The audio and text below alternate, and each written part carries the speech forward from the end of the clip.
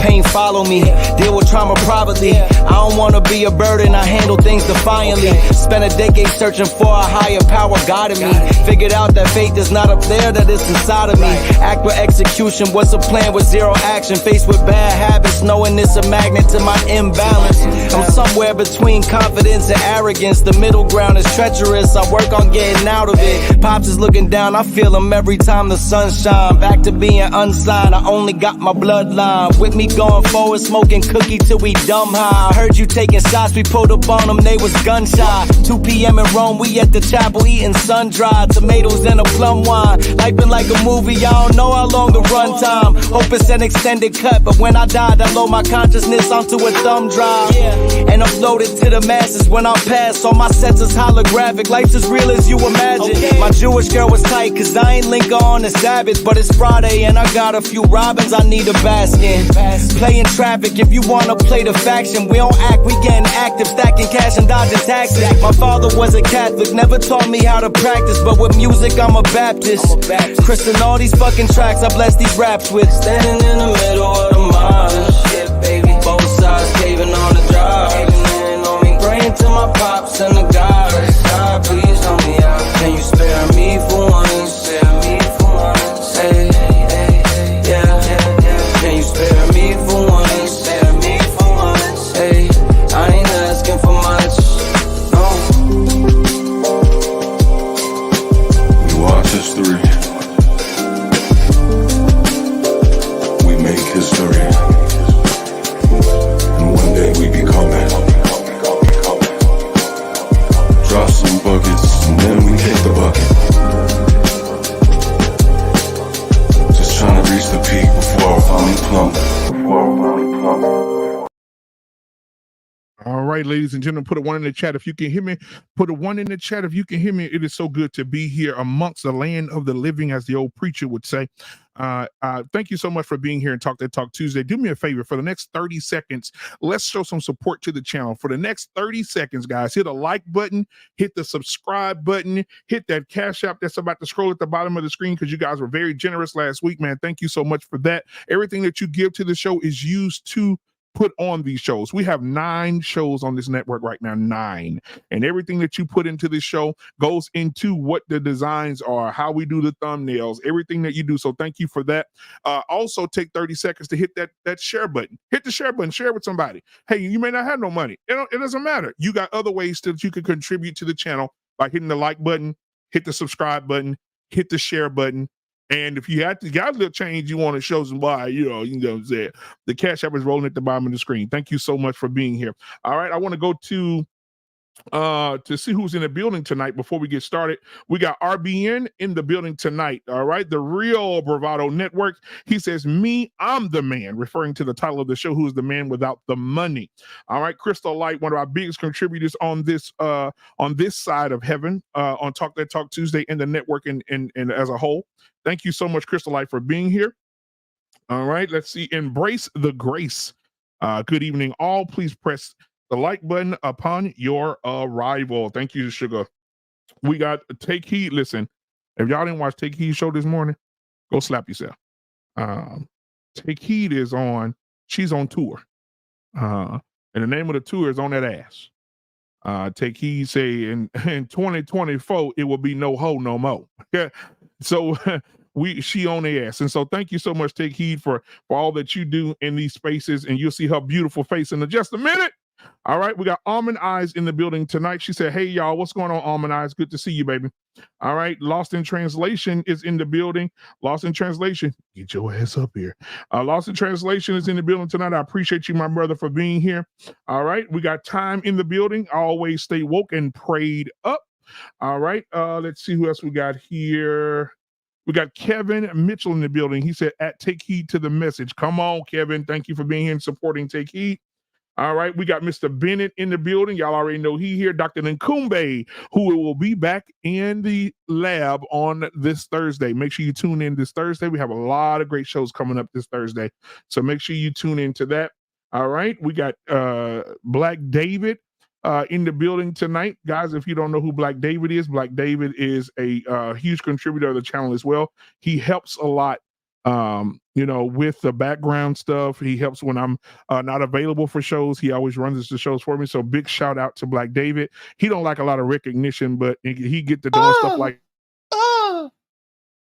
and so he don't really like it recognition, but I want to give him his recognition anyway. So thank you, Black David, for all that you do for this channel. Let's see who else we got in here. RBN, I did send it to you. Look at your Instagram. Check out your Instagram. And I sent check out the Instagram, sir. But I'll email it to you as well. Give me just a second. All right. So then we got What We Know podcast in the building tonight. Y'all already know he in the building. That's my brother from another mother. We got Embrace the Grace in the building tonight. And then we got, come on now. Y'all already know who it is. Y'all know who it is. Trey. I can't help it that I'm custom made. I can't help it that I look good, smell good, can dance all night long. I can't help it. All right. We got Trey in the building tonight. All right. And so thankful that he's here. Let's see what else we got. Let's see. I think that's about it for now as everybody's coming in. Thank you guys. Now, I want to start the show out, as we always do, guys, by saying that I appreciate everything that you have done for this channel, everything that you're going to do, sticking with us, supporting us throughout the years. And as we continue to grow, thank you for everything that you're going to give as far as likes, subscriptions, as far as cash apps, as far as super chats. It's everything that you've done and going to do. Thank you in advance. I appreciate you. All right. Now I want to start bringing people up because we're about to have a great show tonight. Yeah. We got Take Heed in the building tonight. Y'all already know I'm going to bring her up first. Take heed to the doggone messages in the building tonight. Yeah. It ain't no fun if Take Heed can't get none. Come on, somebody. Not on my watch. All right. Take Heed is in the building tonight. All right. Next up, we got your boy in the building tonight. RBN, the Real Bravado Network. TJ is in the damn building tonight. What's up, my man? Take Heed, gotta say that. Say it, Take Heed. Hey, go ahead, Take Heed. Yeah, you got to get it. Not on your. Come on. The Real Bravado Network. There you go. Yeah. I love it. All right, man. Thank you so much for being here. Let's go ahead and get my brother Trey is in the building tonight, man. All right, he over there. What's good with you? A big ass Anissa size cookie over there. All right, let's that cookie name of Nissa. Let's see. We got Mr. Bennett in the building tonight, represent Jersey as well. Good evening. As Take Heed and Mr. Bennett represent Jersey real big tonight. I appreciate it's a storm going on over there, and through the storm, they still came over here to kick some ass tonight. So I appreciate you. All right, and then we got another brother from all the way from Michigan, where it snows so hard over there. If you piss, you can cut somebody with it. JT's in the building tonight. Yay. All right. Now, last but not least, guys, you've seen him. You've seen him say things like, Are you out of your fucking mind? Are you crazy? or this. One of the toughest things any man has ever done is turn down a nice piece of willing, steaming ass piece of pussy. Yes, sir. Absolutely. So much. Mr. R. Payne is in the building tonight.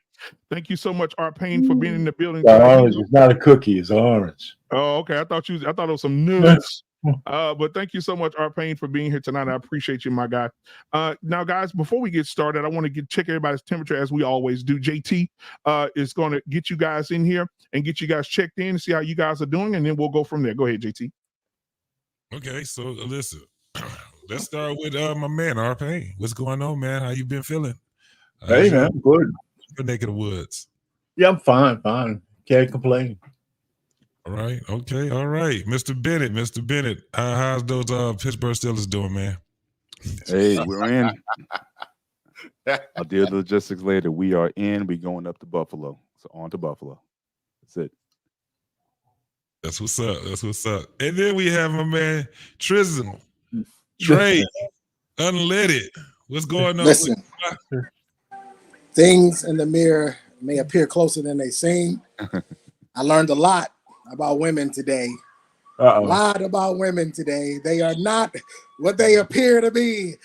JT knows what I'm talking about. And so do I. Oh, RBN, you know too. Yeah, RBN, you know too. Yes, sir. Yes, sir. We've been bamboozled, hoodwinked, led astray, run amok. We've been hustled. DJ, what's going on with you, man? Bravado Network. JT, we had a hell of a day today, didn't we? And it was a hell of a day. Caught us all by surprise. We had a hell of a day, man. I know I was only came up on the other platform. We're gonna just name them. I was only up there for a few seconds, but I just had to let people know you do not, in my presence or brothers like, especially with brothers like JT, you will not get away with trashing decent black men's character in open form. Those days are over with. You hear what I'm saying? Take heed, say it. Not on my watch. Where you guys at? This might be. Come on, say it, Take heed. Come on, please say it for us. I said it for the sisters doing nonsense. I didn't say it for y'all. No, this sister was doing nonsense. Oh, she was absolutely doing nonsense. Okay, not on my watch. Right. Okay. That's some funny shit, shit, we man. had earlier today. We had a sister who tried to imply that the good, Hamp, he did the epic live stream with us, right? She tried to imply that he was trying to slide in her DMs and get him a little something. And the brother, live on his stream in front of everybody, in front of the world. He had over 800 people watching. His wife in the next room watching. This chick, Hamp is a G. This dude broke out he broke out his Instagram. He broke out his email. He read all of the email. He was like, where? Yeah, this hoe gonna come up. I'm sorry. Fuck it. This hoe gonna come up there trying to knife her brother, all because she was losing the argument because she was doing OnlyFans. Okay, I know that's not us today. We got other business to take care, but not on our watch will you trash another brother's good name just because your fucking feelings got hurt. Am I right, JT? Okay. Mark your motherfucking days. These days are lying on men, good men, honorable men, married men who are fathers, who are husbands, who are doing right by it. Those days are over. Mark your days. Black Man Unfiltered said we calling out all the hoes this year. Yes, we are. We calling out all the hoes in 2024, damn it. We tired of y'all. We calling out all the hoes in 2024 this year. Oh man! I'm glad I got some company, man. God, like Take Heed said, shots fired. Yes. Not on her watch. And look, and JT, you know my story, bruh. You know my story. You know that lion. I don't like that lion. That lion almost got me put in jail. Almost got me put in prison behind a woman lion. I ain't with that. Absolutely. Yeah, I'm glad you didn't get that video down. Or is it still up? Yeah. I'm about to go back and watch it. Yeah, you got to go watch it. It's something else. Now, one video that my sister was talking about this morning, I sent it to her, and that's one thing about Take Heed. Once you send Take Heed something, Take Heed working with it immediately. He ain't she pulling no punches, and so I love it. So what I want to do is I want to get everybody's perspective on this. I know you guys probably already saw it, but I'm going to put some music behind it because I don't want to play the other copyrighted music. But I want to play this, and I want you guys to look at this, and we're going to talk about it right after this. So here we go.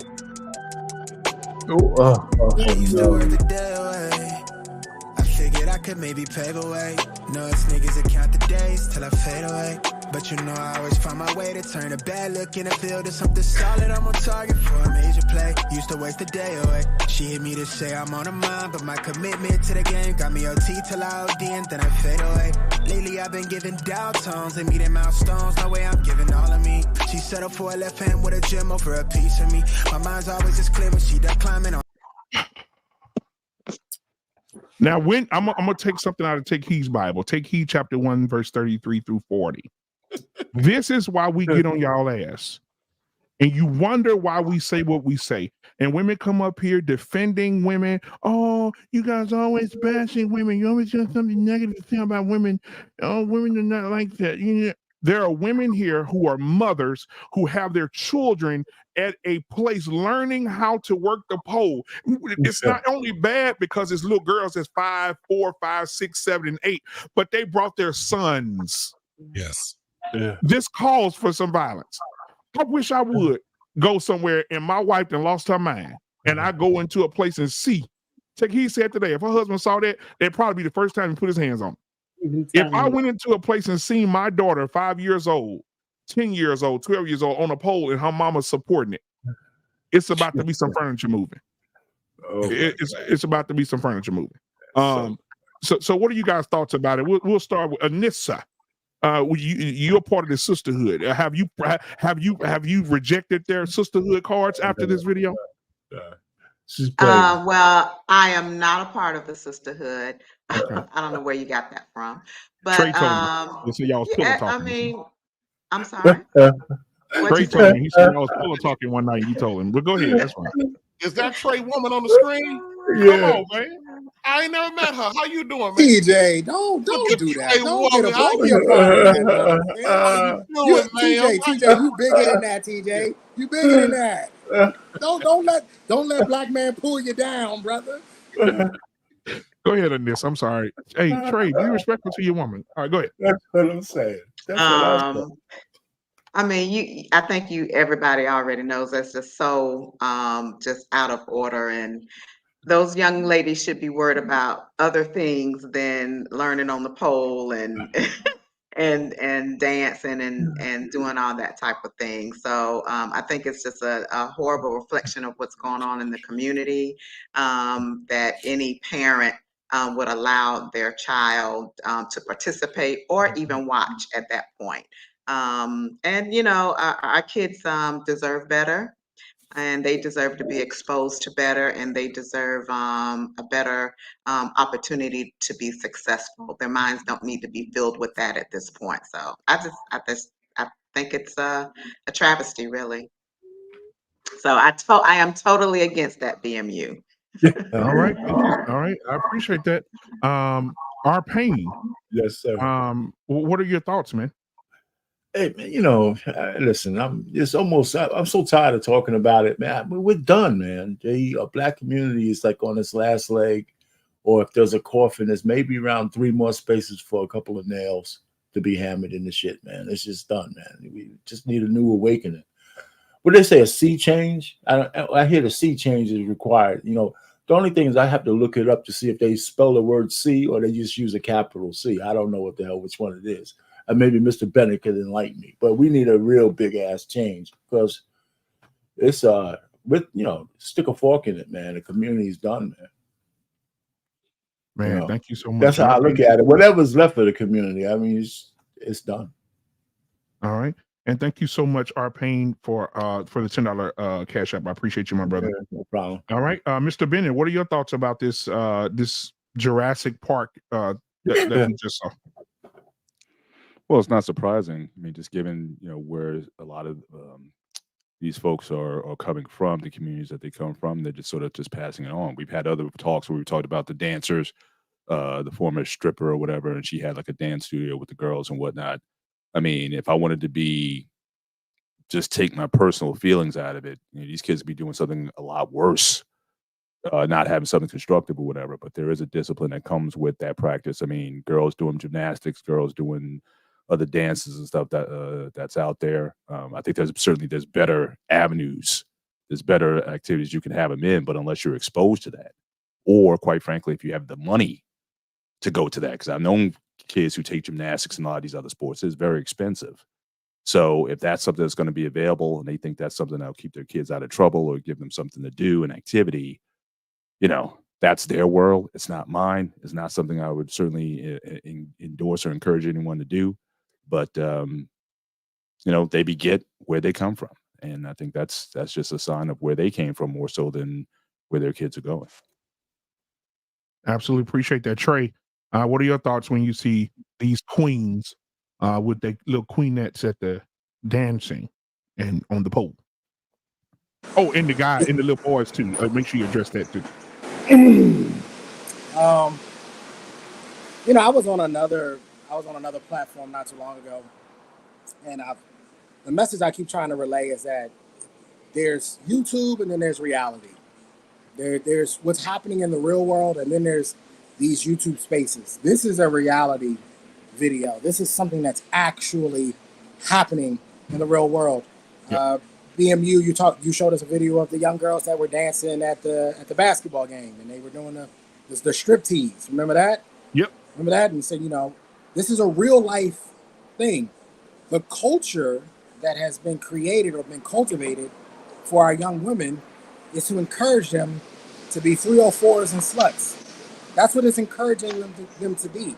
It's not encouraging them to go out and be doctors and nurses and lawyers and mothers and wives. It's encouraging them to swing around on a pole. What message are you sending to the young? I got a 5-year-old daughter, and I can tell you right now, all holy hell would have broke out if I would have saw that my daughter.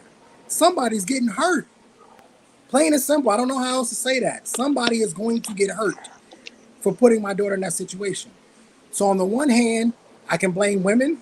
On the other hand, as men, we got to do something about this. They're not going to do it. It's very clear and obvious that the women are not going to do it. They're going to do whatever feels good, whatever feels right to them.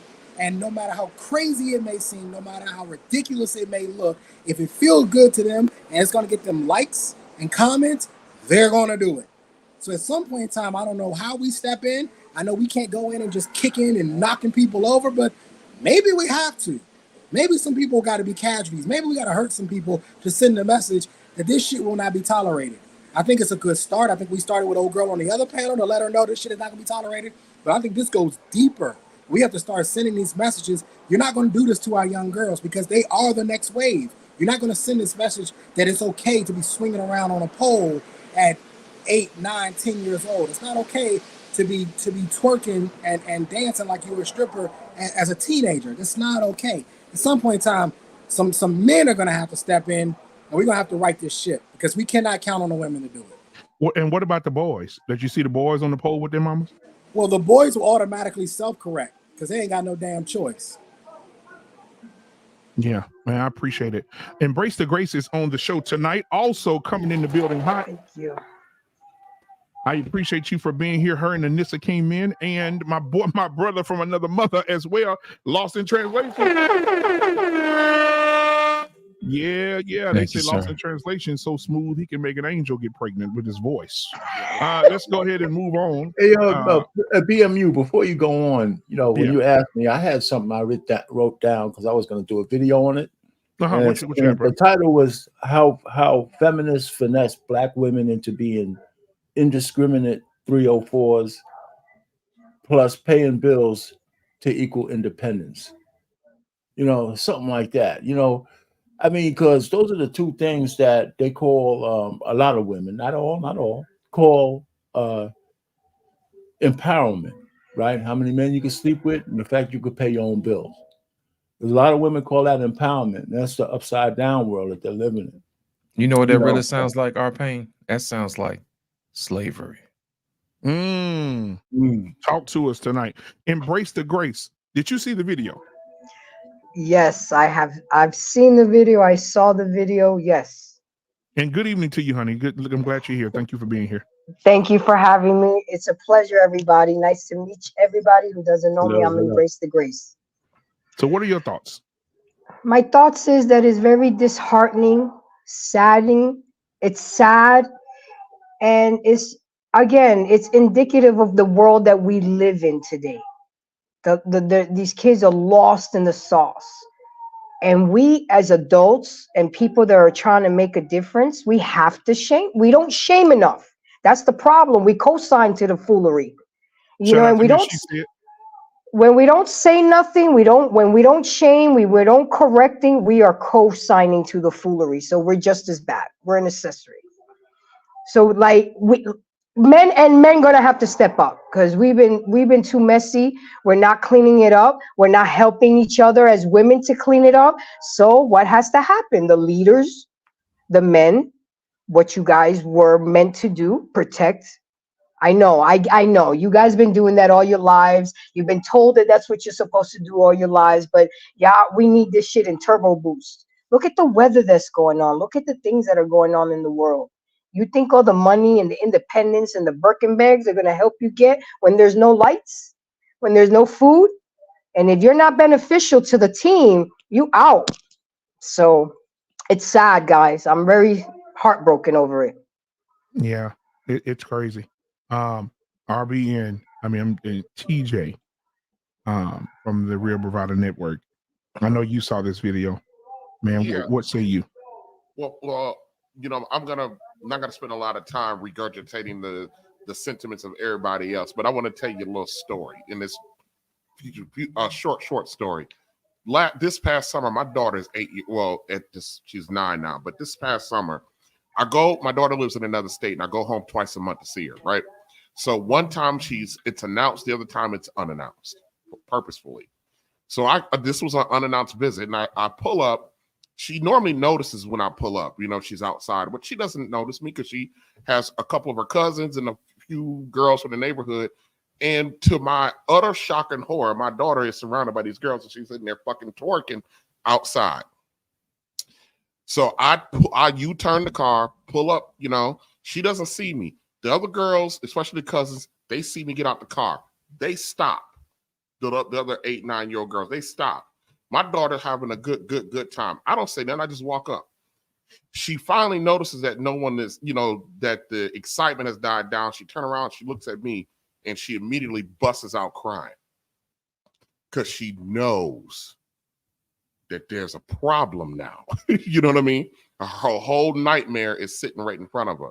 So, you know, I walk her inside to her mama, which, you know, I walk inside to her mama and I asked her mama, I said, how long you been letting my baby twerk? So apparently her mama didn't know, but she claims she don't know, but I don't believe her. But anyways, so I sat my daughter down. Of course, what I wanted to do was stomp her out. But of course, you can't do that to a girl, to a daughter. You can do that to your son, but you can't stomp out your daughter.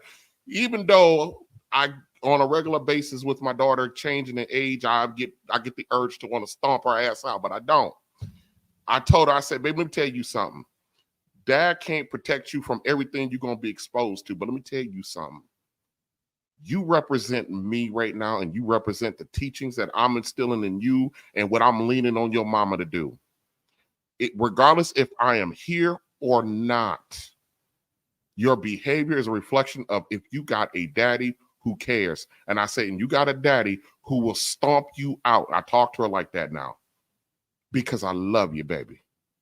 I said, please, as you grow and get exposed to stuff, please don't get influenced to the point where daddy is going to have to stomp you out. I said, don't think for 1 second, because I haven't done it, that I don't love you enough to do it. You know?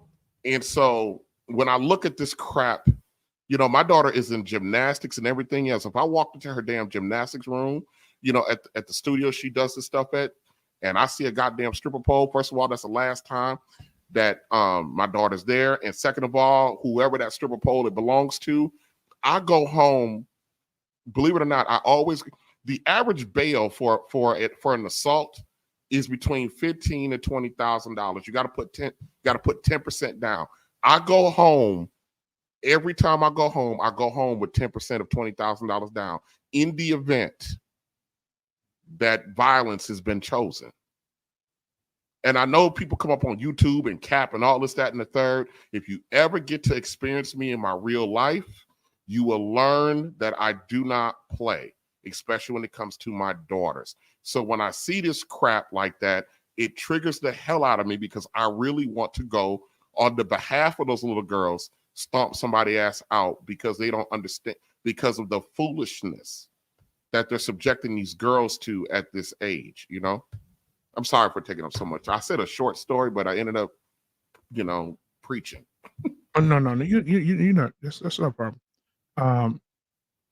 Take heed to the doggone message. You really took the belt off this morning and beat the hell out of the women for this. And I think that they need a little bit more. Take heed. What are your thoughts? So when my girls came home from school today, all of them, Okay. I showed them the video. So my girls was like, "Ma, is the mother's crazy?" I said, no. They said, "Well, why are they spinning on the pole?" I said, "Well, this is, it's mommy me time." So my girls was like, "Well, why they can't just go to the gym or go to the park or walk around or get on bikes or something like that? Why are we on a stripper pole?" I said, "I don't know. I like them." So they was like, "Well, Ma, they not good mothers, because who teach their girls to be fresh like this on a pole?" And I told them, I said, "Well, what do you think?" So they said, "Well, where the daddy at?" I said, "I don't know where the daddy at." So I said, "Do you think your father would let you do this?" So my girl said, "Mommy, I think daddy would hurt you and then hurt us too." And I laughed and I said, "Yeah, you're right." Now, I have to say all this to say this one thing. I grew up in the projects, right? Which I always tell everybody. They have limited resources as parents to put their kids in certain things, right? So I don't want to sit up here and say this might be because they might live in a certain area. Because remember, this is a gym they have to go to. So the parents are paying for this. So with that being said, when you are in the projects, right, they have a community center where they have a boys and girls club. They have a pool over there. Now, mind you, the state pay for all this. So you're able to do all this with your children. Not on the motherfucking stripper pole. Not on the stripper pole. Okay? I'm sorry for being indignant, but I'm mad about it because this is where our girls get this nonsense from. So now when she fast and she's swinging her behind everywhere and she become a teen mother, then we all looking crazy because you're teaching them that this thing makes sense. Okay? And mama, I'm mad with you because why do you think that this is exercise? I had some people in my chat talking about, "Mama, don't get upset. This is exercise." Hell no, it ain't. Hell no, it ain't. Flip upside down. This is not exercise, damn it. Okay? And I take offense to that because I'm tired of people trying to sugarcoat stuff. Just because you sitting up here thinking that you know what, let me get Take your time. Take your time. No, Take your time. I'm good. I'm good. No. I get what you're saying, Take Heed. You're saying, listen, let's reallocate the resources. You're not saying don't take them away, but let's push them in a different direction. I understand. But this is the problem. The state ain't paying for this. The state ain't paying for this. These mamas paying for this mess. Ain't no way you gonna tell the state, "Oh, we doing mommy daughter time at a stripper pole." Ain't no way they paying for that. So no, these mamas paying for this nonsense on their own. So no, I have a problem with that because it's bad enough our children are already looked upon as fresh when they dress these girls like hoochie mamas. Okay? Even me who have 3 girls, you would never see me dress my girls looking like hoochie mamas. I would not. You know what I'm saying? And I grew up hard. But my children are nowhere near had the life that I have because you learn from it. You learn from the nonsense that you was raised from. And I didn't learn from my mama. I ain't learned from my daddy. I just knew something was not right and that my life was not supposed to be like this. So when do we say we gonna wake up? Because that whole thing was nonsense. And you know what? I'm gonna share something with you. Whoever owned that gym, they knew they were smart enough to turn off the comments. They were smart enough to turn off the comments because you could not make a comment. And until I found out I could share it, I was like, "Oh, I could share this thing." And that's when I shared mine, and it went ham because she know what she promoting is wrong. That's the sad part. Heifer, you know what you promoting is wrong. And somebody even put in the comment section, oh sis, this came from women who are not melanated. I said, okay, this whole thing came from women who are not melanated and they got married. So these are two ex-strippers who, exotic dancers, who thought of this idea, mommy and me time, right? But melanated women are the one who picked it up. Okay. And so now they decided they're gonna make money off of it. But my problem is that why do we have to take other people's ideas and run with that to the community when you know it's toxic? That's toxic to be teaching girls how to do the stripper pole. Now, mind you, I'm not against doing a stripper pole if you're grown and you're married. I'm not against doing that. Do what you do. Learn how to swing from the chandelier. Shout out to Sir Hill Speaks. Learn how to swing from the chandelier when you're dealing with your king. But when you a baby, you ain't supposed to know that nonsense. You don't want nobody to become a teen mother. And they think that you should have saw the people in the comments say, oh, sis, I think you're taking it the wrong way. Hell no, I'm not. No, I'm not. It's wrong. And nobody gonna sit up here and tell me, oh, it's because of where they live at. They have other programs. I grew up in the projects. I know they got other programs that help children do things. Even if you can't pay for gymnastics, all these things, they have programs that have these children busy. That doesn't make sense right there.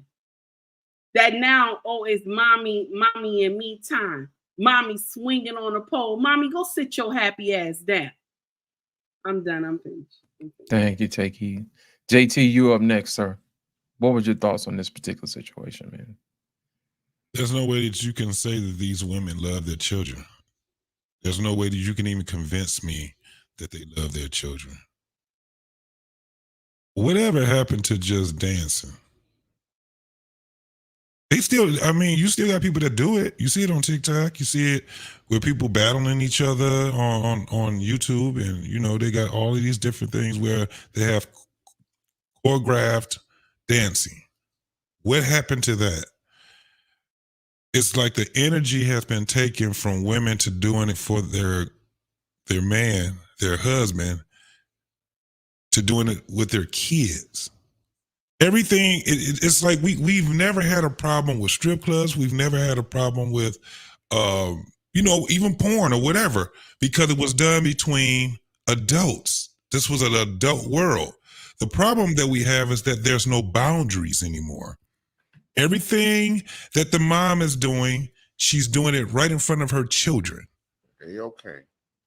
That's where the problem is. She's doing it right there in front of the children. Even you see the little cats and dogs, they don't want to see that shit. They walk the hell off the damn camera. They like, you got me in this stupid ass sweater. That was dumb enough. Now you want to put me over here and put your ass in my damn face? The dogs are smart enough to say, ugh. Remember, I don't know if you guys remember that one video they had, the little boy, his mama was twerking in his face, and the little boy said, ugh, mama, your booty stink. Yeah, I remember that. He said, yo, you know that's bad. And that little boy now have to be at least 12, 13 years old now. That's how long they've been doing this shit. They don't love their children. They don't. I said it before, and I'm going to say it again. You pretty much can tell how much a woman loves her children by picking the caliber of father that they have for them. People gave me and they still give me a whole bunch of flack. And I'm telling you right now, if we think about that, think about how much these women love their children. They don't.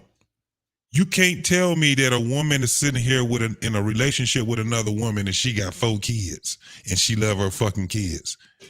It's not like it's 1 or 2 of them. This is it's like a fad. It's like, this is the style now. Get some kids by the man and then end up marrying a woman. This is the style. They don't love their children. So they keep confusing them on every aspect. The dancing part is one thing, but look at the lifestyle that these people have also. Look at what we're talking about. They don't love their children. There's no way that you can convince me that these women even like their damn children. They wouldn't even put them in this thing. They know that this shit is fucked up. Ask real strippers, how was the life of being a stripper for 3 years? And they're going to tell you the real. It's a hustle. It's a hustle. Remember when they used to tell you I was stripping so I can get my college paid for? I ain't see no damn judge that used to be a fucking stripper. You don't see no damn doctors that used to be strippers. You don't see this. That's always been a lie. So now they got the new lie where they put this shit off on their damn kids. They trying to make money off of other stupid ass mamas. Mommy and me day on the stripping pole. I don't love these motherfucking kids, y'all. I'm gonna end it. Yeah, hey JT, real quick to your point on F&F last night was a former stripper. She said she only made it 6 months. She said what she saw and the way it was going, she said she couldn't do it. Her morals were starting to kick in. She had to leave. She only made it 6 months. Yeah. And I agree with you. I'm thinking about that now. Like, dang, have I ever seen a lawyer or a doctor or any type of executive? Nah, because there's a board you have to go through to be able to get licensed, and they're gonna check your history. Yes. And so you can't have a history of being an adult entertainer because you won't be able to get licensed. It's a very good point. A lot of social workers used to be strippers, though. A lot of social workers and a whole bunch of pro-blacks. Lost in translation. It's your time to cook before we go into the meat of this conversation tonight, my brother. Man, look here. I was watching Take Heed this morning when she was talking about this, and it threw me for a loop. Now, I knew it was coming, but I had no idea of the magnitude of what we were watching. The sad part about it is that when we came up, man, we had jungle gyms. We didn't have stripper poles. You know what I'm saying? We had swings and seesaws and teeter-totters and stuff like that. And we played out in the sunshine. That's what we did for kids. Kids, melanated kids need the sun.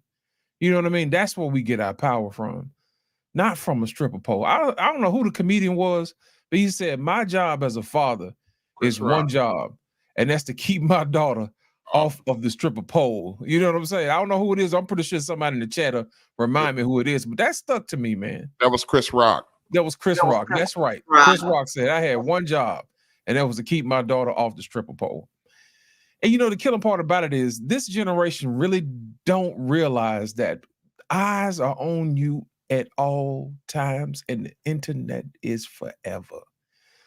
Listen, back in the 90s, they had this little event in Atlanta called the Freaknik. Okay? Come on. And we have a whole generation of women from that era who are trying to suppress what was going on back in 95 because they know full well the magnitude of their behavior. Now, it wasn't as bad back in 95 because nobody had camera phones. You know, whatever was done was done. You know what I'm saying? And that was it. But you try that foolishness today, you'll be TikTok famous by the end of sundown. That's just how things work. But what I don't understand is why are they training their daughters to spend 20 in the front and 40 in the back? You know what I'm saying? I don't understand. Think about it. These are the main ones who tell people, I don't want to be objectified. You know what I'm saying? Don't look at my body. Hey, who was that? Dave Chappelle said, just because I'm dressed this way doesn't mean I am this way. You know what I'm saying? No, it's not. You teaching your daughter how to do. These hoes ain't loyal. And 40 in the back. I don't understand it, man. I don't understand it. You want people to have respect for you, but you selling 20 in the front and 40 in the back. What are you teaching your daughters? You see what I'm saying? I don't understand that. And the killing part about it is they want people to recognize them as the most educated, the most liberated. And you turn right around and head back into the fields where you back on the pole, you back swinging, you're back picking cotton again on these folks' jobs and plantations again. You know what I mean? And then you independent, It's like our pain. I told you earlier, man, let me tell you, all that stuff right there sound like slavery to me. But yet, they don't want to get a husband because they don't want to clean and maintain a home. They don't want to raise kids, but they call that slavery. I beg to differ. I yield the floor. Absolutely. Thank you so much, guys, because I think that we should have a course. Take Heed started this, all right? I think we should have a course called Ho No Mo, because I think it's getting to the point now, if you have a son that's 8 years old, his first date will probably try to suck his penis. When he turned 15 years old, imagine. We're going to keep it real over here tonight. Imagine you taking your daughter to this class and you teaching her how to go on the pole and bust those cheeks open on the pole. You don't think that 15? I just told y'all. I just shared with you guys a few weeks ago when an 11-year-old girl told my son to eat her pussy. Let's talk about it. I got the text message to prove it. I should put it up on the screen, but I don't want to. I don't on YouTube and trying to be in my business. The little girl told my son, we got a substitute on Friday. Come to the gym, eat my pussy. She's 11. Imagine what happens when she's 13, 16, 17, 18. Remember, we talked about this before with Dr. Nkumbe, right? Psychiatrists have come out and said between 12 and 14 years old, girls have at least 10 bodies. What? 10. Between 12 and 14, 10 bodies. If they have 10 bodies between 12 and 14, how many do they have at 16, 17, 18, 30 when they get married or attempt to get married? Or how many kids are coming from those bodies? This is where we are. This is where we are. Now, tonight, guys, thank you again for being here. If you just got in, thank you. We got an all-star cast in here tonight. I got my co-host Lost in Translation, JT from What We Know Podcast. We got Take Heed to the Message. We got TJ from the RBN Network. We got Embrace the Grace, Mr. Bennett, Arpain, Anissa, and Trey beside each other. And we thank you guys for being here tonight because we want to have a great conversation. Now, the title is, Who is the Man Without the Money? I saw a video the other day that I'm about to share with you guys where this lady went on a whole, she went Rampage Jackson on us about a man having money. Let's watch the video and we'll get into it. Here we go.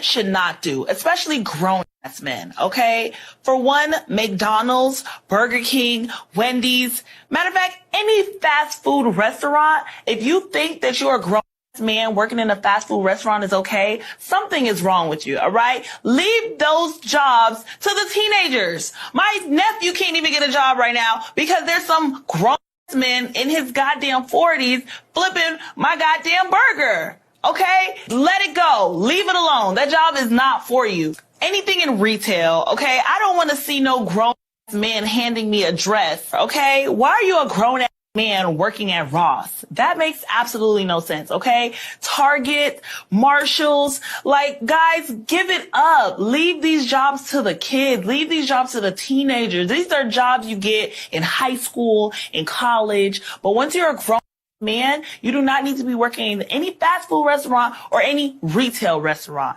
And for you high value men that think that it's high value to work for the city, let me tell you something. You're absolutely wrong, all right? No police officers, no firefighters, no construction workers, no mailmen, no post office. If you consider that a high value man, you're absolutely wrong, okay? There's nothing high value about making $70,000 a year. You men that think working for the city is high value, it's actually not, okay? It's pathetic. It's sad, all right? I don't want my husband coming home smelling like trash. Yes, we do need people to take the trash out, but don't come to me thinking that that's a high value job. Absolutely not, okay? You guys need to go get some real careers, okay? Become an entrepreneur or something, all right? Own a Lamborghini or something. Like, you guys thinking that you driving around here in a Toyota and thinking that you're a high value man because you work for the post office. You're absolutely wrong. Stop it. All right. You're low value. All right. And if you want a high value woman like me, you need to switch your career path.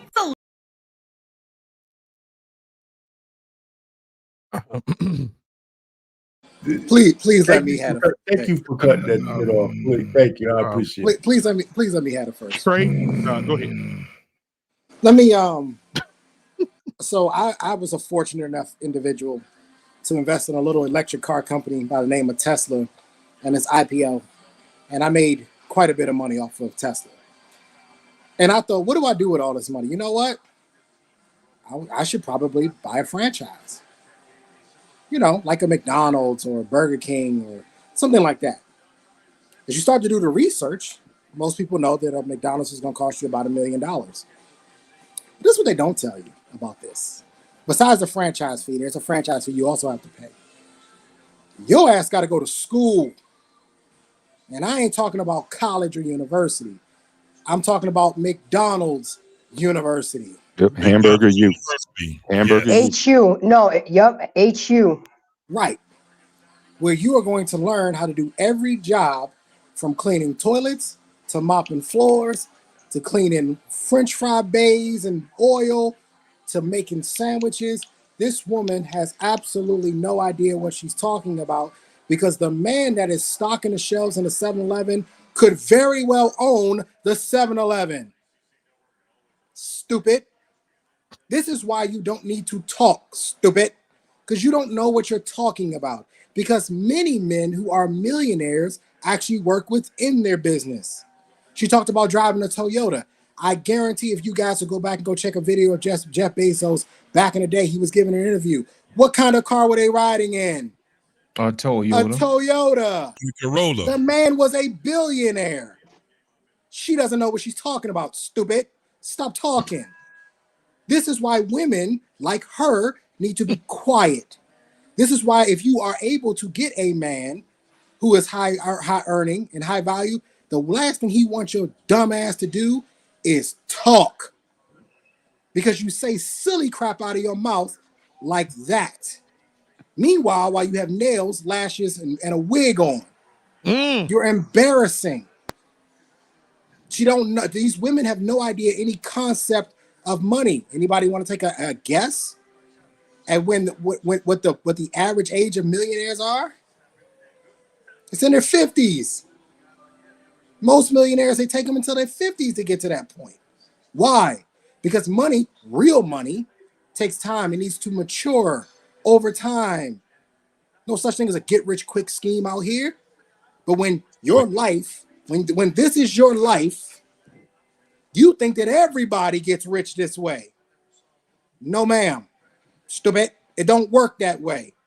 What it takes is years of investing your money, understanding that it takes time to grow. She has no idea what she's talking about, and it's insulting. I am a former police officer. I am a former military member. It's insulting to hear women talk like that. I worked my ass off trying to help people who didn't even like me purely because of the uniform I wore. I got a problem with women like her. And she is a bad example for women who don't look like her. And I'm going to say something to y'all women that don't look like her. You better start talking. You better start speaking up because women like her are speaking for you.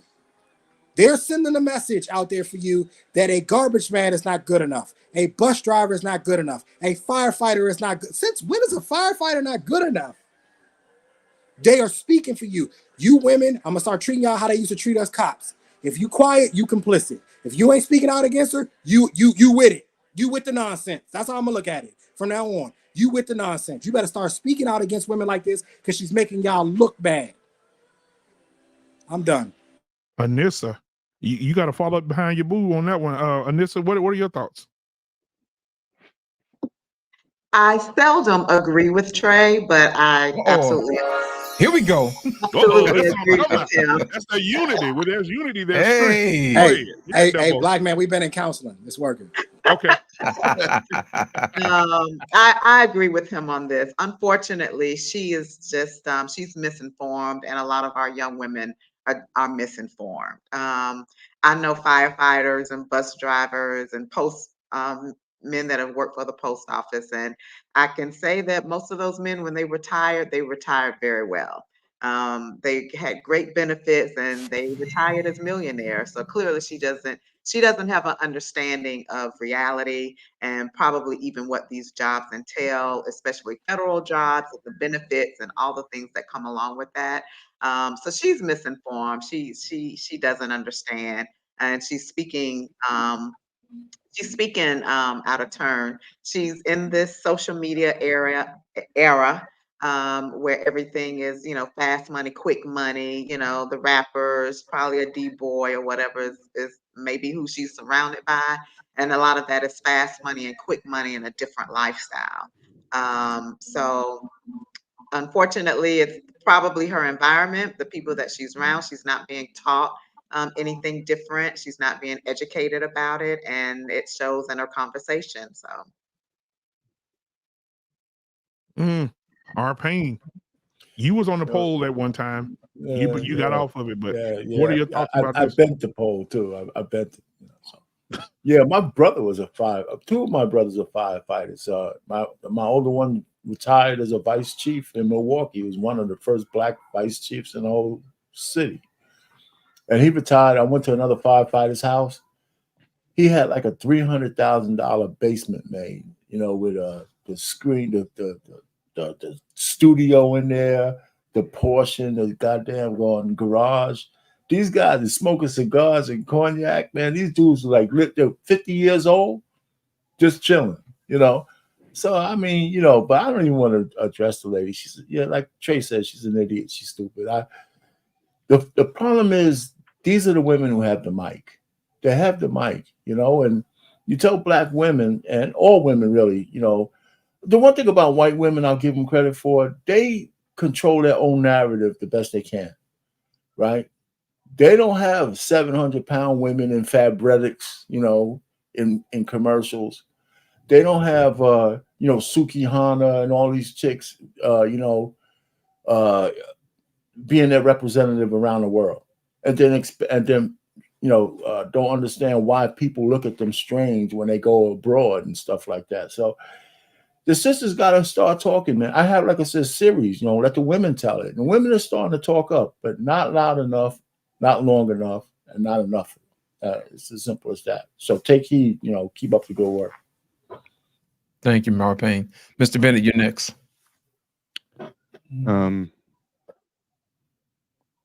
I can echo certainly some of what's already been said, but I think there's certainly a segment out there that men and women that would agree with a lot of what she said up until a certain point.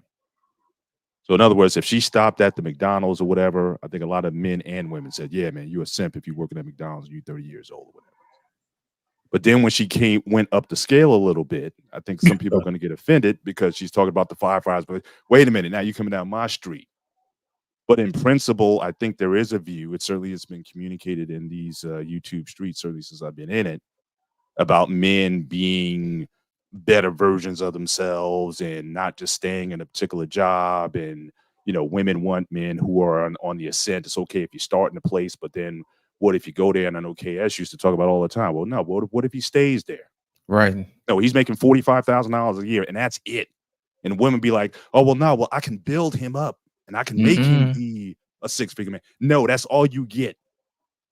And a lot of the women were like, no, that's not, I can't settle for that. And I think a lot of women think that way. So we can clown her for what she's saying publicly, but I think in the back of a lot of women's minds and even a lot of dudes' minds, that is that is a thought that 50, 60, even 70,000, that's okay. But if I'm living 70,000, like when are we going to get to the 100,000? When are we going to get to the big stuff? Because a lot of times, again, women oftentimes get with guys based on expectation or based on vision or dreams. The man of my dreams. Women get with men who they think that guy's going to be in the future. If they see potential there, they'll get with them. But when that potential is either fulfilled or when they don't think he's going to get there, then they out. So I think there's an element there. She's talking out of turn on a lot of things.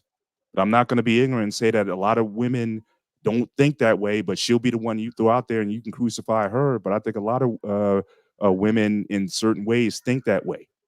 That if a man isn't even, I've known women who've left men who made six figures because if they thought he should be making 250, or if you think, well, he's an IT engineer, he's making 120, 130, 140, but no, you should be VP of IT, you making 250, and then she doesn't look at him the same way because she's got her ideas of what she thinks he should be rather than loving him for who he is.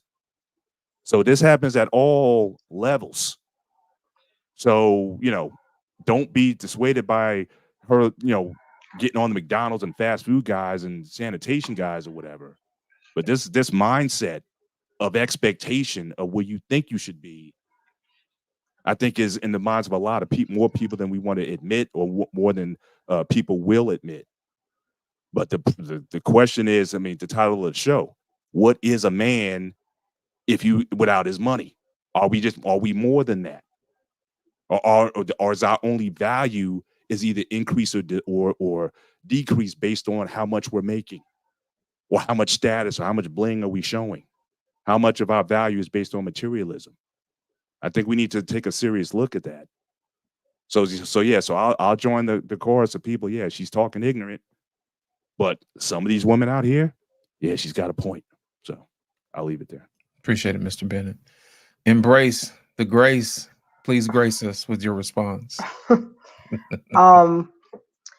It's funny to me because when I sit here and I hear her talking, I'm like, you say you want a real man, but everything's fake about you. You say you want somebody to make $70,000, but I bet you ain't never seen no goddamn $70,000. All right. You want a man with good credit, but your shit got a 3 in front of it. You see, these are the things that you see, we're taught to want so much and expect so much, but we don't give back. And I'm a boy mom, 110,000%. My son's been working since he was 14 because I'm getting him ready for somebody's daughter, to be a husband and to be a father. But these little girls haven't had the example. A lot of things I'm teaching my son, I learned from my father, my uncles, the male influence around my family. And it's amazing to me how it's okay. You want all these things, but you can't give nothing back. And again, here it comes. The men have to step up, set boundaries. God forbid if a man has standards. Oh, who hurt you? You must be gay. I told my son, let me find out. If a chick like that pulls up, I said, no, you can't even have a conversation with her. And it's really sad that, again, and I know I repeat myself with this word, but it's the best word. It's indicative of the world that we live in today, social media. All they see is the materialistic things and the money and the gold and the jewelry. And they think that, a lot of people work hard for that and it takes time. Again, like Trey was talking about the McDonald's. I was a store manager at McDonald's for almost 20 years and I know the process. And my owner operator would sit and clean the toilets. He was the one that invented ice bags. We called him the Iceman because he was the one that started selling bags of ice at McDonald's. And you have to have an office. You have to be readily available. They don't know the work. They just see the a Lamborghini. I'm thinking to myself, you ever ridden a Lamborghini? You want your man to have a Lamborghini, but you ain't never. Can you spell Lamborghini? Do that for me first. So it's crazy to me. The expectations, the unrealistic things in their head is crazy. And again, we have to step up. You are doing exactly what needs to be done, but more of it need to do it at turbo boost speed, because my son is 17 and he's getting in that zone where, please, Lord, don't bring that home. And I'm gonna say it. I said what I said. Don't bring, and I don't care what color it is. Don't bring that home, because I will have a problem and I will let her and not over her. Yeah, and then you can have Trey come over and say, stupid. That was funny. I was wondering where you was gonna get me. I knew it was coming. Yep. I knew it was coming. That was. All right, go ahead, Lost. Thank you, Embrace. You know what? The killing part about it is a lot of people started McDonald's. I started at McDonald's too. So if you test my gangster, I'll be like, give me 12 ham and cheese on 6. So I know what I'm talking about. A lot of people started at fast food. Exactly. I did. I was a retail. pizza. Shit, I was Straight up, flipping 4 pizzas. years. Yeah, Right. That's it. Right, and we Black already know man, that that you work swing is that hard, thing. man. Y'all remember Black man, you able Blockbuster to? Video? Yeah.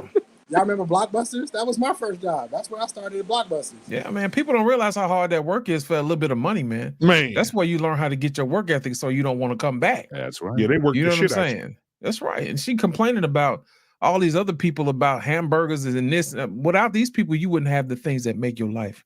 So And right, and she's sitting there with Family Dollar nails on, with you know what I'm saying? She got Turkish eyelashes on, and then she took the wig off Tina Turner head out the casket, and then gonna make a video and tell men they not high value. Why Tina with Turner them catching scoops, strays, bro? the face Why Tina straights. Turner catching strays? Come on, RB and Cook, man. Nut bush. Well, listen.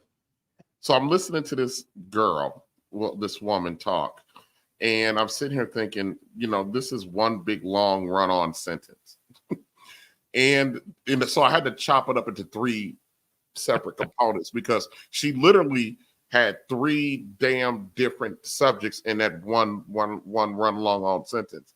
So I'm going to take what she said at the beginning. I'm actually going to take it at face value and actually say she's right about 40-year-old men and still you've been out in this world. If you ain't been locked up somewhere, you out in this world and you out there still shaking for, not the assistant manager, but you still, on the fries and, I get her on there. But after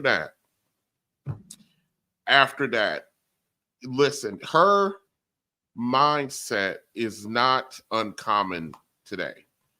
And it's completely rooted in absolute delusion. And you can hear it when you're talking to the average woman, but you can hear it when you're talking to the average Black woman, is that they have these expectations that are, I don't know where these expectations really come from, except for their imagination.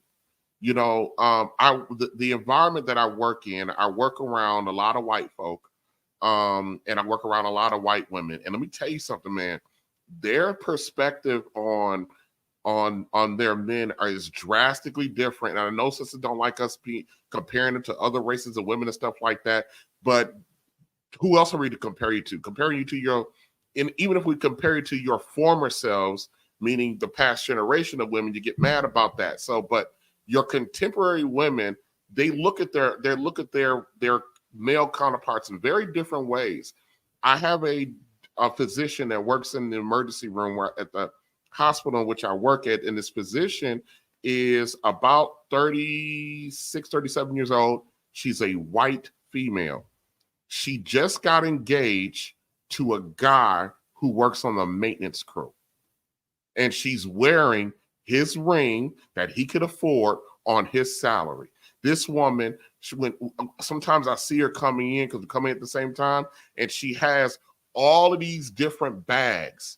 And there's her food bag, there's her work bag, and then there's his lunch bag. This is a fucking doctor. And she's serving a maintenance man. And she's walking around with his $3,000 ring, and she makes about $350 as an ER doctor. And she's happy with this man. She's a good looking, she's a redhead white woman, for a white woman, she redhead. Normally redheads are pale, but she got some color to her, and she got a sister shape too, which is odd because white boys don't usually go for sister shapes.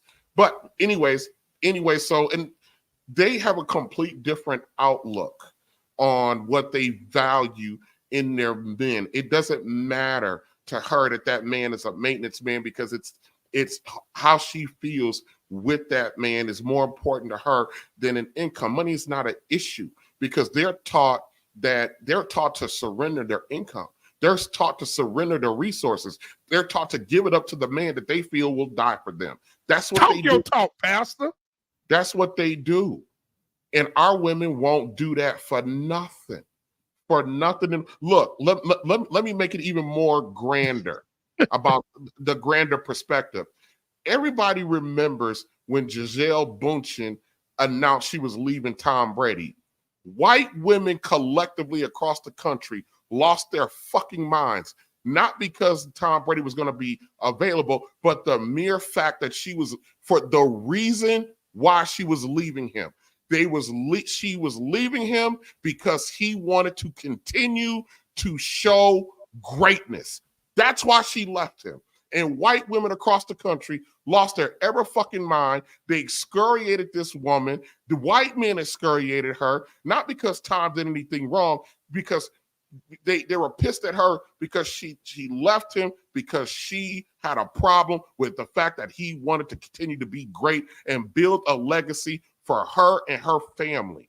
It was hard pressed to talk about Tom Brady and his greatness without also mentioning the fucking supermodel wife that he had, home taking care of the kids. It was like the comments were one and the same, and it was too much for her.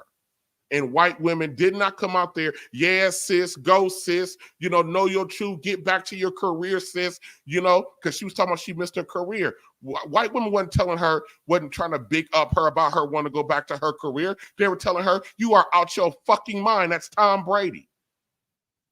That's what they were telling her. But our women, look what happened when Tia Murray left her fucking husband. Mm. You had black women lined up in droves encouraging this shit. Yep, and do you see her now? She's like a damn antelope with cerebral palsy. Absolutely. Doing a damn video every other 5 minutes. Our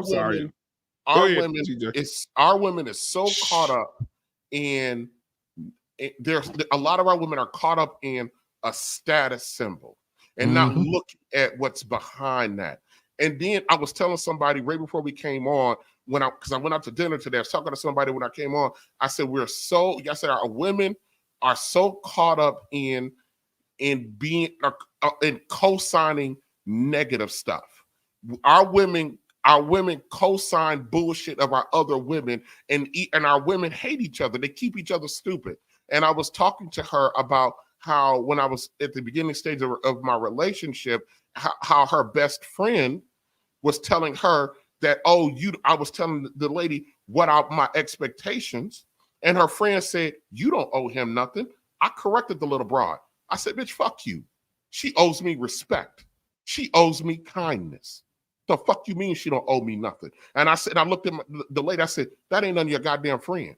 This is a single broad telling you that to disrespect and act poorly with a man you barely know. That ain't your fucking friend.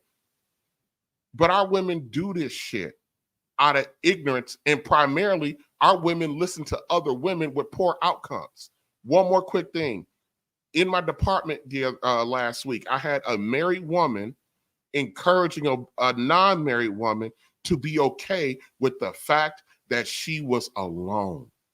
Girl, this is a married woman telling a non-married woman, girl, you don't need no man. You can do it by yourself. And this particular lady is having all kind of health problems over the last year, and now she's having money problems because she ain't been on the job. So, I said to her, why are you telling her, encouraging her to continue in her current state when you are benefiting from having a whole goddamn husband at home? You are about to, I said, in 1 week, you're going from full-time to as needed, to a casual employee, to work when you want to work because you got a husband. And this woman got health problems and she could benefit from a husband, and you're encouraging this bullshit? I said, fuck you. I said, fuck you. I'm going to call your husband that you up here making him look bad. But you know how that happened. It was, the sisterhood ganged up on me and, made me want to stomp them all out. But I didn't. Stupid. But I didn't. But this video is it's just more evidence of how far gone we are. You know what I mean? And how that there, as much as most of us want to believe that there's hope, there's evidence out here that's saying that there is no hope. Because how do you combat somebody with that kind of mindset? But you got to wait till this broad is 60 before she wake up and do so? No. Sorry, ladies. Most guys don't want no 60-year-old woman. 60-year-old men don't want a 60-year-old woman. Right. That's it. I'm done with it. So I did a whole thing on this heifer right here on my show last week. Call a spade a spade. My whole problem is that if you got 2K in bodies, okay, you got 2K in bodies, you come to social media telling everybody you got 2K in bodies, I don't want to hear shit you got to say. I don't want to hear nothing you got to say. I don't care how many women come and back for you. Oh, she got 2 stripper clubs. She a so-called rapper. I don't give a damn. I don't give a damn. When you got 2K in bodies, you got all those demons following you, you better go sit your behind down. You ain't got nothing to say to me. Now, she sat up there and said that she don't want no man that work in a fast food joint. That's fine. That's fine. I had no problem with that. I ain't got no problem with that. I understand. But you're not going to come for the police. You're not going to come for the fire department. And shout out to the U.S. Postal Service that paid his mortgage in his house. Shout out to the U.S. Postal Service that paid his mortgage in his house. And make sure mother so-and-so. Shout out to my king for the U.S. Postal Service. You get on my lap, I can't stand this heifer.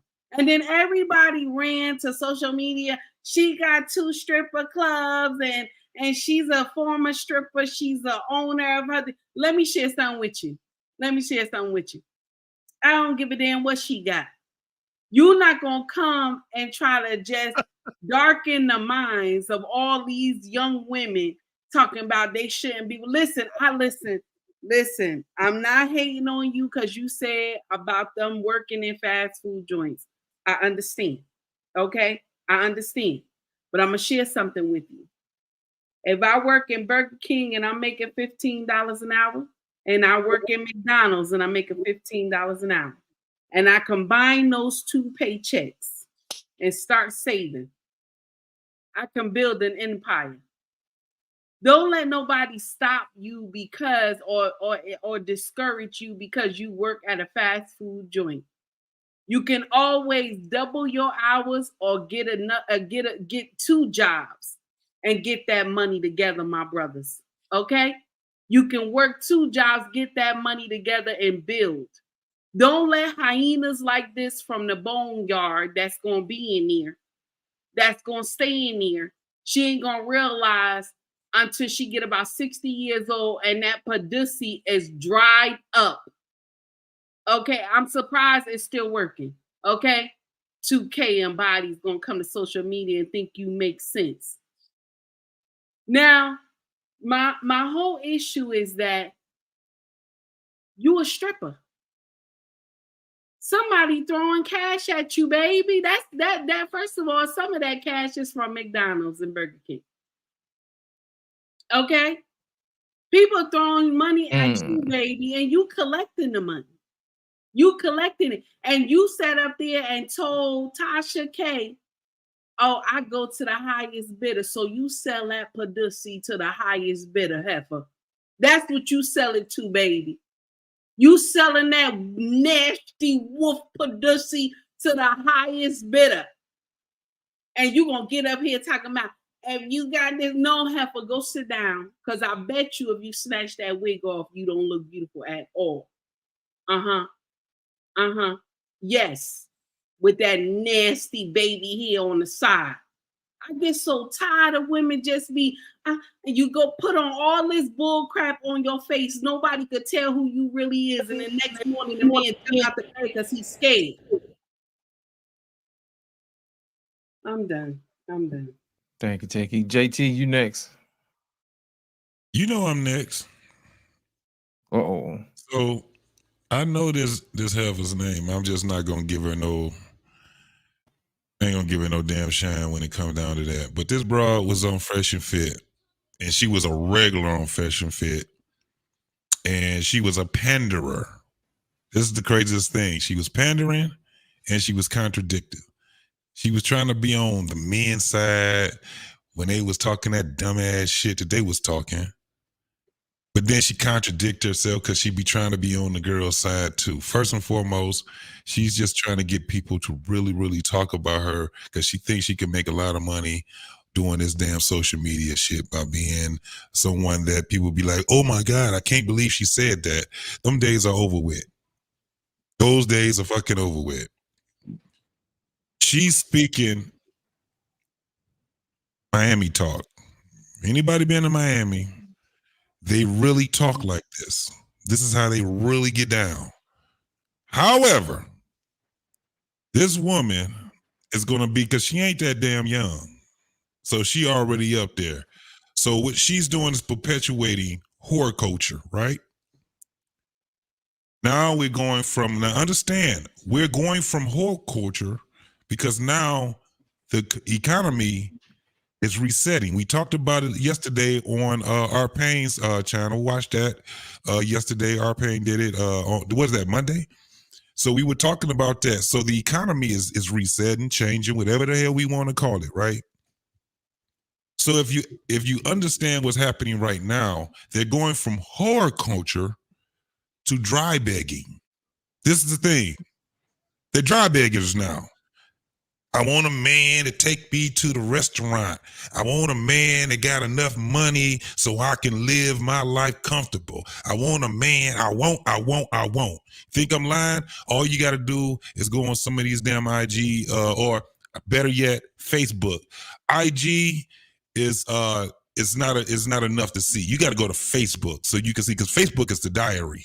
That's the people right there. 1 minute they praying to the Lord, the next minute they mad at everybody that can't help they dry begging ass. So they're going from whores to dry begging whores. This is what we have right now. The men don't have a problem, and we won't. Our problem is totally different than women's problem. Our problem is that we ain't gonna be able to get somebody that we can actually trust. This is what our problem is. Their problem is that they're gonna be fucking homeless.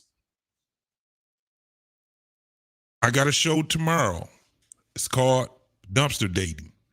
I'll be talking about this shit.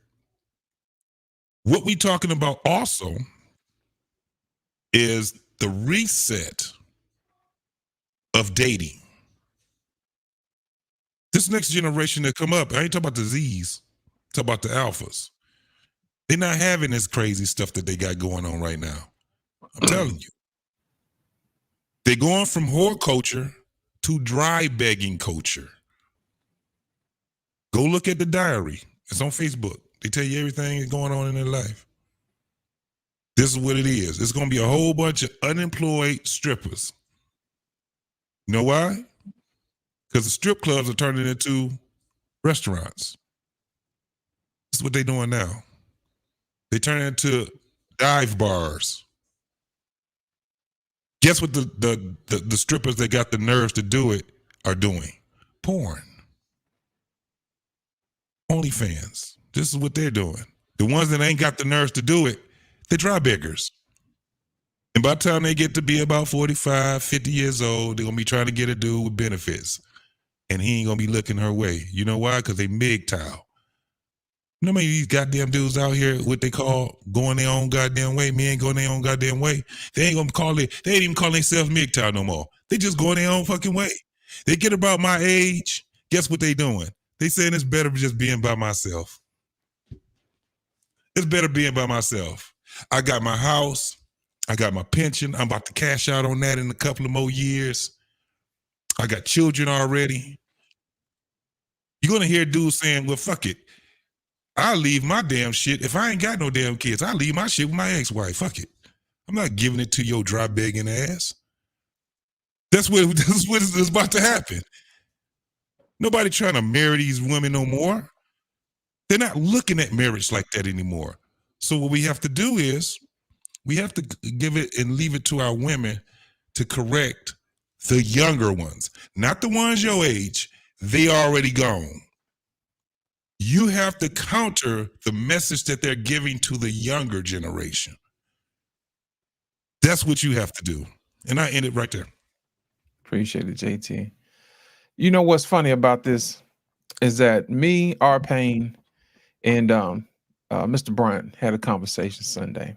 and we talked about making sure that you find the right person.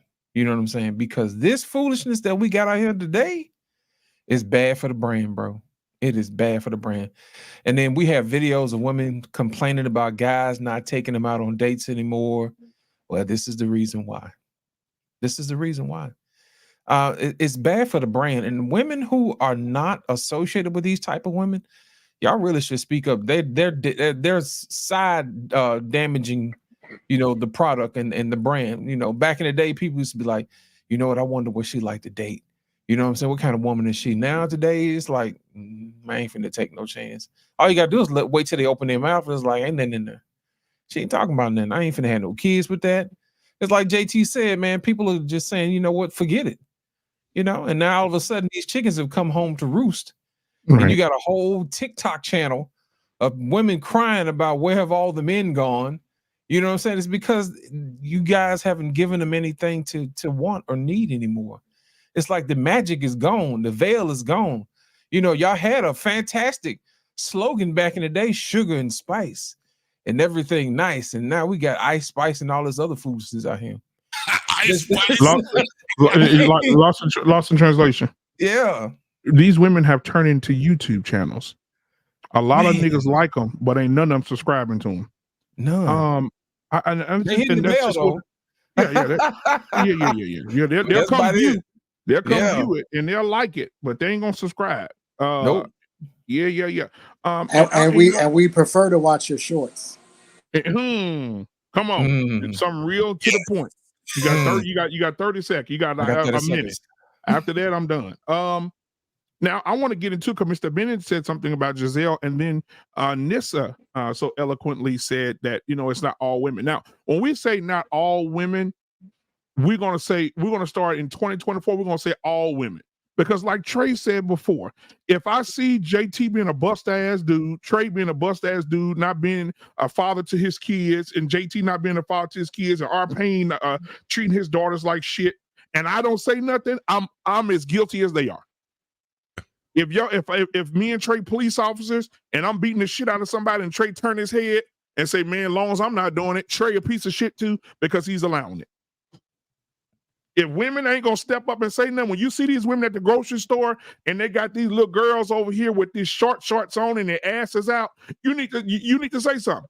When these women are out of line, they need to be told, if you're not talking, you are no better than they are.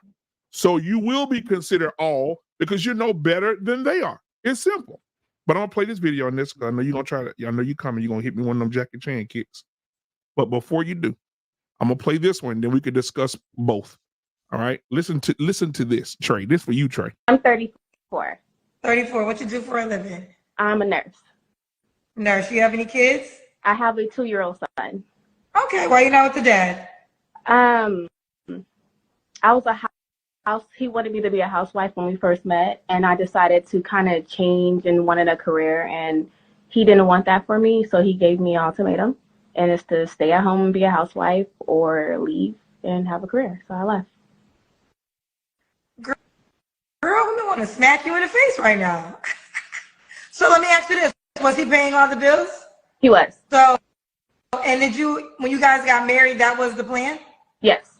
So basically you had your husband. He was your husband? Mm-hmm. So he was your husband? Yes. You guys had a family? Yes. You agreed to be a stay-at-home mom. What made you want to get a job?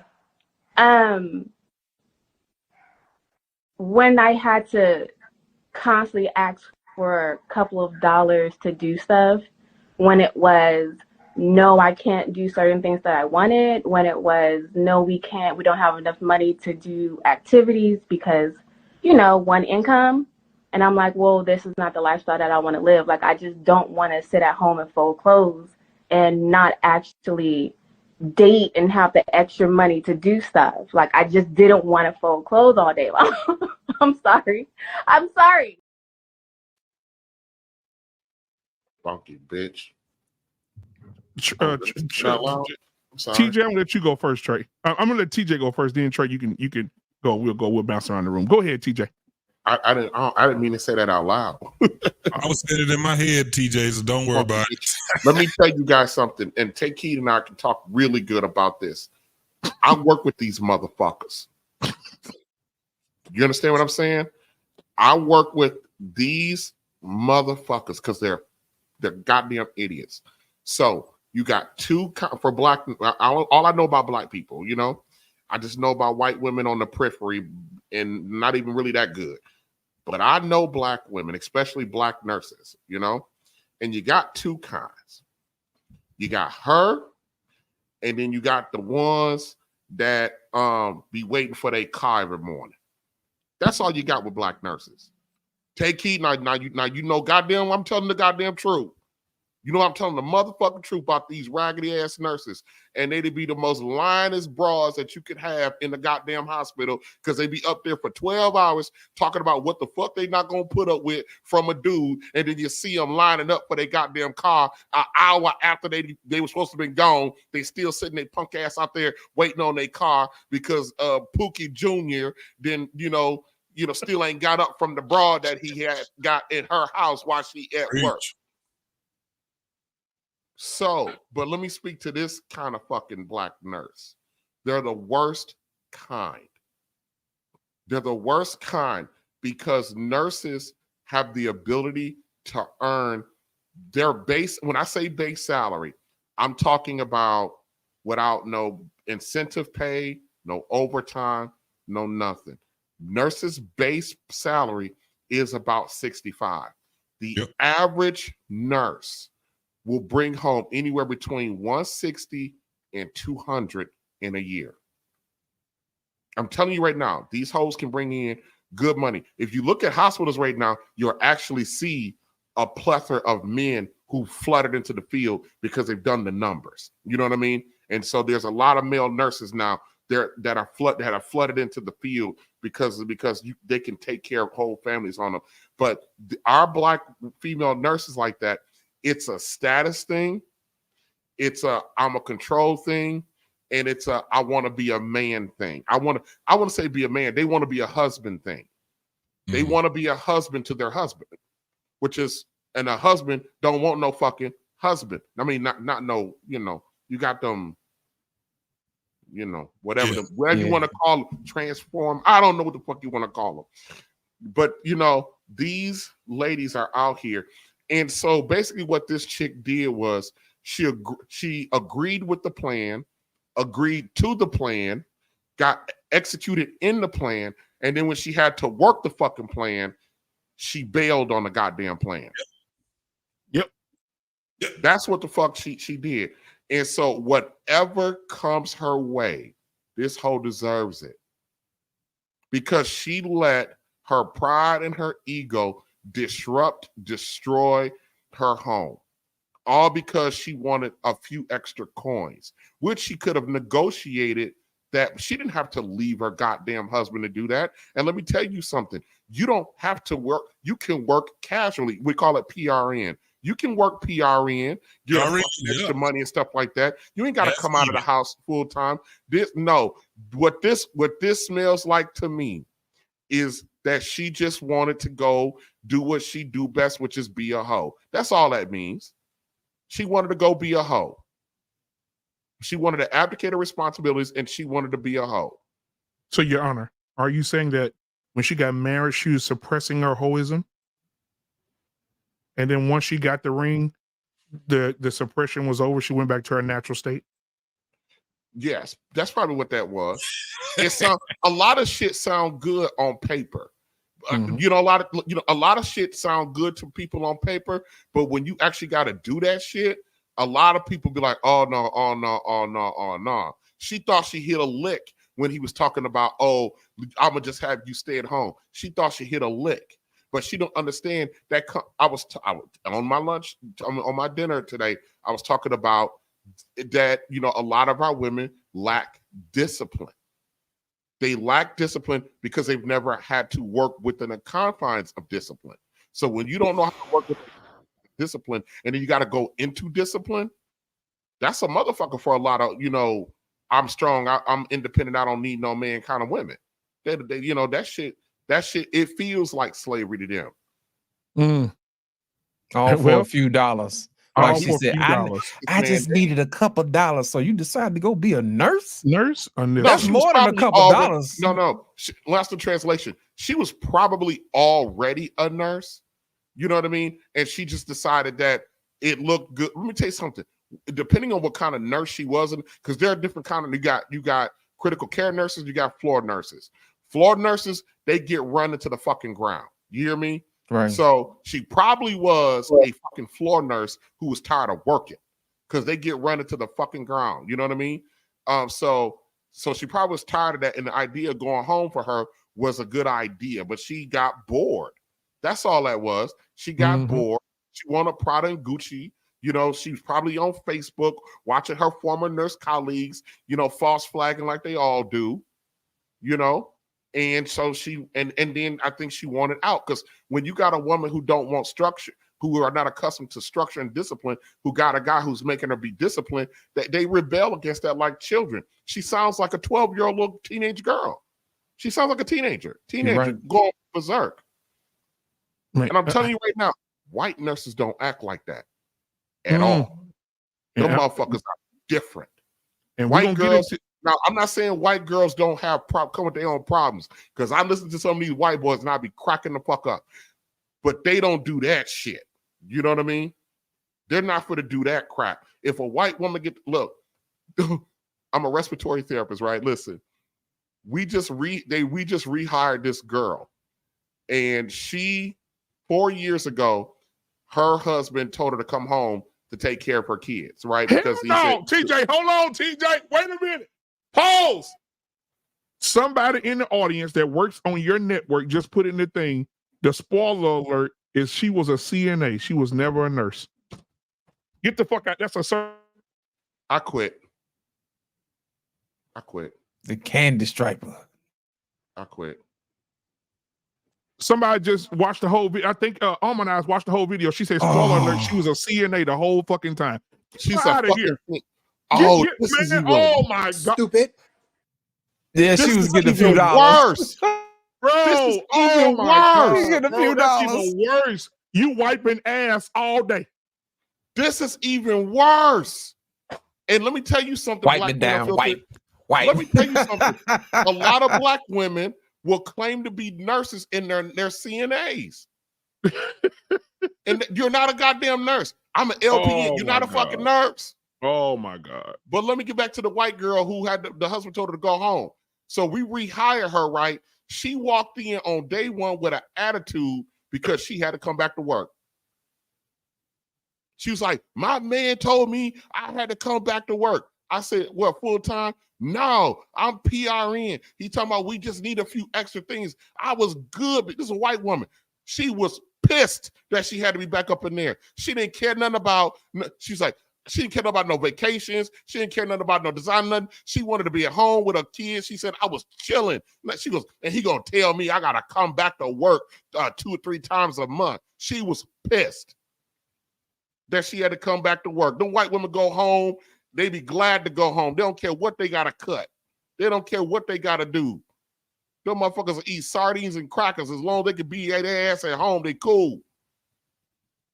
Anissa.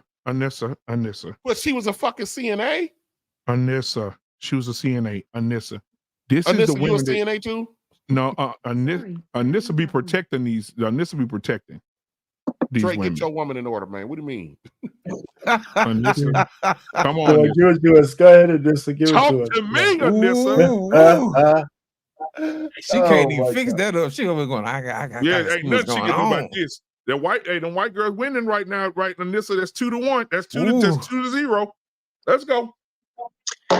Well, I think it's very disingenuous, first of all, to say that God was going, when I made the comment earlier, I was actually responding, I think, to RBN when he was saying how white women, about the doctor that's making $350 and she's getting with the maintenance man. I said that some women, definitely not all, because I definitely know some white women, I'm in healthcare, that wouldn't do that for anything. So it definitely depends on the woman. Now, there are some women that don't have a problem with that. I know plenty of them that would never, ever, ever do that. So I think it's More likely than ours. Pause just for a second, that Anissa. black women, Yeah, you know, just I'm And sorry. Go listen, ahead. just for a second. Just for a What? second. What? You know, I'm in banking in a corporate setting. Okay. There's a group of women that I work with. I'm the only guy. Well, there's Okay. another guy, but he's female too. He's feminine as fuck. The females, there's 2 white women and 3 black women.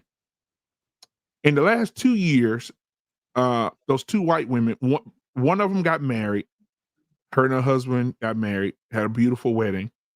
The one just got engaged. Now, they had a conversation about her getting married, and the black girls was like, "Girl, you choose your own dress. You choose this, and you need to do this, and you don't.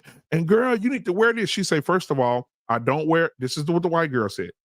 "I don't wear fake stuff. I don't wear fake hair. I don't do all that lashes and stuff y'all do. I don't feel like it's necessary." She said, "I'm going to have a very inexpensive wedding because me and my future husband will have a life outside the cost of this wedding. So I'm not going to go into it." Now she's gotten married. The women that had the mindset like that, the 3 black women, are all single. They're all single. All the white women married in the last 2 years. This is fresh marriages. These are newlyweds. In the last 2 years of all the white women, they married. The black women that was talking all that shit, telling these white girls what they need to do in their marriage or what they need to do pre-marriage, they're still single. Okay, I so just want to throw that out there.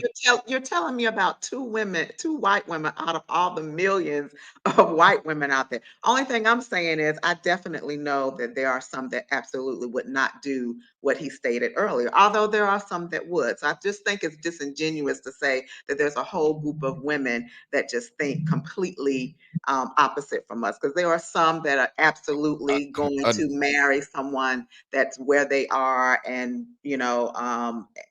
and on their level, and have the same, careers. I'll share this story. This is something that, because I'm in healthcare, I was talking to one of my partners, and he's from Egypt. So he's Egyptian, he's Muslim. And so we were having a conversation. He pulled me to the side the other day. Not the other day, this was quite a while ago, but we Trey were allowed? talking. And I'm sorry. Calm down, Trey. Calm down, Trey. Trey seemed like he got a little antsy. Well, go ahead, Anissa. And so he was like, he was like, "Can I ask you a question?" And I was like, "Yeah." His name was Ahmed. And he said, "I noticed that," and he mentioned some of the other young ladies that also work in our field. And he was saying, "I noticed, that they're all married, but I noticed that they all make more money than their husbands." And I was like, "Yeah." And he said, why you do that? Why?" And and all of these women were black women. And he said, why you do that? Why you do that? He said, "In my country, that's not the case." He said, "If you're a doctor, you look for a doctor. If you're a lawyer, you look for a lawyer. It's very much about, class and similarities, and, similarities with families or whatever." And, I explained to him that, our options are, not as, maybe as some other options. And, definitely there's a difference in culture, the Muslim culture, and our culture. And so, it's a different situation over here in America than it is where he's from. But he was very, taken aback that was the situation. So I was just sharing that story to say that not all everybody, it's not like everybody else would do that and only us, feel that way. So because there absolutely are people that have a totally different mindset when it comes to that. As far as this young lady in the video, though, just dumb to me. Obviously, she has no idea how many women would love to be in that position, how many women would love to not have their career be the main thing or their primary focus, and have it be their husband and their family and their children. I just think that, again, she went into it. It sounded good, but once she got into it, for whatever reason, it wasn't what she wanted. I just think that was just a dumb move that she made. She wrecked her marriage, she wrecked her family, and she didn't know how to work it. She could have negotiated that. She could have handled that totally differently. She could have gotten exactly what she wanted, but she just wasn't smart enough to do it in the right way. No, we don't negotiate with terrorists. Yeah, Anissa, No, real I'm quick. just saying she could have sat down with her husband and, whatever. They could have worked something out where maybe she got She didn't something want to. more of what she wanted out Nope. of the relationship. She didn't I want don't to. know, but to Because just you walk heard away on the because video. you didn't want to be home. Right, you heard the video. She said, was this already in the plan before you got married? She said yes. So she knew going into the marriage, I want said you to be a housewife. And Ain't no I negotiating. said that she messed up her marriage. She made a Yeah, ain't no dumb negotiating. decision. Ain't She made a negotiating dumb shit. decision. She changed the rules of the bargain. Anissa, here's why what I said is not disingenuous. The numbers say it's not disingenuous. Well, you're speaking of the few women that you know, and I'm just saying hold on, the ones that I Anissa. know would not do what you said Anissa, earlier. Anissa, I just put in the chat the stats from the Centers for Disease Control. That's the stats. That's the numbers. The I'm not numbers talking say, about that statistic. I'm talking about and I'm telling said you that white that women will freely doctors that make $350,000 will freely, and they're just will you let me running finish the entire road statement before you marry respond? maintenance men. Can And you I'm let me just finish the saying entire that is not statement before you absolutely true. Anissa, I'm not Trey. You don't I have ain't to Trey. be Trey. I ain't Trey.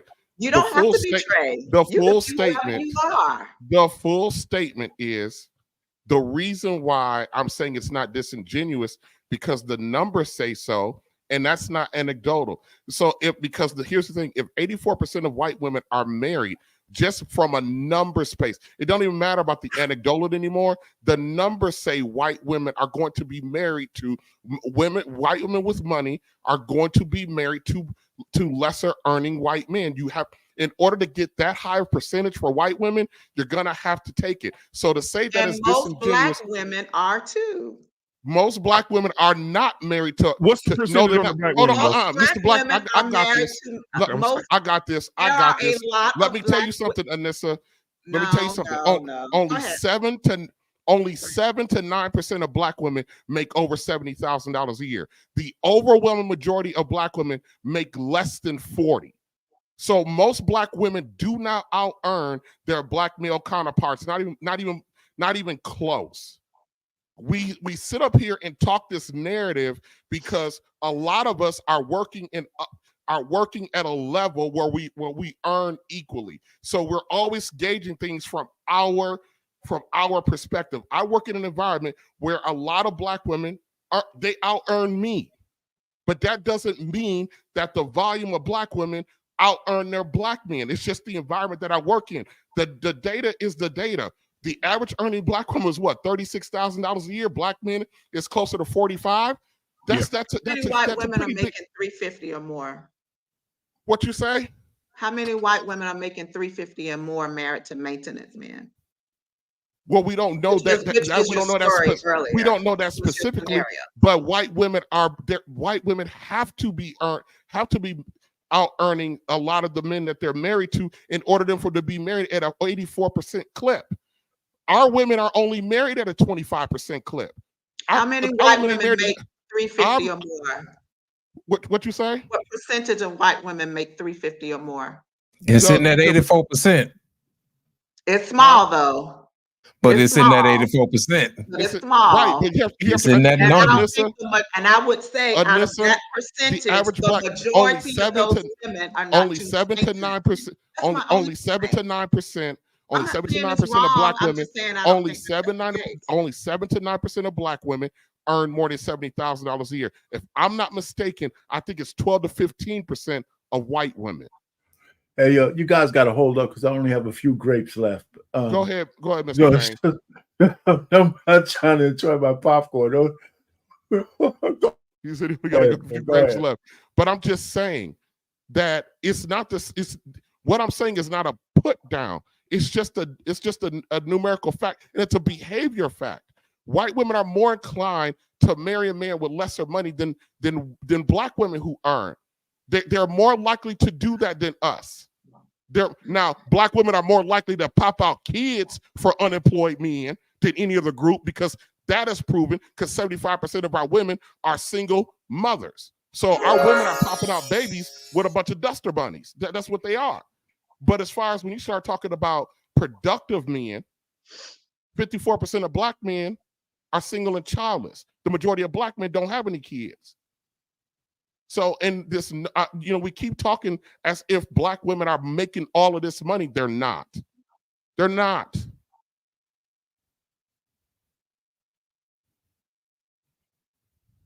Can I get in on this? Yes. I still disagree with what you said earlier.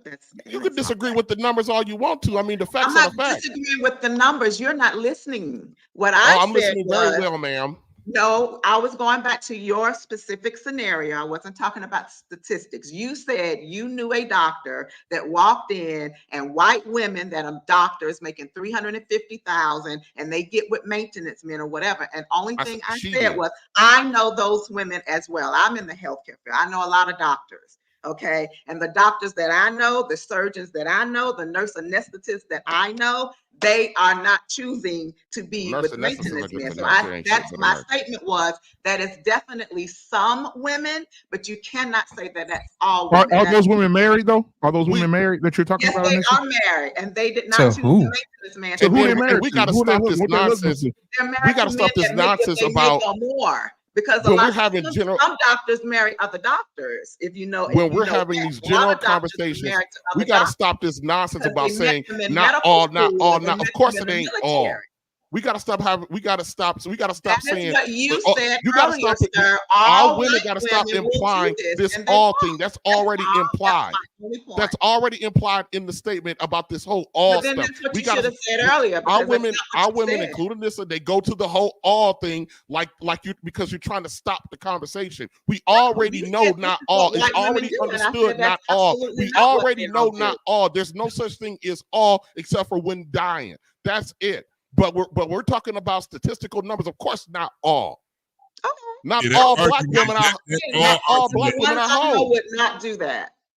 But What you're saying though, Anissa, is that when you use the argument of not all, you shut down the conversation. We are. I just came back and said that is some women. Definitely not all. That is all I said. No.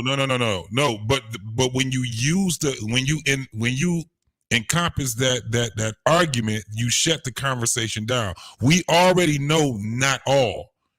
We already know that it's not all. You shouldn't make blanket statements that this is what white women do. It's not a blanket, but this is the thing. It's not a blanket. That is not what all white women do. Then you should say that. I know some white women that do such and such and such. She's purposefully being obstinate. It's not true. Hold on, Anissa. We already understand that it's not all. We don't know everybody. We already know that it's not all. Don't take the three white women you know to make it across the board that this is what white women do. Well, Anissa, I'm telling you though, Anissa, if you come to Texas, you know two white women. Anissa, hold on, babe. I want you to come. Anissa, I'm gonna invite you to Texas. I'll fly you down to Texas, and I want you to go to every mall with me around 100-mile radius. And I want you to hold on. And I want you to sit. I want you to sit and just watch all these black men. I want you to sit and hold on. I showed my wife this and she didn't believe it because she said, "Oh, you full of shit." I said, "No, I'm not. Listen, watch." We would look and you could see the black men with the black women, and you could see that they were overspending, that they were depressed, they didn't want to be there, and they were just dragging behind these fucking women like, God damn. And I said, "Baby, now just sit and watch." I said, "Just watch." Those black men, that was with those white women, they look more confident. They look like they won't spend no money, like they were in control. And those white women walking right beside them, rubbing the small of their fucking back and rubbing their shoulders while they're ordering Great American Cookies. It's a difference. And there are black women out here have said it. I've heard black women say it. You know what? Black women have been through a lot. We full of trauma and we've been through a lot. And white women are going to be better. I can tell. I've heard black women say this. I've heard it. I've heard black women say it out their own mouth. But but this is the thing. When we talk about all, it kind of fucks the conversation up. We already know that it's not all. It's dismissive and it derails the conversation. He's doing it from an anecdotal standpoint, so he's not using it as the whole covering. He did not cover everything when it came down that. right? Just like with you. You didn't cover it. You didn't cover everybody with that. You gave the story, correct? But you have to acknowledge what is being said. At the end of the day, we do have to understand that we have a problem. Black folks got a problem when it comes down to this. Black women and black men, right? So we can't sit back and make the argument when somebody is giving a statement like that and say not all, because we already know that it's not all. We need to push it forward, the conversation forward, so we don't have to use not all, even if it was a few. But what he's saying is, and I'm seeing it. This is what we don't understand, folks. The world keeps changing every day. The narrative, it keeps fucking changing. What we're talking about specifically, you could see a difference. And if we use black and white, fine. But we can't just dismiss what was just said by using not all. That's crazy. We have a problem. And the biggest problem is that we have our women, black men and black women, our women. We're looking at how much a man's making. This is the craziest part. Most of these women that do make more than their men, they ain't making $1 million more than their man. They ain't even making $10,000 more than their man. And they talking shit. What are we really talking about when we're talking about this? Because when we talking about this dollar, and we keep putting shit on a dollar amount. One of the things that men do acknowledge is that when we are in a relationship with women, we understand that women multiply everything we got going on. Yep. There can't be two fucking men in a fucking relationship. Can't be two dicks. Our women are trying to be us. Period. Yep. That's it. He right. You trying to be cooking. us. Nobody You cooking. wants to be y'all. Yes, you do. I don't want to be y'all. What you say? I don't want to be y'all. So I'm quick with it, TJ. I'm quick with it, TJ. Yeah, but come on now. Take Heed. Go to Take Heed's her IG or shit. Even her. You look at the comments that the women be making towards That's her. it. That's it. That's all you need right there. That's the proof right there. That's the receipt right there. You know what? Take Heed talk about her marriage, her king, how she respects her man. One day Take Heed said something, and I heard some flack about it, pissed me all the way off. She said that she bowed to her husband one day, appreciating how he's her king and how he loves her and their children. And he's a leader of their family. The women are in the fucking comments talking about, you picked me, you a slave, slavery. So this is the mindset of these women, and these are black women talking to another black woman. That's why I always say nobody drags a black woman like a black woman. Period. Facts. You will see a woman who is happy, married, talks up her king, talks up her children, talks family life, talk about it every day, giving valid points every day because she's in a marriage and she's succeeding in it. And black women will drag her because she's happy. And let me add this before I go. Shit. If you care about your kids, the last thing you're going to do is try to make a concession for these goddamn hyenas. You're not going to fight for these fucking hyenas. They're giving messages to your fucking kids. Yep. Come on. That's what they're doing. Hyenas. And a lot of black women's knee-jerk reaction to anything a black man says that contradicts what she feels is to try to undermine him. And that's what that not all comment is about. It's structured to undermine what the person is being said. It's trying to undermine it. Yeah, let's Take Heed in here. Take Heed. You get drugged because you are the woman that you are. People call you pick me, drag you through the mud, say you a slave. And all you doing is pushing marriage and family. You got the receipts. So what are your thoughts? So with the young woman saying that she decided that she didn't want to stay in her marriage. Now, this is the thing. When you see women like this, you know they fucked up. You already know. At that moment. Okay. I'm just saying, you already know. So she's sitting up here on Kendra G, okay, and telling Kendra she wants a man. when she already had a good man who wanted to take care of her, take care of the children. But now she want to come to Kendra G because she need a man. Now, y'all put it together. Do that make sense? That shit don't make no sense. That don't make no sense. Now, if you had an agreement with your husband or either before y'all married that you will be home, Heifer, that's what you're supposed to do. You got to stick to the plan. Do you know, and I'm going to share something with y'all. I got hurt. I got hurt in October, right? I fell at the hospital. I got hurt trying to get a patient. Slipped right on some medicine, clear medicine on the floor. My hospital said to me, well, your bone is not broke. You got to come back to work. Okay. Now my leg was swollen. Okay. So I looked at my husband and he told me, where you going? I said, I got to go to work. He said, no, you're not going to work. Your leg is swollen. You're going to stay home until it heals. I've been home since October. Yeah. I've been home since October. Through my MRI and everything, I've been home since October. I've been trying to drag myself into work. And he tell me, your leg is still messed up. You got to stay home. Now, I'm not going to flash my jacket. I'm not going to style a little bit. Nah, hell no. I'm a style a little bit. Okay? That's what pick-me's do. When you can't make it to work, you look at your king and he say to you, stay home. See, y'all out here want to think that you could do everything by yourself, just like this heifer right here. Destroy her marriage because she wanted to go to work. When she could have talked to him and said, can I work a couple of hours or part-time? Even though they had made an agreement, she could have talked to him. She could have worked that out, let that femininity work for her.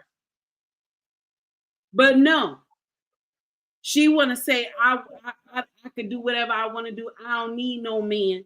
I'm going to be able to do whatever. And that's the thing that I can't stand in our culture. We rather take it the hard way than go and compromise and make the marriage make sense. No. Now, when he go and marry somebody else and him and the wife is living well, now she gonna come and say, well, you know, I always loved you, all that bull crap, okay, that you could have fixed your marriage, but no, you let your feelings take over. Y'all get on my nerve with that. I just want to be happy. I just want to be happy. Marriage is not for people who want to be happy. Preach, girl. Marriage is joy. Marriage is joy. Because let me share something with you. Happy come and go. Joy, you get to keep joy. And marriage come in seasons. This is the thing that people always miss. I want to be happy. I want to be happy. Marriage go in seasons. It changes. But yet you got this woman who has a good husband, an ex-husband, who said, stay home, take care of the children. What's the problem in staying home and taking care of the children? What is the problem? If you didn't want this type of man, you should not have agreed to marry him. And this is the thing that makes me mad with the women in our culture. Because you rather go the hard way, and then when you get 60-something years old, now you shoulda, woulda, coulda. Shoulda, woulda, coulda, damn it. You know how many women I get in my comment section that say to me, oh, I'm just praying to God for a man. And when I ask her, how old are you? She tell me I'm 60, 65, 67. And you know what I tell her? Your husband did.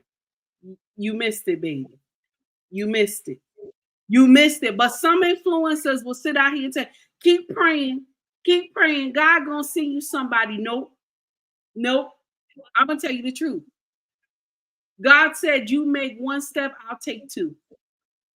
So if you did not do the work in yourself, shout out to Mr. Bennett. If you did not clean out, you didn't get ready for this man. If you didn't ask God to clean out everything that is not right within you for marriage, how you think you supposed to get a husband?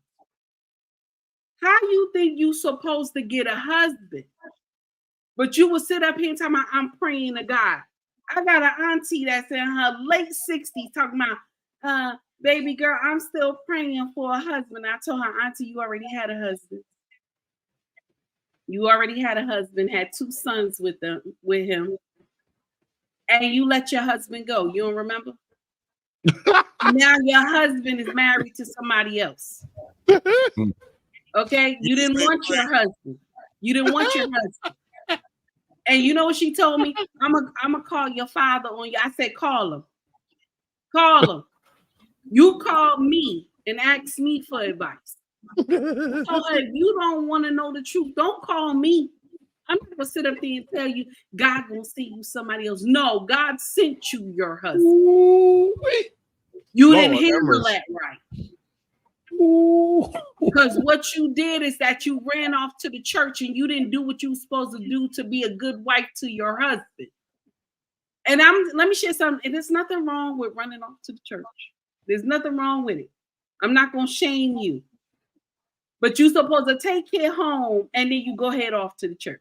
Hold on, TJ, because the Bible does say that. How can a man go and do something for the church when his house is out of order? Bars. So am I right about it? That's what it's saying. That's exactly what it's saying. And I'm disgusted with her because this is the same thing that Tia nonsense is doing.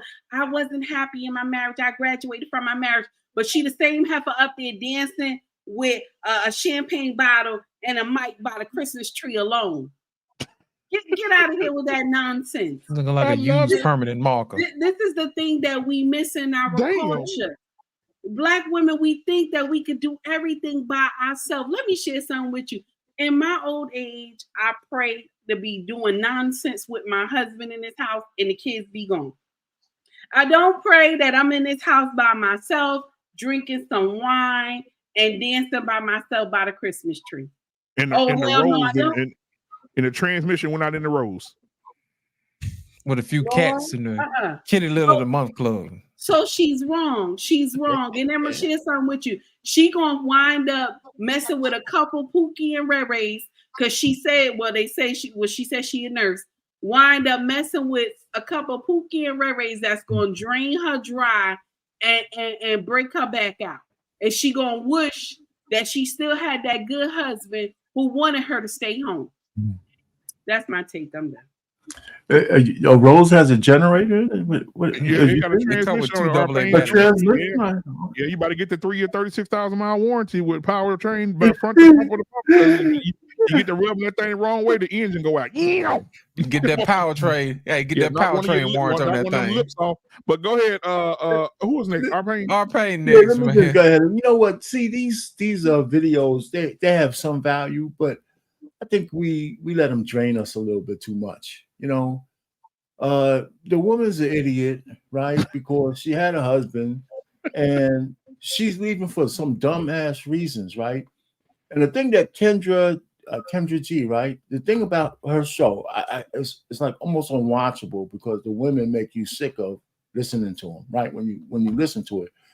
But just like Kevin Samuels, there's enough different women where you can get statistical information that's valid, right?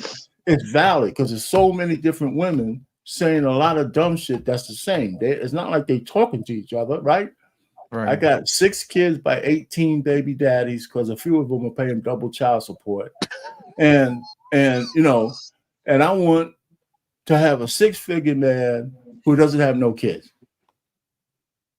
You know, that kind of stuff. And you listen to that enough and say, are they just trolling? Is Kendra G paying people to troll the internet? You know, and then you find out some of these women are real women. You know, real women with these ideas in their head, right? So if one lives in California and one lives in Virginia and one lives in New York, you're saying, how does the psychosis spread across the whole United States the same goddamn way? TV. Right?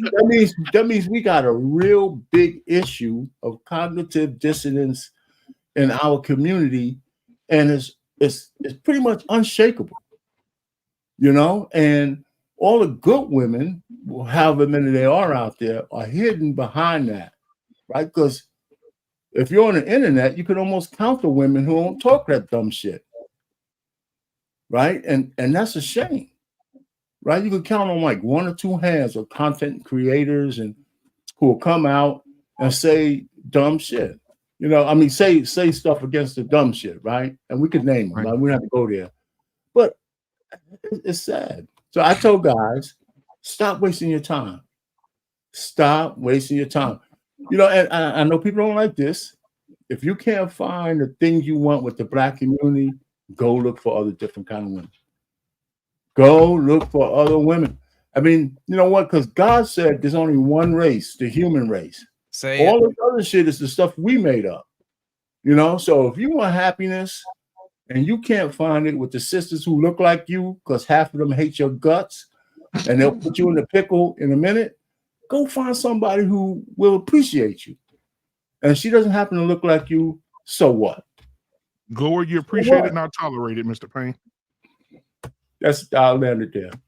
And this for you, Mr. Payne. This is what you'll end up being at 50 years old.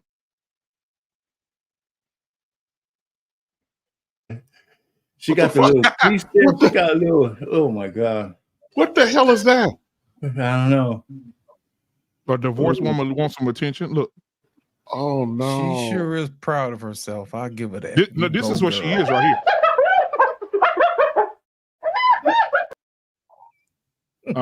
Yeah. So you know what? All you morally sound people on this panel, you know, kudos to y'all and your air of righteousness, because I would fold her 50-year-old ass up. And put in the trunk. Good for y'all. Trey, good for y'all. Trey, but she looking for marriage again, Trey. I'm looking like that. She ain't walking out the same. Trey, she looking for marriage again, Trey. Yeah, she ain't looking at it. She ain't looking for it through me. I'm there to fold her up. She wants some romance. She wants you to wine and dine her and take her down the aisle. We gonna start calling Trey Mr. Folder. They folded her up, and now she like, damn, I done went out there in the ocean, and she trying to swim her ass back because she's seeing how she can get treated. That's the whole thing. Absolutely, she's a gorgeous ass woman. Absolutely, the average man, if he was out there and he got her in his goddamn sights, he gonna fold her up. But once she starts talking, then he gonna do what? Get the hell on. He gonna get the hell on, and especially if she's as famous as she is. Most men don't want to be famous through sleeping with a goddamn woman. Most men don't want nobody to know that shit. Well, Trey got his own theme song. The best part of waking up is Trey folding in her guts. Embrace the grace. So hey, look, listen. I unfortunately did not get a cape for Christmas. Okay, so Santa didn't feel the need to drop off a cape for me. She left her husband. You left your safety. Yep. Yes. Not me. You left your safety. Absolutely. You had a good man. You rolled out on him. So you want to come out onto these streets? You want to come out on these streets with guys like me? Your ass gonna get folded up. What you say? Hey, embrace the grace. What you got? And then we get Mr. Bennett. Go ahead. It's really sad because she missed her opportunity. You had a family unit. You had children. Stay home. I've been working since I was 14. I wish a man tell me to stay home and just give me a gourmet kitchen because I love to cook. You know, you give me a gourmet kitchen, you're getting 3 meals a day, 2 snacks. But it's crazy. With the utensils. Shit. Yeah, and ice in the Kool-Aid. All of that. No, that's right, baby. Go ahead. But the thing is that most young women are not raised to be wives nowadays. They're raised to be strong, independent baby mamas. But at the same time, want a man to take care of them and pay all their bills. So which one is it? You want a traditional man to be a modern woman? Or are you going to be a traditional woman? I mean, I'm confused. I don't get it. And that's why I stay on my son. You love to cook. I mean, you love to eat. You better get you one to know how to cook, because all that twerking is cute. But when your kidney's touching your stomach, don't call me. I'm gonna be in Jamaica chilling. Don't call me. I'll bring the mac and cheese and sweet potato pie and greens to Thanksgiving dinner, but that's the only time I'll cook them for you. It's a special occasion. It is. There it is. So right she is dumb. She's not gonna.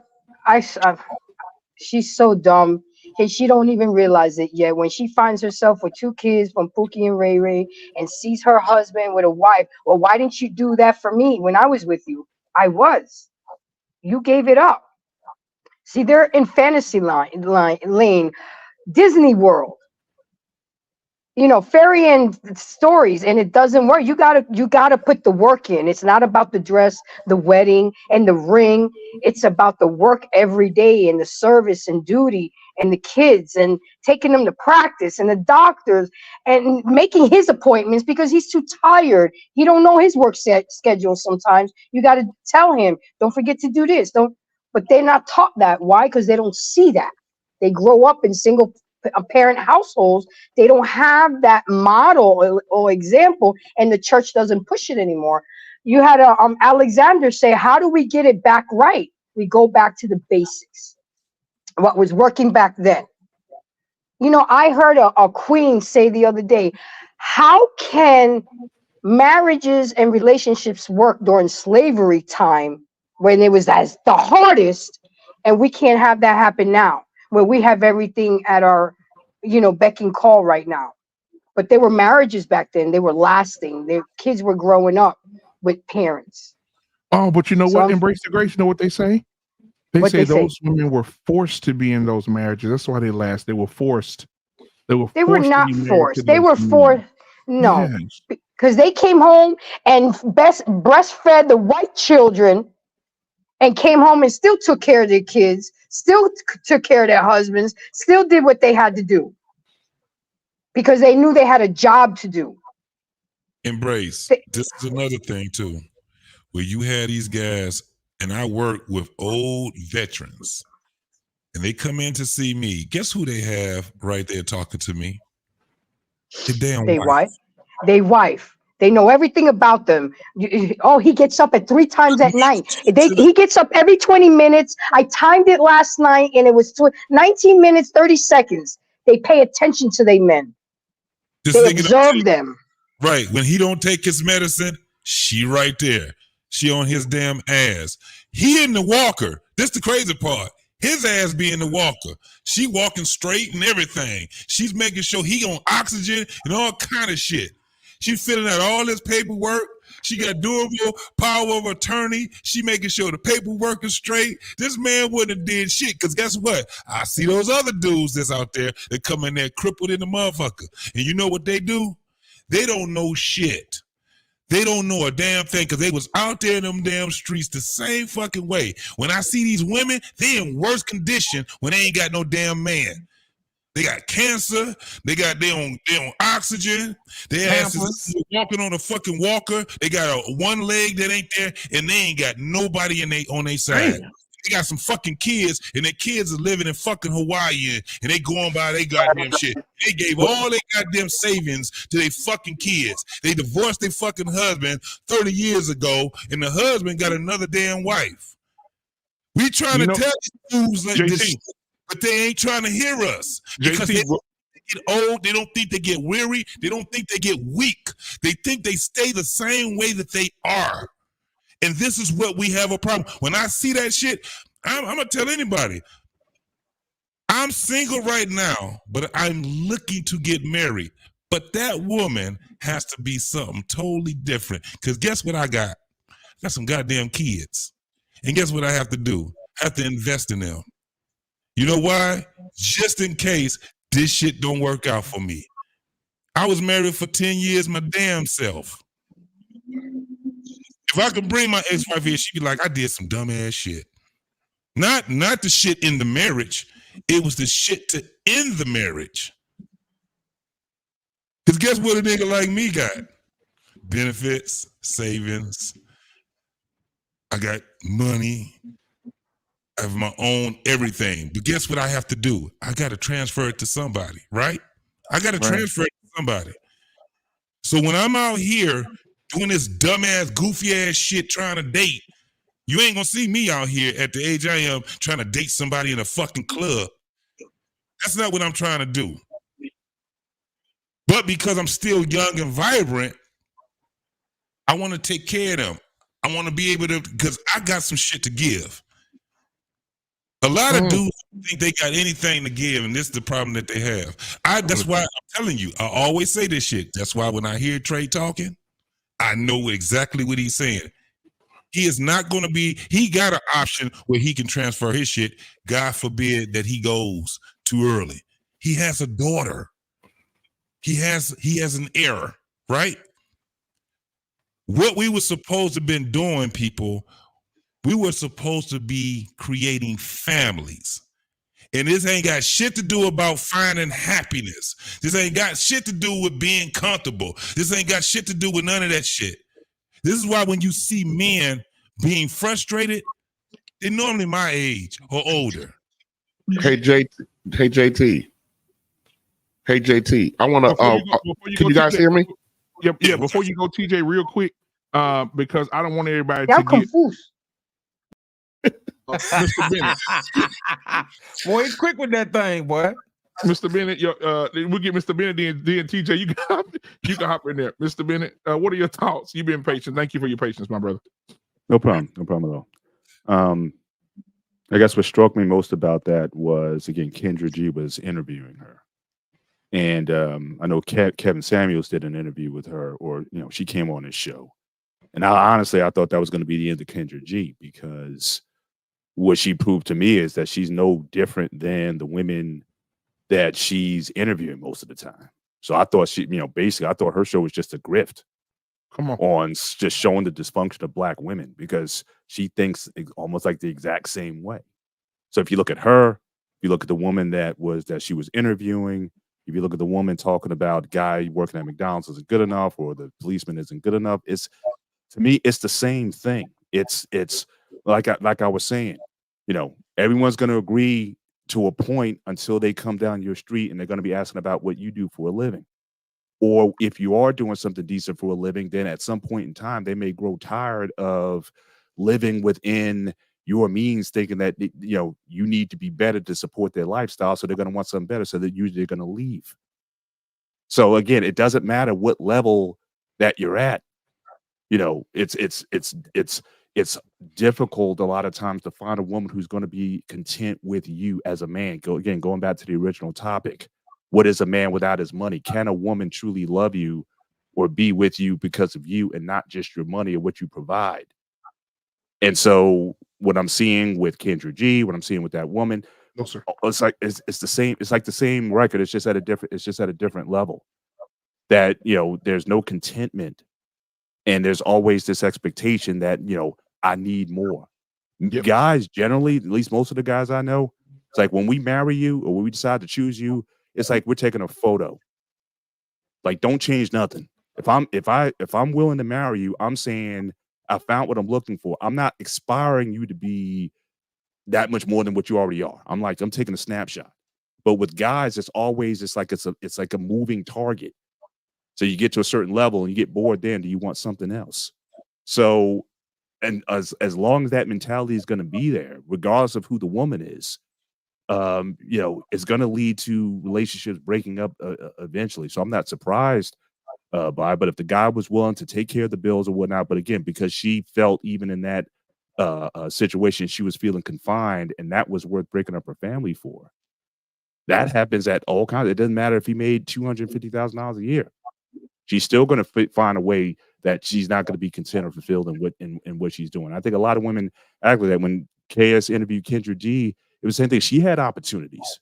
I mean, was a attractive woman. She could have settled. I've been engaged multiple times. That's the thing. Black women seem to lead in the engagement category. You be engaged 5 times and you think that's a title. What you say? But you don't want to lock in and hook up and join and get on with things. And I'm looking at kids, I'm seeing the gray hairs in her hair now. She got the hair on, but that hair's getting white too. Look, Mr. Bennett, she on the wall, she painted on the wall. She ain't hit that motherfucker. She hit that motherfucker and she's in it. She's petrified. So I mean, she's like, look, so she went and in fact, even that interview with Kay, she's talking about how she froze her eggs. She froze her eggs. But I'm like, at this point, are they even gonna be worth thawing out? If you'd have, who's gonna want to probably won't even wrap around them. So I'm deviled eggs now. Yeah. So yeah. Deviled eggs. But I think ultimately, and I think I really got this from the last show, the barbershop we did when Terus was on. I think he raised a good point about how European men, how they just in that society, how men are viewed in that society, that women who are successful, they're making money in Germany, but they don't look at men necessarily for their wallet, because in that society, it's like, because of the social safety nets they have, the value of a man isn't just based on his wallet. So I think that, in the States or with Black women, it's like, look, if you're not making a certain level, it's like your worth is, we live to work here. You know what I mean? So so we work to live here, whereas in other places they live to work. And I think as long as that mentality is going to be here, how we see each other is going to be very materialistic. It's not going to be just based on what is the character. And we haven't touched that all night. What about the character of a man? The character, yes, that's what I'm waiting to get to. And nobody, until we start getting into that conversation, then we're going to be looking at the superficial, the artificial. That doesn't, at the end, you get to a level, and again, you're only going to be satisfied for a minute. Yep. And then it's like, well, why go from here? You get stopped. You get moved into a house, you get tired of the house. I've known Black women, like I used to. I said on when Lost in Translation show, I said the best marriages, the longest marriages I know were the cheapest. Bars. The wedding ring was an heirloom. That was your grandmother's wedding ring. Right. And now I hear, especially, I don't hear this with white women a lot. And again, I'm not saying all or every or anything like that, but I'm just, from what I've seen from Black, how many Black women I know that have replaced their engagement ring or their wedding band multiple times because they got tired of looking at the diamond. Oh, I want a bigger diamond. I want a better. It's like 4 or 5 times. I know a woman that I used to work with, guys, honest truth. She lost her wedding ring in the kitchen sink washing dishes. Wink, wink, lost it because she said that she got tired of it and her husband bought her another one. When he proposed to her, God's honest truth, the same woman, when he proposed and gave the ring, her words were, "Is that the best you can do?" Oh, hell no. Oh, shit. He shouldn't have married her. Still married. So. Oh, no. Yeah. Hell no. I mean, I've been like, again, was she talking about her or the ring? Tell her, stupid. So again, I mean, so what are we valuing here? In people, the materialism, it's not leading to a good outcome for us as a society, and certainly not as a people. And so it doesn't matter, you look at all those women today, and we all know about the MBK Williams thing. I would never date the bus driver. So so that it's the same. It's the same rhetoric. It's just coming through different streams. Hey, but you know what? She got her nigga wake up call though. Go ahead, Trey. The fact of the matter is, I don't know if you guys remember this. There was once a little viral clip that went out that a good man is not good enough. Y'all remember that? Remember that? I gotta look it up. We are just in a day and age where you can be the best man you can possibly be. You could have maxed out every lever, every trait you possibly can, and it still will not be good enough for some women. It just is what it is. Yep. At this point in time. And this, unfortunately, is why Black women will be left behind. This is why Black women are considered the most undesirable. This is why 1 out of 4 get married. This is why they lead in divorce. This is why they lead in out of wedlock birth rate. This is why they lead in a lot of these categories. It's because, now listen, you want to talk about character? Well, let's talk about it. How can you judge somebody's character when you ain't got no goddamn character? You were never taught character. You don't know what character is. So how can you look at a man and say that man has character, that man has moral values? He stands for something. He stands on business. That's the man. How? I go out on dates with women all the time between the ages of 22 and 35. You think they ever ask me about my fucking character? You think they ever ask me what type of man I am? You think they don't care? You know what they want to know? How much money did you make off that Tesla stock? What kind of lifestyle can you provide me? When you vacation, where do you go exactly? That's what they want to talk about. Why did we come to this cheap ass restaurant? Why do we have to go walk in the park? Why do we have to go to a museum? How is that you pulled up in this nice car, but we going to go get $15 tacos? That's what they want to talk about. They want to talk about if I want to invest in their future business. I had this idea. I've been wondering. I've been thinking. What you think? I want to run it by you. Oh, well, this just turned into a business meeting. Perfect. I can write this off. They don't want to talk about character. I was on another podcast before this trying to explain to the host that women don't want to be married. Here we are. We have a woman who was married and gave it all up because she didn't want to fold no damn clothes.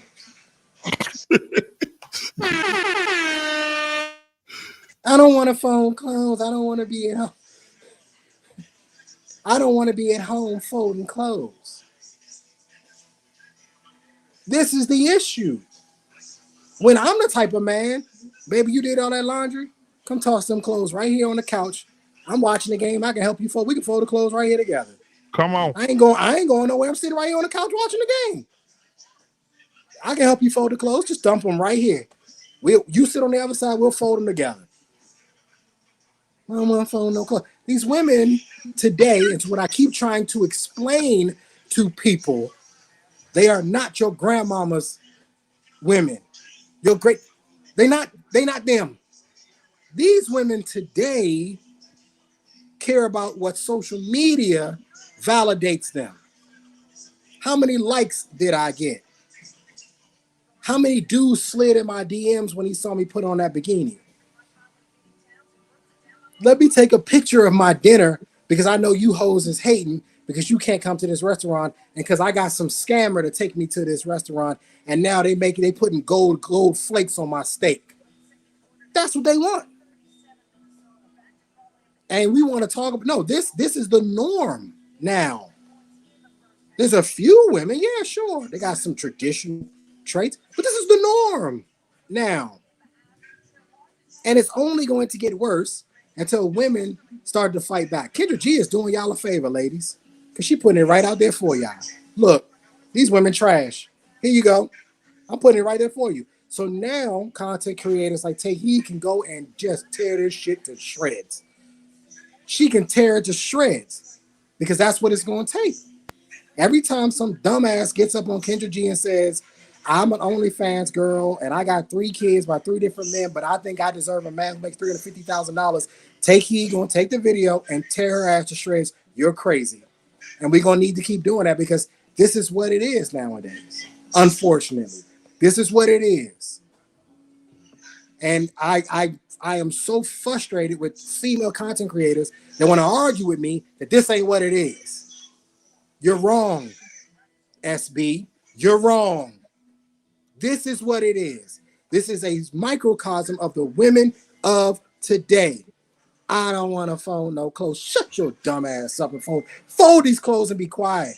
And you're going to do it with a smile and be happy because you have a man to whom you can fold the clothes for. And you like it. You doggone right, they gonna fold them clothes up. Appreciate it, Trey. You know what? Here's the funny thing about it, man. People who ain't got no money are always talking about what other people with money doing. Let me tell y'all something. I'm gonna take y'all down a little trip. Me and a friend of mine, we used to just take off for the day, just chilling in the middle of the day. And what we'll do, we'll ride around the affluent part of town. You know what we saw? While the husband was at work, guess what we saw? We saw the woman outside cutting the grass. But they're not gonna put that on Instagram. You know why? Because they're busy cutting the grass. You know what I'm saying? They're not going to do that. See, the problem is a lot of women like to get on Instagram and say, look what somebody bought me, or look what I can buy. My whole thing is this: you live in a trap. You taking all your money and advertising for free for all these other people to go buy all the stuff, and they didn't even cut you in on the deal. Man, I'm telling you, a rich man told me a long time ago, he said, never do business with people who don't do business with you. If you can't get some part of that dollar back, then you don't need to be doing business with them. I'm not going to tell y'all what color he was, but I'm here to tell you I got friends in places that know what they're talking about. But my thing is this, man, don't fall prey to stupid. I mean, it's a thing that we men already know. We don't follow somebody that's doing stuff that's stupid. We don't want to do that. We want to associate with the winners. You see what I'm saying? There's a reason why the Dallas Cowboys is called America's team. You know what I'm saying? There's a reason. Now, I was why, with you up into that shit. No.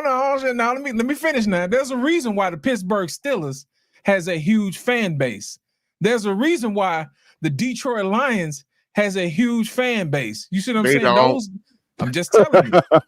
The New Orleans Saints. The Lions. The Lions. He meant to say the Green Bay Packers. That's what he meant to say. The Packers too. The Packers too. Well, anyway, we got a bunch of brand New England Patriot fans who didn't get put on until Tom Brady put on. So now those guys are winners. See, we don't follow around a bunch of losers. That's not what we do, because we don't want to associate with losers. For some strange reason, women love to follow people who are losers who like to tell them that they are winners. You see what I'm saying? And the killing part about it is when you put it to the test, it don't stand up. It really doesn't stand up. Guys know this instinctively. And for some reason, women fall for it. But you know what? That's the reason why most of these companies sell to women, because they know that you love the illusion of winning. Think about it. Back in the day, they had this commercial that said, Calgon, take me away. Y'all remember that from back in the day? So they just wanted to be taken away from all the drudgery of having to do household duties. See, that's how I got started. Then they started sliding other stuff in there. You come a long way, baby, with the Virginia Slim cigarettes. Y'all remember that? So I'm finna start telling it now. And then McDonald's tried to slide it in there. You deserve a break today. How do they know that? What have you done to deserve a break today? You see what I'm saying? They just use misery to make sure that they sell you a $3 hamburger to get you fatter than what you was the other day. You see what I'm saying? The next thing you know, you're feeling bad about yourself because you gained a few pounds. And then what they do after that, they start selling you the idea of you can go ahead and get a BBW today. You know what I'm saying? Or BBL today. You know what I'm saying? Come on down here to the DR and get fixed up and all your troubles will be washed away. But guess what? You still got that bad heart with cholesterol in it. And you don't probably make it past surgery. You know what I'm saying? You in some seedy hospital somewhere with somebody taking money out of your pocket, your purse, your pocketbook, because you in some strange country. You put yourself in so many weird predicaments, and it's ridiculous. You see what I'm saying? You don't see guys going out getting a BBL or no foolishness like that. It is what it is. You got it, you don't. You know what I'm saying? You deal with it. But for some reason, women like to fall prey to this because they know it works. And the problem is, guys, we need to start telling these women, you are enough. You know what I'm saying? You are enough. You got enough people telling you who you ain't, but then turn around and sell you the cure. Lost. Hold on just a second. Can I interrupt real quick? Come on. God gave them hair. They extended. He gave them lashes. They extend them. He gave them breast. They enlarge them. He gave them an ass. They enlarge it. Right? He gave them regular eyes. They put contacts in. He gave them beautiful skin. They put 8 layers of makeup on it. If they ain't pleased with what God gave them, Niggas ain't got a chance of telling them they're enough. God told them it was enough when he gave them everything. They came to appreciate what God gave them. You think they're gonna appreciate you saying you enough? They over you. They over that bullshit. They're not talking about that bullshit no more. They don't want to hear that you enough. Oh, thank you. And tomorrow she gonna have that yakking down her motherfucking back. Yakking down the back. But the thing about it is the ones who are telling them they ain't enough are the ones selling them. Is God liking their photos on Instagram? Hell no. Nope. No, then it don't matter. That's crazy. Yeah, Jesus, you know what? That's Jesus where we at, Lost. That's crazy. That's Jesus where not we even at, recognize them. Who is That's this? where we at. If God double tapped on their pictures, they'd be enough. But I don't God think ain't so. double It tapping on still their count as pictures, so one they gonna like. keep doing it. It count as one like. You know what I'm saying? Your like right next to theirs count the same. You know what I'm saying? Maybe you'll put a heart on it with some angel wings on it, something let you know it came from him. You know what I'm I can hear saying? Jesus now. Moses, come here. Who is this? You remember this one? No, I don't remember. You want to get these women in line? Get rid of the likes. No more liking photos. No more comments. You can post a picture, but can't nobody say nothing about it. And watch what happens. They'll get in line because won't nobody give a damn. At one point, I thought Facebook removed the hearts and the likes, and all of a sudden, I think it was Facebook. It was Instagram.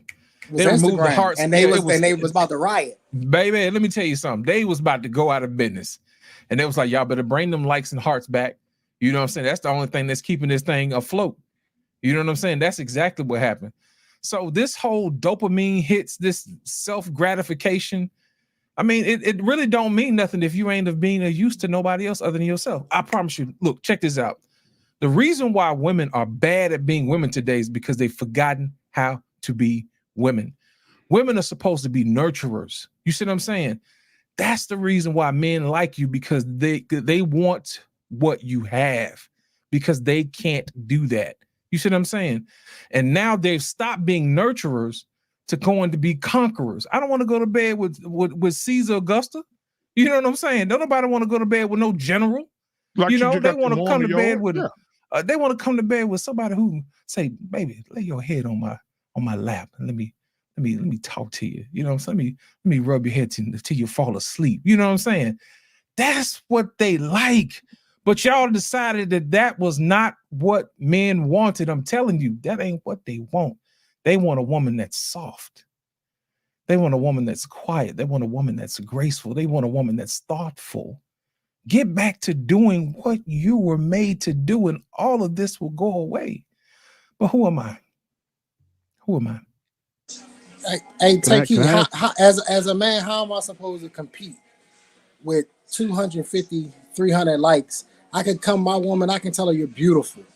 I love your hair. I love your eyes. I love, your skin. I love everything. I love them thick thighs. I love everything about you.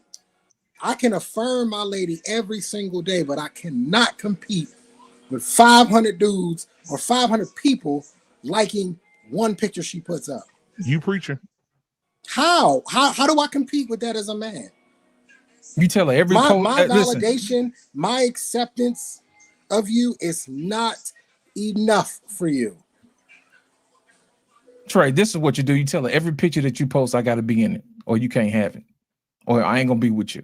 And then see how many likes she get. He controlling now. He controlling now. Yeah. Now I've just become a villain. Now you want to control me, and now you want to tell me what to do.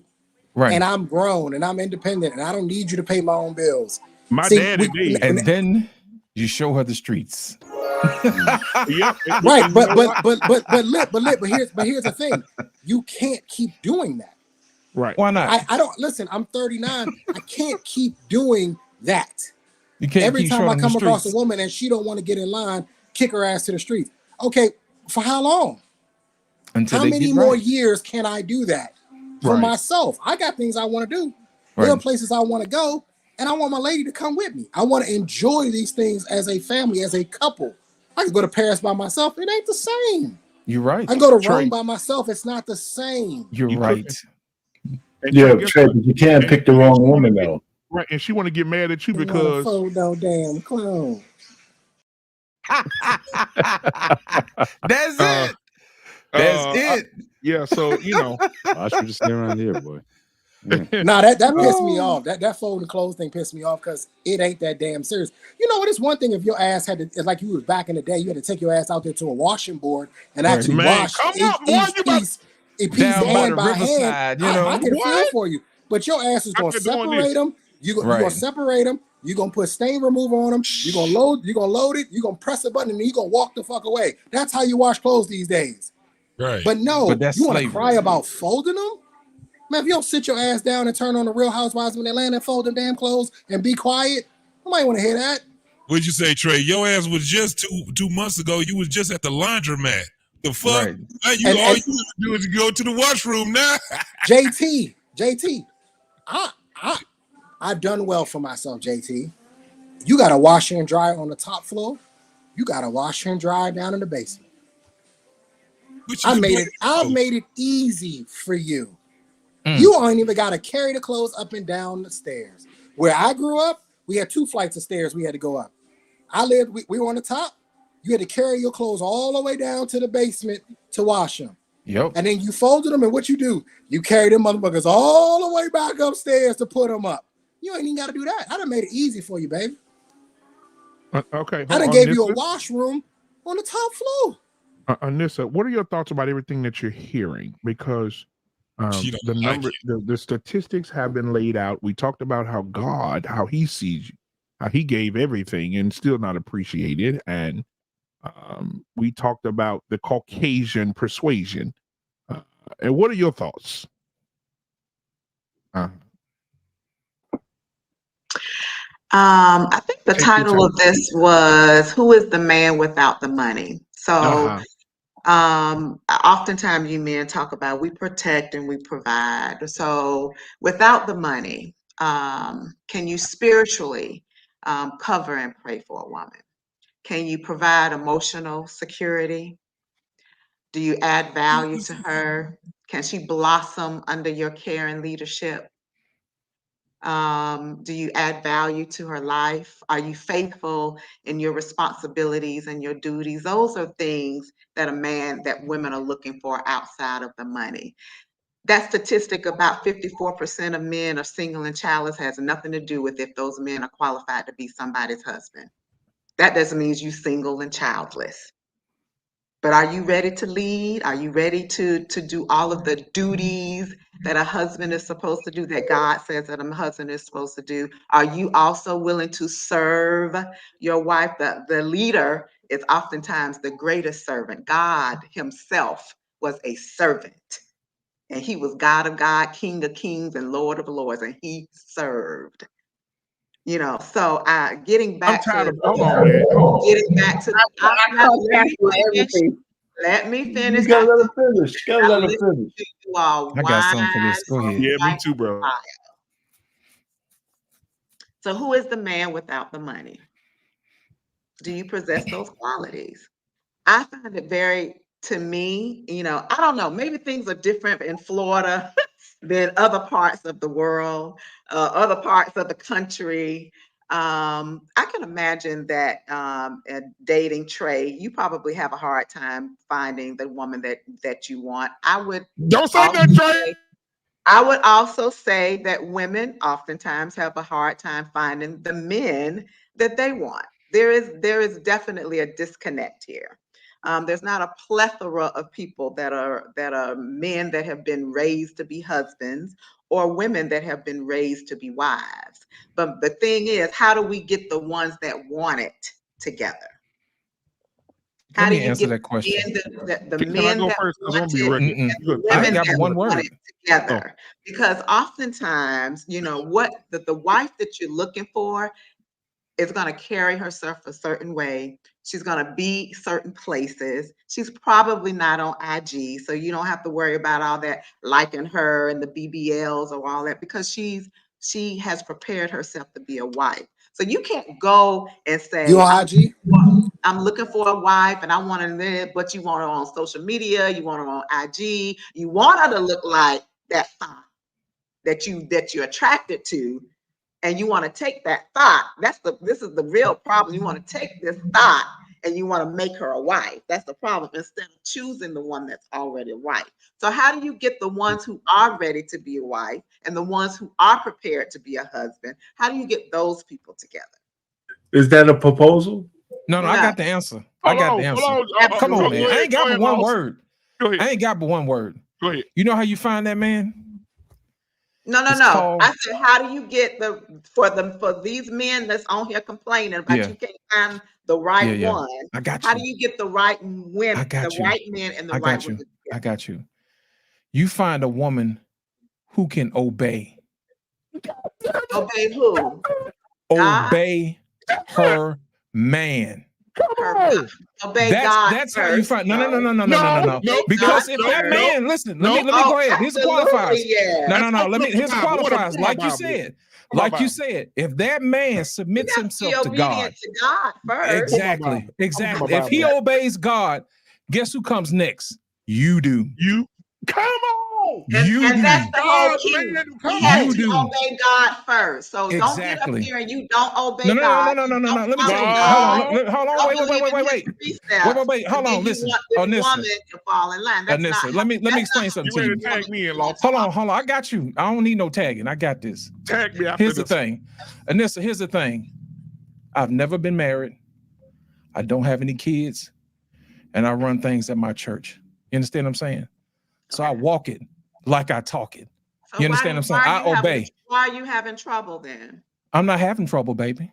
Oh wow. The problem is the problem is that the women don't want to obey.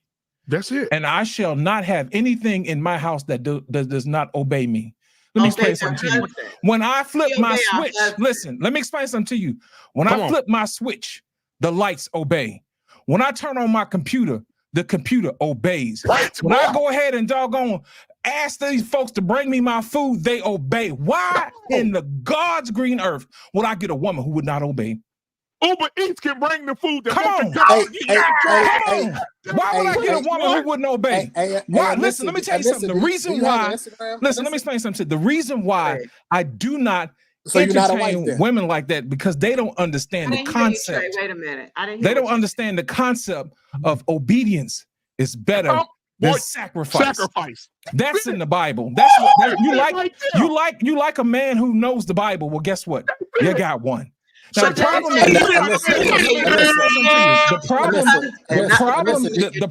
is you think, wait. The problem is you think you know more and you do not. All I have to do is sit here. Listen, all I have to do is listen. Listen, let me explain something to you. All I have to do is listen. All I have to do is listen. You know what I'm listening for? I'm listening for the sound. Well, you always want a dick police, man. Listen, let me explain something to you. All I have to do is listen for the sound of honor. If I hear what I'm hearing here, for me, Black man. There's a no-go here. You know why? Because I know better. I know better. Why would I pick a woman who dishonors me? Why would I take a woman who wants to embarrass me in public on the internet being disobedient? Why should I do that? You know why I don't do that? Because I am he who is. I am the master of my domain. I don't listen to anybody who don't obey me because I walk it like I talk it. Now the problem is this: you don't like intelligent men. No, let me explain something. You don't like intelligent men because you cannot control them. And if you cannot control them, you cannot use them. If you cannot use them, you do not come in good faith. What you say? You don't come in good faith. Women sign up. Let me explain to you. Women sign up for a lifestyle and not a lifetime. Listen, women sign up for a lifestyle and not a lifetime. No. Women sign up for a lifestyle and not a lifetime, and that's the reason why. Are you saying that women walk around disobeying control? They disobey everyone. Everyone. They don't even listen. They don't even listen to God. They will go to church every Sunday and say, Lord, please forgive me, and turn right around and get pregnant by Pookie and Ray Ray. Cheating and lie on their taxes, try to put their baby daddy all up in child support, will not obey and submit to the man, will not listen to their mothers and close their leg. I don't have Then a on baby top of that, we're not daddy. going to talk about the I don't have mothers any children. because the I don't mothers, cheat listen, on let me my explain something to you. taxes But you're and all any of disobedient. those things. But you're So You got disobedient. an Instagram, You're no? You got an Instagram? disobedient. I'm not You're You got Instagram? disobedient. You I You're got obey you got an disobedient. Instagram? I'm supposed to obey as a single woman. Let You me got show an you Instagram, something. Anissa? Anissa, you got Instagram? I'm sorry. You got You know Instagram, what? Anissa? I do not. Do you have Anissa, any let me social explain. media? I got one last thing I got I to do say. not have Instagram. What else Listen. did Do you say? you have any social media? I'm on Facebook. I just joined Facebook So you're about not a wife 5 then? years ago. So you're not a What? wife No. then? You're not a wife then? Trey. You gotta use the social media to some Well, extent. you said I am you only sound on no. You know, a husband. You We know specifically you said are not a you husband. specifically said I wouldn't find my wife on Instagram and Facebook. No, you are focused on that though. No, I'm not. Hey, No, Black I'm man. not. And all of those things. I'm making the point that it is controlling women's lives at an abundant rate, and that it is making more decisions for women than anything else. I think the younger Majority of women. the younger women, because the young people are so involved and so deeply. Well, who do you think men want? You think we want old women? Okay, You so said Trey, you want someone around Black your age, man. right? No, Black that's man, not what I here's the said. thing. Go Before we ahead. get this derailed, here's the thing. One last thing. You say you like a guy who knows the Bible. The Bible says it's better to live in the corner of a roof than it is to live with a quarrelsome woman. So I know not to deal with that. That's what it says. Absolutely. And the It's in Bible there also more than says matter of how fact, you're it's in there supposed to more love than your one wife time. as It's in there thyself, the several church as times. well. It's in there And several it also times. says that you submit to your husband. It does not say you submit Lost, to any old But you have any to old man that qualify. walks up in your You face. have to be a wife. Lost, give me the fork and knife. I want to get a piece of this steak real quick. Come Watch on. this. You just ran But down a nobody list of answered things. my question. Hold on, Anissa. Hold on. This ain't your show, baby. You got to be quiet for a minute, man. Hold on, Anissa. You just went down a list of things that you said. You said it's a And man. you ain't let nobody rebut. Is he serving the job that he's supposed to do? Is he going to take care of his wife and protect? Now you went down the list. My thing is this. I think men are doing a hell of a job at that because I see the statistics and the numbers, TJ, if you're ready to back me up here, that who files for divorce more from inconsolable differences? It is the women that say, I don't want this marriage no more. I want out this marriage. The men have the staying power. The men are serving because they're serving you even when your hair nappy, even when you're bloated, even when your titties start dragging to the floor, even when you fart in the bed at night, even when your teeth are getting fucked up and you got to go get dentures, even when you got carpal tunnel and you can't wipe your ass no more, the men are staying. Now, if you flip that, if a man get down, he get his legs cut off, he's fucked. He may not get his medicine. He may not get a dinner. He may not get his lunch back. He may not get anything. So when you talking about a man need to be a servant, men are serving in areas that they're not even appreciated in. And that's why we die early. That's why we look 70 when we're 40. Because guess what? The women are saying, oh, girl, I need what I need when I want what I need. And the man got to serve and this and here. And you got women out here that look at all these 75% of black men are in sexless marriages. Let's just start there. That means the woman don't even appreciate him enough to give him the pussy that God gave him. It's a goddamn shame that a man got to fight a woman for something God gave to him. See, we talking about the word. The Bible says, do not deprive your husband for sexual intimacy unless you both agree. How many of men out here saying, I don't agree with the fact that you didn't fuck me in 3 months? See, now you got women out here right now that won't even back that ass up, get that ass up, suck no dick, or be a trick for their man. But they'll sit up here and say, well, you know, I'm just not happy. I'm just dwelling in the place of the wicked because I don't know. I'm not happy anymore. No, women are the problem. And we have to know that men are the fucking, this is why we say men are the prize, because men ain't going nowhere. We're that trophy that'll sit on the goddamn thing and collect dust. That's what we do. When you decide you want to fuck us, we stay. We still get up and go to work. You know what? I think I'm going to run a campaign. If your wife don't fuck you, don't pay no bills. Don't pay the light. Don't pay the water. Don't pay nothing. Don't invest in nothing. Don't invest in nothing. Take your money, go to Vegas for a weekend. Take your next check and go somewhere else for a week. Don't pay. If she don't do shit, if she don't give shit, you don't do shit. And let's see how many women start crumbling in. Oh shit, girl, wait a minute. I gotta go fuck my husband tonight because the lights gonna get turned off tomorrow. I rest my case, Your Honor. Oh my God! Hey, Anissa, I want to answer. I'll answer your question in this one. I'll And answer then your I question. want to respond to a couple of things that BMU You know, said. First of no, all, I'm in respond. healthcare. I am in healthcare. There are a lot. Do you know how many husbands I have seen leave their wives with cancer because they didn't want to stay and take care of that woman? I've seen that firsthand. Do you know how many women have been sick in the hospital and the husband already got another woman, that he messing around? He just waiting for her to die so he can go ahead and get. I've seen that firsthand. So don't sit up here and say, that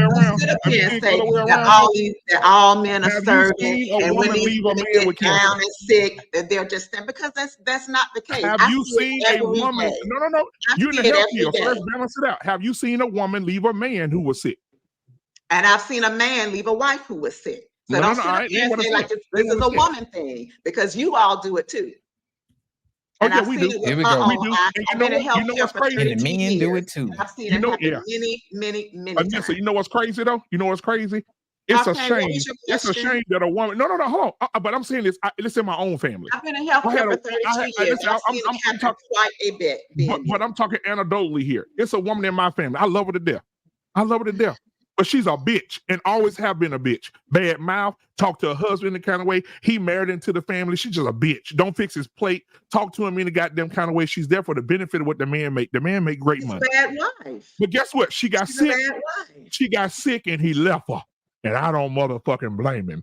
Why would I sit here and wipe your ass and you to call me a bitch nigga for 12 years? Bitch, you down now. And I want you to, and now he's making her feel everything he felt all those years. She embarrassed him in front of the family at the family reunion, called him a bitch ass nigga. Maybe that's why those wives left those man for him. Because they were sorry husbands. Maybe that's why those wives did those men that way. You know what? It is better to eat fruit with someone you love than a steak with someone you hate. That's Proverbs. That's book. That's Bible. Possible. Maybe those husbands sucked. And they were terrible husbands, and maybe that's why those wives left. But why do we always have to address? Is that just not in the realm of we act like women don't come in. We act like wives don't come in. They don't suck. Let me ask you a question. Take the sickness out of it, Anissa. Take the sickness out of it. It happens both ways. I'm not going to sit up here and let you say that this is what women are, and you act like men. There's some horrible husbands out there, and maybe those wives left. Let me ask you a question, Anissa. Let me take the sickness out of it, Anissa. Anissa, take the sickness out of it. How many men do you know file for divorce? You're not gonna sit up here and paint that narrative with me. Anissa, how many men are filing for divorce? I don't know. I don't keep up with those statistics. Now we keep up with the numbers, huh? 75 to 80% of marriages end in divorce. That's not even on my mind about getting divorced. All right, you know who files them? You know who filed those divorces? And why are they filing them? 85% of the time. time. Have a good reason to file? No, because they're not happy no more. None of them have a reason to file for divorce. I'm not happy. Inconsolable None differences. of them have a reason to file for divorce. I'm not happy. That's not a good reason because you took a vow. Maybe sexual immorality. Could that be it?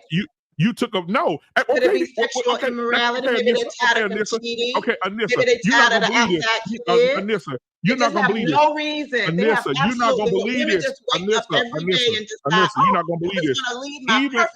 Even you God, think a man wants two of these? Anissa, even God warns you. Anissa, even God warns you. A lot of women do leave their husband for cheating, but even God warns you. Do not deprive your husband from sexual intimacy.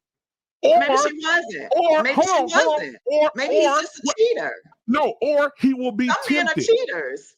Anissa, 75% of black marriages are sexless.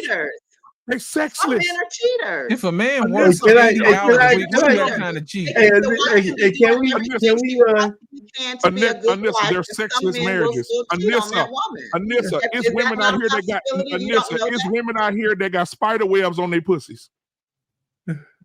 They're not fucking their husbands. I will concede to you. You are absolutely right. Anissa, what? All women's fault. That's what you want to hear. That's what you get. Yeah, pretty much. Yes, that's what I want to hear. What time does a man have to it's cheat? plural, and you know it. But if you want to paint that narrative, then go ahead. I thought you wanted your question. I thought you wanted your question answered. That's the narrative that you want to promote. I thought you wanted your question answered. I thought you wanted your question answered. It's a new data suggests black women are the most undesirable women to date or marry. Okay, okay. Listen, I thought you wanted your question answered. Do you want your question answered or not? Yeah, I want someone to answer it. Are you out of your fucking mind? Are you crazy? I'm not going to say that to you. Listen. you came up with saying, what kind of man, maybe the ladies leave the men because they ain't really doing what they said. The video we just saw is a perfect example of a woman leaving a man who gave her everything, and she left him. That's what that's the whole Kendra G shit right there. She came out and did it. No. But you said an example. I'm giving you an example. You think that's an isolated case? And you don't No. I'll grant you that. Wait a second. Wait, hold on for a second. Can you hold on for a second? Can you hold on for just 1 second? 1 second. And I got you, R-Pain. Go ahead. Just 1 second. I'm just saying that's the example that we're talking about. You posed a question based on a good example, and we only know it's one example, but it's not an isolated case. Let him talk, but it's not an isolated case. It's not isolated. He can't show 1,000 videos like that. He can't. That's one example that shows exactly what you're talking about. I can get you 50 by tomorrow. Well, this good man, Tia Mowry is another one. Let me tell you, if her husband was a bad, okay, so we got to have 1,000 men for you to be. I'm not trying to convince you. We're trying to say that there's examples. There's examples of that. All right, so so to you, it doesn't prove the point. How many examples do you need?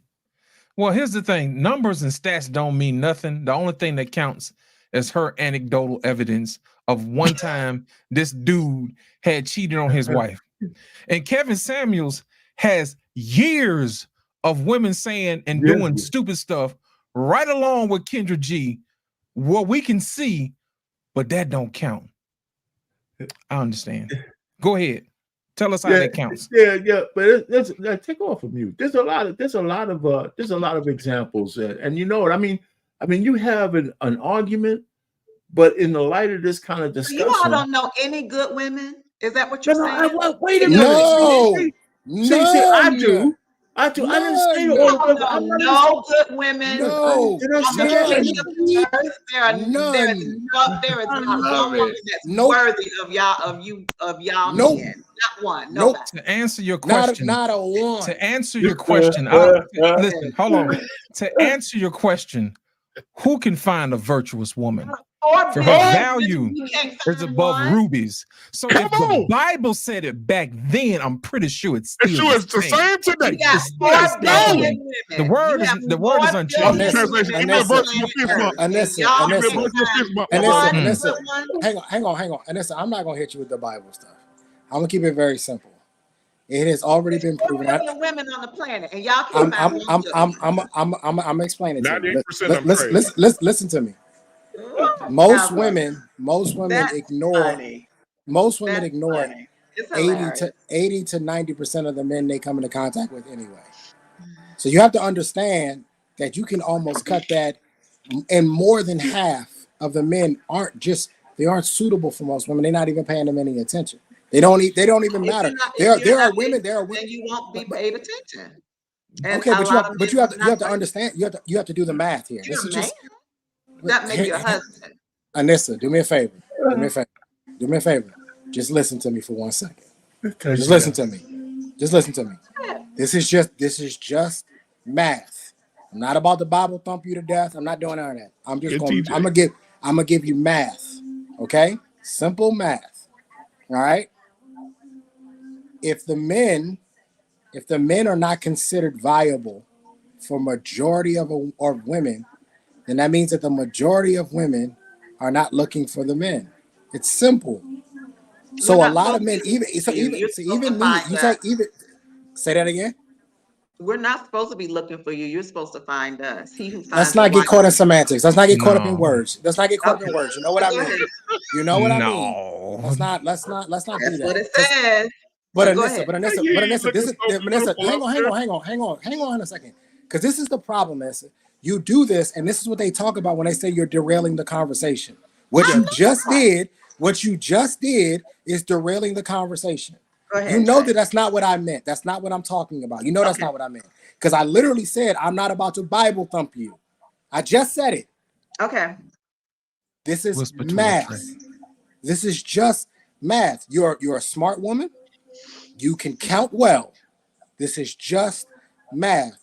women don't see men the way we see women. Does that make any sense to you? Can I ask you a question? Sure. That's a yes or no question, first of all, before you ask him another question. I'm sorry. Answer his question first, and then he'll answer yours. That's how What was this the works. question? Well, I See, didn't if hear you the had been question. listening, So you're not I listening didn't to hear the me. question. What was your question, Yeah, I'm Trey? confused. So what I'm saying is, do you understand that women don't see men the way men see women? A lot of us are not viable options to women. I would agree with that. Okay, cool. Go ahead and ask your question. Do you think the majority of men are spiritually, emotionally, financially, and physically ready to be a husband? Yes, You believe that? I absolutely believe You it. believe that you are spiritually ready to cover a wife? You said the majority. You didn't say me. Okay. I'm just asking. I'm putting you in the majority. Well, I'm not. I'm not putting myself in the majority. Okay. You said the But you majority of feel men. like I you believe. feel like the I believe majority that of the. men bring all of that to the table and they're Let ready me to tell you be a this. husband. Let me tell you this. I have a friend group. There's 6 of us. Mm-hmm. 5 of the 6 of us are married. Guess who's the unmarried one? Me. Majority of men want to be married and are married if they can find the woman they're looking for. And those who are not married are prepared and standing by if that's what they want. Okay, can I give you my example? I have a group of women that are like that don't 20, count, man. We don't count that are anecdotal 20 evidence to around here. 25 women that I've known since I was 18 years old. And the majority of my friends are married, and they have been married for a very, very long time. They've been married, 25 years, 30 years, 35 years. So I am surrounded by women who are wives. I have a lot of friends that are ready to be wives. Finding Yeah. a suitable husband is not like going out there picking a leaf off of a tree. Like, it's so plentiful and it's so easy. So Which is men are the why prize. Yeah, That's the prize, the right? point I'm trying. do you Anissa, feel that's like the a point I'm trying to majority make. of men are ready and prepared to be husbands?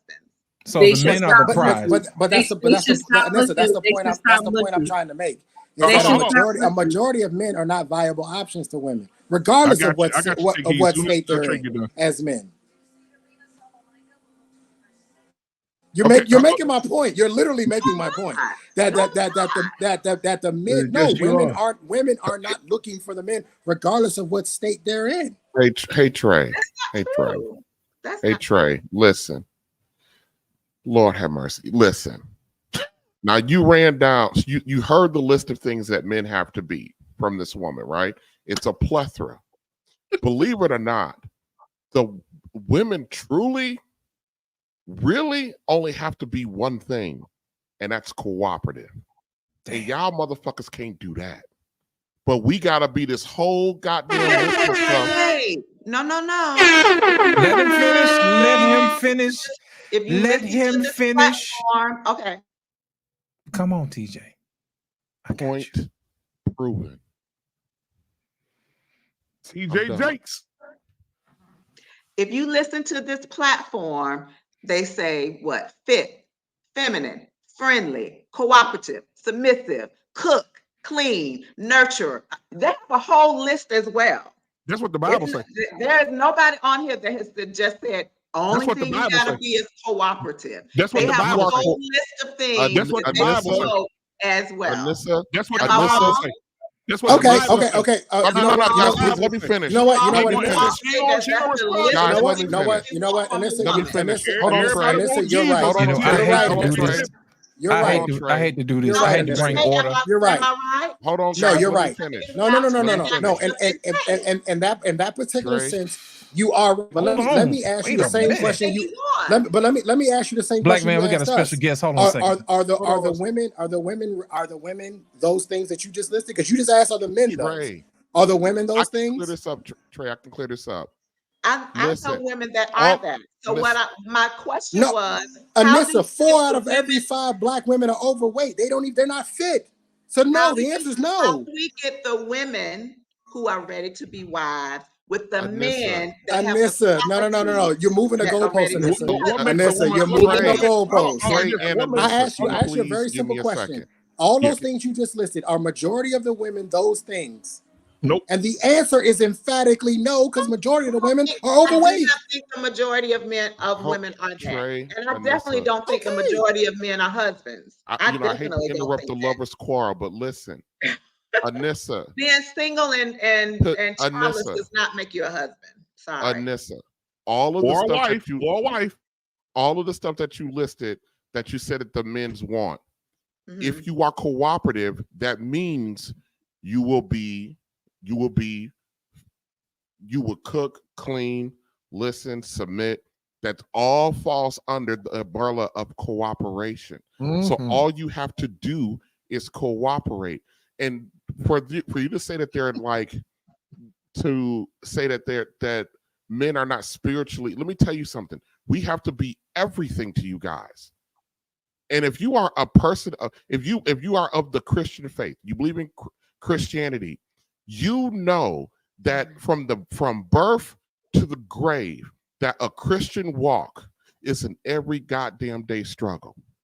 There are going to be periods of life where you're not going to be right. That doesn't mean Hold you that bail. view, lost in translation. That doesn't mean you're going to Yes, bail sir. because Yes, sir. because Yes, sir. in that moment he's not, or during that period of time he's not there or where he needs to be. Your job, let me tell you something. Do I know how to do it? God calls man to account even for your behavior. Absolutely. There's no requirement on you to chin check your man's fucking spiritual walk because your man does not answer to you. You answer to him. Your man It is my responsibility. It is not your responsibility. If you have a spiritual walk. That's a lot of you guys' problem is because you want to take on responsibilities that don't belong to you. You're out of order. Somebody get this boy a taxi. He need to come up to out the of building, order. corporate office. If your No, I'm not husband, out of order. It is my if your responsibility as a husband Christian is woman not- to choose a if Christian your man. husband is not doing right by God, God will deal with his Yes, son it is. and his way. It's not your responsibility. Hold on, is. TJ. She just Yes, made it your point. is. You just said it's your responsibility to choose a man, but 5 minutes ago you said I the said a Bible says Christian, that a Christian man. yeah, a Christian woman. The Bible says he who findeth, not she who findeth, and that's why everything's so fucked up and out of order because women out here looking for something that God didn't pick for them. That's why you're getting multiple dicks in you. And you know That's why what? you're And getting you nuts can in. look That's for why me, you're but if you're not qualified, I don't have to accept your invitation. You can look all you want, but if you aren't qualified to be a husband, then you don't get the And you know what? You know what? Anissa, I'm gonna say this. I'm gonna say this, and I got a special guest coming up. You know what? You remind me. You remind me. Hold on, but you know what, Anissa? When it comes to Christian women, black women, you remind me of the man that was waiting on God. The man was drowned and waiting on God. The damn aluminum boat came. He said, I'm waiting on God. The damn cruise ship came. I'm waiting on God. They threw him out of life jacket. He threw it back to say, I'm waiting on God. He drowned, went to heaven and said, gee, God, why didn't you save me? He said, I sent you an aluminum boat. I sent you somebody with a life jacket. I sent you a cruise ship. I sent you 3 things to help you, and you didn't listen to me. Sometimes the man that God wants for you is sitting right in front of you, and you looking to choose the man behind him because the man in front of you ain't looking like you want him to look. Sometimes what God has for you ain't what you want, it's what he wants you to have. Come here. I'm talking tonight. Let's get our special guest up here. I'm talking tonight. Somebody Ladies and gentlemen, I'm gonna go ahead and bring this gentleman up. Come get me out Come this on. microphone. Ladies and gentlemen, it is with a pleasure to bring up a gentleman that you guys love. And where you go? Where you go? Oh man, get him back in here, man. I'm gonna call him right now. I'm gonna call his ass right now. I don't know what he think he doing. No. We can't let this slide. We can't let him slide. He will get his ass back over here. Wait, I'm gonna go get him right now. Take heed. What are your thoughts? And I'm gonna get this guy. I'm gonna call him right now. Go ahead, take heed. You're on mute, take heed. So this is my question to Anissa. I hope I'm saying your name right. I always say your name wrong, baby. Anissa. So this is my problem that I have with our women. We think because no matter how we look and when we get older, that we'll find a man. This is a lie that we tell ourselves. You just sat up here and you said that there are women that are your friends, and I'm quite sure y'all all in the same age, right? that you gonna find a man. Y'all the same women who sit up here and say, God gonna send me somebody. Nope. You have missed this bus. You have missed this bus because a lot of y'all did not prepare when you were young. Y'all didn't do the work. And I'm talking about the work inside. Not even you looking for the man out. I'm talking about the work inside. And y'all get in these older ages and y'all begin to get bitter. And y'all get up here and want to teach the younger ones, but you're going to destroy them by telling them foolery. And this is the thing that happens. I talk to the same type of women that are older than me, talking about they waiting on God. How dare you say you wait on God when God has sent this man 3 times? 3 times you waiting on God. This is the thing that the women in our culture miss. I'm not talking about no other culture because my message is always just for us. We do this to ourselves. I'm waiting on God, and you're like women are turning into like 60, 67 years old, talking about I'm waiting on God. Baby, you have missed your turn. You have missed your turn. Because men are not gonna date women that are 60-something years old now. They're not doing it. Because a whole batch of new women just came out of college. And now these men are more seasoned, got more money. They're going to wind up with these younger women. This is the thing that we miss this part. And so we want to go and teach the younger generation the foolery that we have learned instead of saying, don't do like I did. Don't put my career first. Don't put it first. Now, I'm not saying that we shouldn't teach our girls to go to school and get a career. I'm not saying that. But at the same time, we're supposed to teach them that you need to get married. You need to have children. Me working, first of all, where I work at, I see a lot of people who pass away and there's nobody around them. You go and you just you enjoy your life, you travel, you do all these things, and then when you get old and God get ready to call you to glory, you don't have no one to look at you when you pass. You know who you see? You see the nurse and the doctor. And then you see me. That's it. And it's sad because we think this makes sense. Other cultures don't think this makes sense. But we in the melanated community, we think this makes sense. Know how many women that I see and they say, I wish I would have did things different. I remember I had a friend of mine who worked for the federal government. Me and her was tight. Worked because I met her when I worked in Port Authority. I've been with Port Authority for over like 22 years. Worked with this woman before I came to the healthcare sector. And she said to me, she used to always crack on me. She used to say, every time I see you pregnant, like your husband just blow air on you. And I laughed, walked away, went up to McDonald's because I was going to get me something to eat, pregnant and waddling and everything. And she followed me. I'm walking back onto the AOA. She follows me. She says to me, I got to talk to you. I said, what happened? She started crying. She said, I'm sorry that I always make joke at you. She said, but actually, I'm jealous of you. I said, why? She said to me, because you have everything I want. She said, I got 2 houses, a boat, 4 cars, but I don't have anybody to give it to because I let my career come first. She said, I have nobody. She said, you know who I have to leave all this stuff to? She was crying.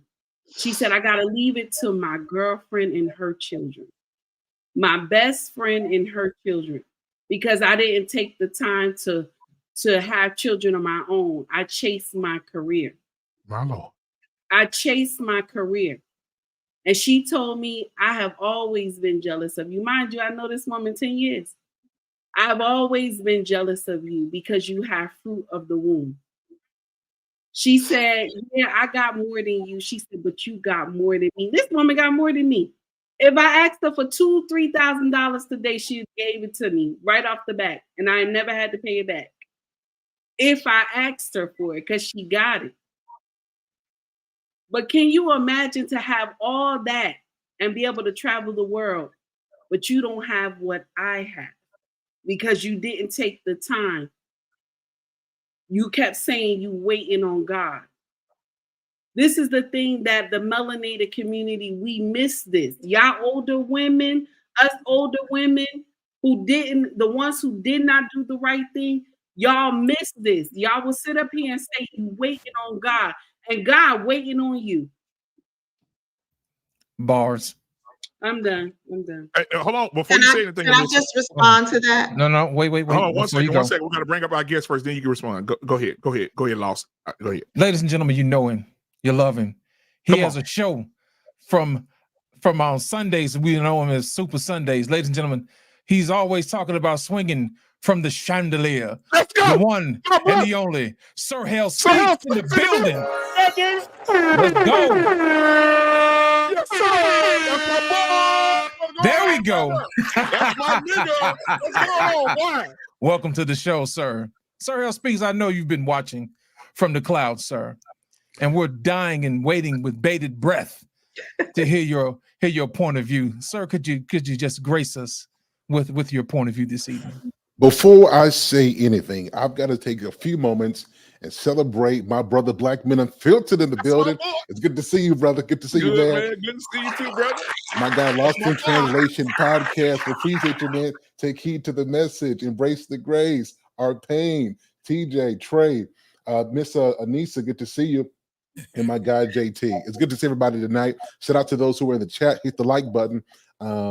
So I'm gonna be here for just a short amount of time. And the reason I came up is because I came in when I heard Trey talking with Miss Anissa.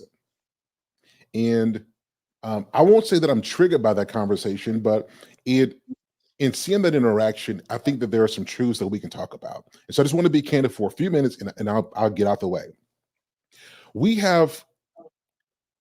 Women today have made men believe that they have to be perfect to have an opportunity.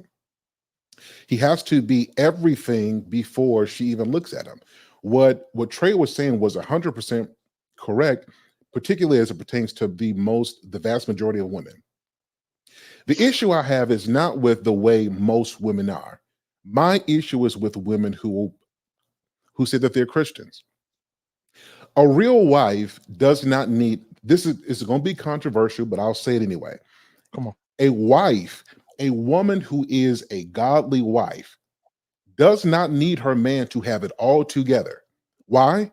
Because there's a certain amount of grace and favor that's on her life that no matter what man she gets, there's something about her that will inspire something in him, and he'll ultimately become the man he needs to be based off of the inspiration that woman provides.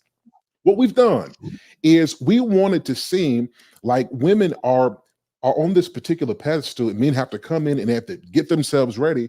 And really what's going on, why so many women are single, it's an ugly truth that we don't talk about. It's because many women don't want a husband. They want to worship her. They want to be idolized. They want to be praised. They want to be venerated. They want to be revered. They want people to praise them and lavish them with gifts as expressions of their greatness and goodness. And ladies, I want to make this point succinct. You're not God. And until men stop pedestalizing women, making women believe that they are objects to be worshiped when wives are made to be used, I think we're going to keep on having these circular conversations. And my good sister, who is a well-spoken Christian woman, will have all the knowledge of what a man should be, but won't be able to keep one. Not because you don't know what he should be, but because there's a level of humility that comes with the knowledge you have. God did not give you the wisdom and the intelligence on what a man should be for you to point to his face and then invalidate him because he doesn't meet the metrics that you have. A godly woman in her solitude and her quiet and the grace and the way she carries herself can pull out a king in a man who's been trapped in the dirt of his ways because of who she is. And we got to get back to this place. Christian women should not be talking or interacting like women of the world. There's a certain level of decorum and grace that we operate with. Christian women are the standard. And women like take heed to the message, and other women like this, I think, need to be looked at a little bit more, because it's not about what you know, it's about how you come across. And just seeing that back and forth conversation, it showed me that so many of our Christian women have a long way to go. What you say? Thank you, Sir Hill. That's the Sir Hill I remember right there. I just wrote all that down. I was jotting it down. Pull out the king in him. I got that one. I like that, Sir You Hill. got that? That's You like nice. that? I like. You're I not wrote to that be down. worshipped. You need to be used. I like that. I wrote that down too. That's Exhibit C. That's all I wanted to say, folks. I appreciate you, Black Man. Lost in translation. Love all of you guys. my boy. I'll talk with you guys soon. Thank you, sir. I appreciate it,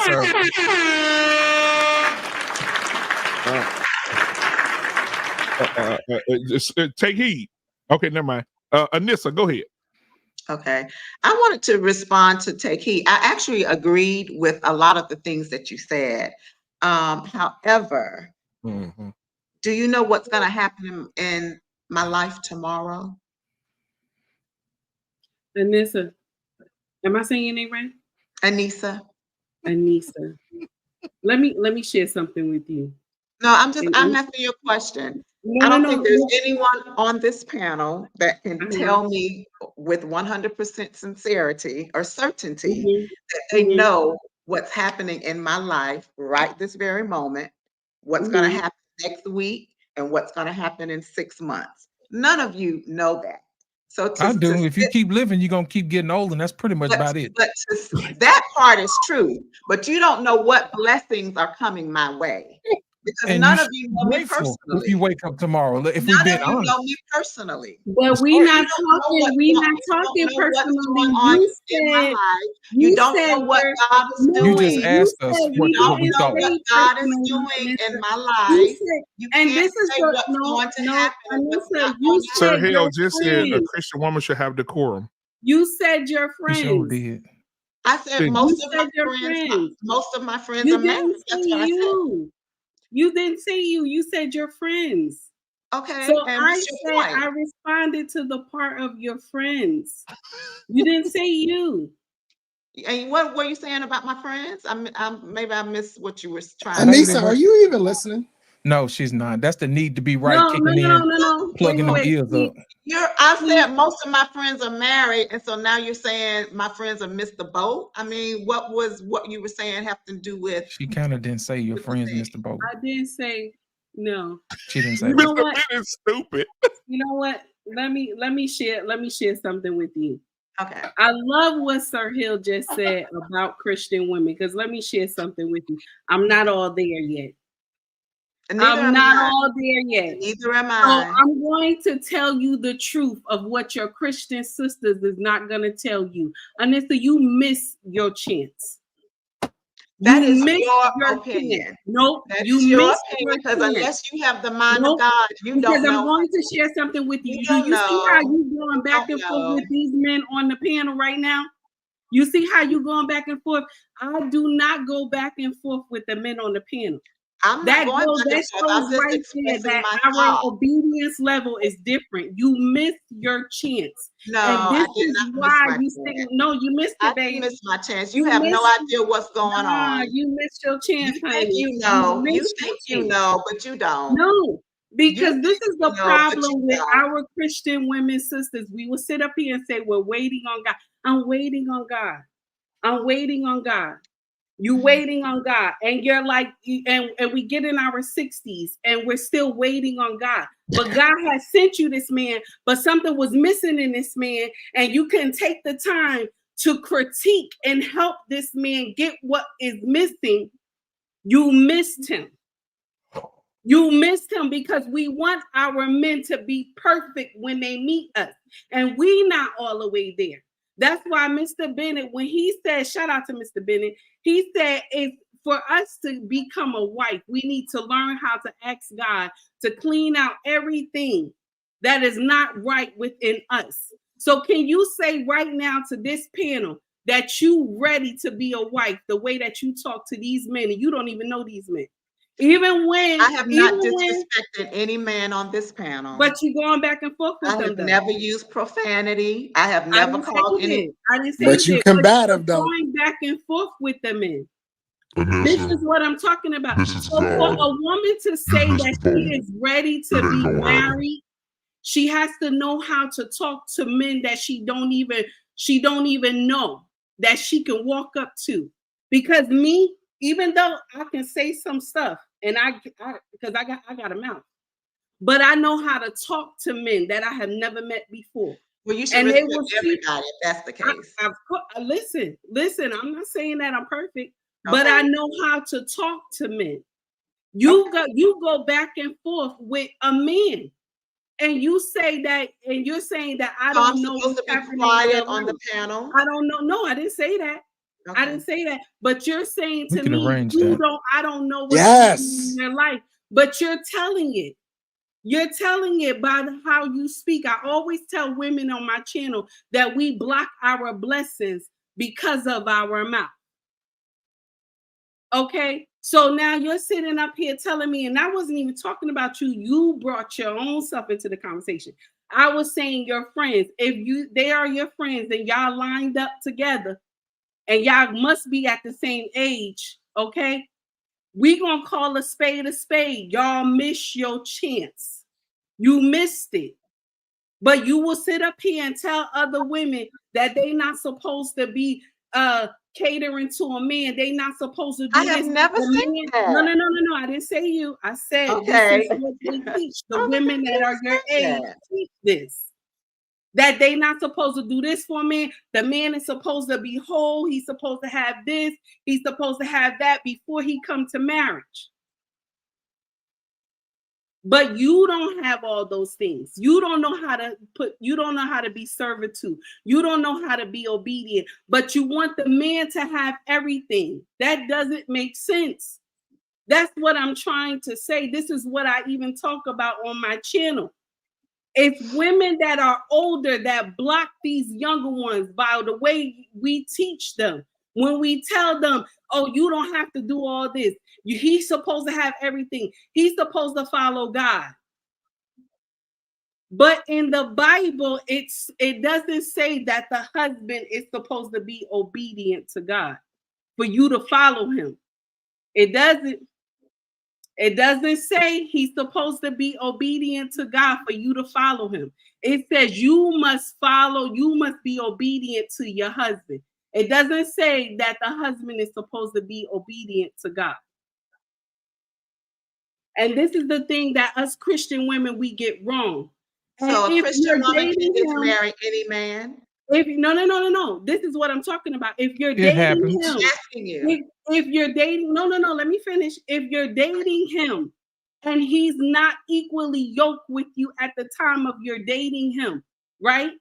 Then don't be bothered with him. If y'all not equally yoked when you're dating him, then you don't be bothered with him. Exactly. But if you had already married him and then you became saved within the marriage and he That's did not, true. that That's doesn't mean that you say, oh, because you're not following the Most High, I'm not supposed to be obedient to you. That's wrong. He's already your husband. It's too You're late. correct, Take Heed. I agree with that, what you just said. I'm not saying that you're wrong. I said I agree with most of the things that you said when you gave your long talk earlier. I said I agree with most of the things that you said. And what you just said is absolutely correct. If you are a Christian woman and you're dating someone and he shows that he is not following God, he shows that he is not obeying God, he shows that you should have nothing to do with him. And you're absolutely right. If you are married to him, then I'm saying that you're right. What I'm disagreeing with you on is, please don't try to tell me that you have the mind of God and you know exactly what God is doing in my life, because you don't. You really have no clue. I'm telling you the truth. That is your What opinion. nobody else You want to don't know tell me. you. I'm telling You you don't the know truth. my life. You don't know you what's brought going it. on in You my life. brought it. I did not. You brought it. You don't know what God is doing. Do you know what God is doing in my life? Do you know? And do you know? I know Satan We is moving know all what he across not this doing. land, God is doing in my life? going to and fro to see who he can destroy. I'm gonna share Because you something don't with know. you. I'm gonna share something with you. A lot of women, since you brought your own self in this, because I did not put you in it, but you brought your own self in it. Do you know how many women your age contact me? Do you know how many that I get in my DMs that want to talk to me? I don't Women know. like women that are in your age, they always tell me that they had somebody and they missed out because there was something that was off about them that they didn't agree with. That's not And my so, story. and so I didn't say it was. I didn't say it was. I'm saying women that are your age. Okay. They will sit up here and try to critique a man and miss their blessing. This is what melanated women do. And then when they get in their 60s, they're screaming on social media like Lisa Ray, I need a warm body on top of me. And this is the thing that we teach our younger ones, that this makes sense. And Lisa Ray can't get a nigga. And Lisa Ray was the most And finest Lisa Ray woman can't get a I nigga. knew back in the day. And now Lisa she Ray has a trash problem. as hell. She wasn't on back now. in the day. She'll do in the pinch. She took So her clothes off in one movie, and now everybody wasn't she's back in the day trash. beforehand. But I'm saying to the simple fact is that this is the nonsense that we teach the younger generation. And that, oh, a man gonna be, this is the nonsense my mother and my aunties and them used to teach me. A man gonna always be there waiting for you. There's 1,000 of them. Where are they now? Where are they now? Where are they now? We want to sit up here and say there's 1,000 men up here waiting for us to get it right. Where are they? Because there's a shortage of men. Where are they? This is the thing I don't like. I don't like when we teach the younger ones this. It's not fair. There's not enough around. Get your shit together now so that you can find a upright man. Don't wait till you in your 60s and talk about God gonna send me somebody. This is a lie. This is a lie. I'm done. I'm finished. Hey, just to add to that, we can say what God's doing in our life, but God gave us pretty much a description of what it is. I think in today's terms, when we talk about men in their 50s are not looking for a woman in their 50s. Men in their 60s are not looking for a woman in their 60s. They're not. They're looking for a 40-year-old, probably 39, 40, mid 30s, 40 years old. But they're not looking for a woman the same age. So women now are so desperate, they're becoming lesbians and or dating younger men who probably I'm watching, what's the name of the new podcast? Hardly Initiated, where they had an older woman. She says she's starting to have to date men in their 20s, 29, 30, 27, and she's in her 50s. She said because the men her age don't want her. And that woman, and she was a very attractive woman, but she said that they just want more activity. They wanted Get to your be eyes checked. Yeah, they want to be you stupid. They want the women to be more active. They want the women to be more young and more fluent, and they don't want a woman their age. And I'm watching this at my job right now. We went to a store, right, because we're downtown Dallas, so everything's close. And there was a man who was a VP of a company. I'm not going to say it because everybody knew he's a VP of a company. He was getting something to eat, and one of the girls that was walking in our group, he started talking to her. Now this girl, and he don't know that. And she's in her, but guess what? She's 40. She's in her 40s. He's 60. And he wants that 40-year-old. Now he could have picked anybody out that bunch. There's a 60-year-old in that bunch or 55-year-old in that bunch, right? We got another lady in there that's 55, 50, 54, whatever. And he went right over to the young one, and she said, he's 61 years old. Yes. She said he invited me to his house. His house is beautiful. His wife died, so he's a widower. And he wants to get married again, but he wants it to be with a woman that's young. And I think men today, I'm not saying this personally to anybody, but I just think older men, just think about all the men on the panel right now. If I were to go around the panel, lost in translation, when you're 60, do you want to marry a woman that's 60? Nope. Or TJ, do you want, when you turn 60 or 58, 55, whatever the number, do you want a woman that's 55, 56, or 60? I mean, don't be asking that bullshit. Okay. All right. So JT, do you want a woman that when you find a woman, do you want the woman to be the same age you, 55, 56, 57, or do you want her to be younger? Hell no, I don't do it now. Shit, I'm active. Right. Trey, when you're 50 or 60, do you want a woman the same age as you, or you want a woman that's younger? Younger. A whole lot. Right. So we got 1, 2, 3, 4 men on here who are actively in the dating scene who are saying that when they become that age, they want somebody younger. You can look at, I didn't want to go to celebrities, but you can look at Ron Isley. Look at his wife. Woo. He didn't get a woman that was the same age as him. Ron Isley got a 10-year-old son. And Pacino just got a woman pregnant. She like 27. Yep. So I think that we're at an age right now that men don't want to be with women the same age as them. And I think that's why it happened back in the day too. That's why way back in the 50s, 40s, when that 19-year-old man came and married that 15-year-old girl, he took his place as a groomer. Because when you go and get married, he's called the groom for a reason. And so he groomed that woman to be his wife. And so I think men have always wanted younger women. So but you know what? Here's the thing, Black Man. If we're being honest, most of these women, the only thing that's separating them from one woman to the next is how they act, because they all got the same kit, the makeup kit with the drawn on eyebrows and the makeup and the hair and the weaves and all this other stuff. What men need to look for is women who have the fruits of the spirit, which are love, joy, peace, patience, kindness, generosity, faithfulness, gentleness, and last but not least, self-control. Self-control. That leads me to believe right there. It really don't matter what she look like. Well, it's that about word what's will on change the everything. inside. And let me tell you something. If the fruit is on the inside, then I know God is there. Yeah. But if there's nothing but rambunctiousness, rebellion, disobedience, if that's not a place where God wants to live, then guess who lives there? You understand what I'm saying? And I don't want to have no part of that.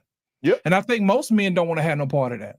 It's not the fact that women don't look good. It's the fact that women lean on the fact that they look good and nothing else. I think that's the problem. Exactly. Let's take the exit and make a U-turn, go back to Proverbs. It says that a good woman, a godly woman, is a crown to her husband's head. That's but right. a quarrelsome woman and a woman with a bad mouth is cancer to his bones. He'll die quickly. That's right. The power of life and death is in what? In the tongue. And you shall eat of that fruit. But you guys do know we're in like a catch-22, don't you? The women that we're talking about, you guys are just talking about, they don't have no shortage of guys who want to bang them. And the big that's all problem they with gonna the get. women, that's all. wait, let me finish. Let me just finish. And one of the biggest issues is that women conflate that kind of attention with relationship attention all the time. And so they blow themselves out of the water, and they don't understand that. It's like I said, there's a mental defect because of programming of women in our society. Now, it happened to men, but we're coming out of it. And we're coming out of it in droves. And we're coming out of it hard. And we're not going to acquiesce to the women in the ways that they want now, because that's against nature, right? And we can't operate against nature for very long. And every man who tries, it always ends up in disaster. Right? Remember, they try to put the craze of the house husband, the woman go out to work, you stay home with the titty milk thing, and you milking the babies and shit. Oh, and, yeah, that's for the birds. You do all that kind of stuff. And then your wife is at work, the alpha males are chasing her around a goddamn desk. Yep. Right? She could resist for a second, but when she comes home, she sees you with the little dribble shit on your shirt. Maybe the house is clean, maybe the babies are fed, but then you asking her for milk money and bear money and shit. And then you got to be a king in the bedroom. That shit ain't working. And that old hunk that's working out there, he's looking at her, she's looking at him. They go to lunch once in a while, and all of a sudden the lunch hours are lunch half a day and shit. And he's knocking that shit out. So all I'm just trying to say is we're so upside down in society and then women want to be uncooperative. And I feel sorry for the sisters because they're being left behind. Yep. That's why they hate passport brothers. And really, it's a small movement of the new brothers, right? But it's happening. They hate them.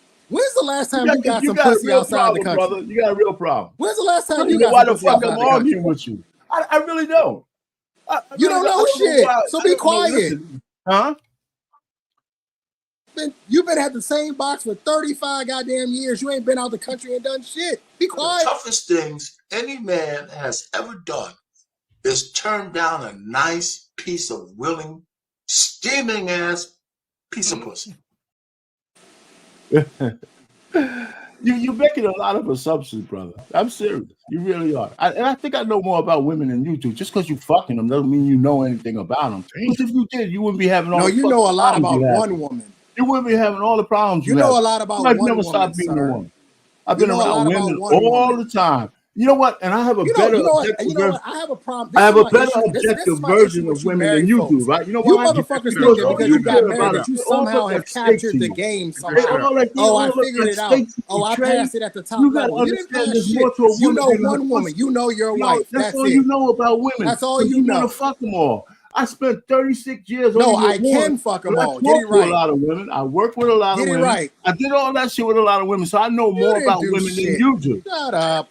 I do know. You didn't do I shit. do. I just know because You you know got why I married know in the more? 80s. What were you, I like know more 22? about women than you do because I ain't trying to How fuck them old were all. you when you So got I got a married? better objective How view old were you of when what you a got real married? woman is because I can see their basic nature. And you can't because you're How old were you blinded. when you got married? You're blinded because you want to fuck them all. Embrace the grace. No, You're very no, I'm not beautiful. blinded at all. Right. If I wanted to get married tomorrow, I could. It's not that hard. Yeah, You then motherfuckers you'd be aren't a doing anything disaster because it special won't be by the right getting sort of married. woman. I don't know You why just you guys threw think a that you bunch of guys things have and fucking married. climbed Get the the fuck out of mountaintop here. because you Hey, got baby, married. You haven't done shit. I'm Craig. Marry me. And so what? And then you'll be fucking pissed again. Because 2 weeks that shit'll fall apart because you gotta mind the gate, god damn it. Anyway, man, get me out of this fucking middle. Shit. Yeah, I love What you old motherfuckers need to do is shut get me the out of the fuck middle. up. Fucking BMU and lit. I'm done. Yeah, of course you I'm done. done. You ain't got but a few more years left anyway. You done. JT, You ain't got but a few more years left on I'm this done, planet. man. Okay, Trey. All right, man. I'm an asshole.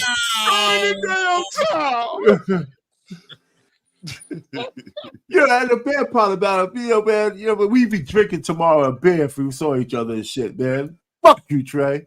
I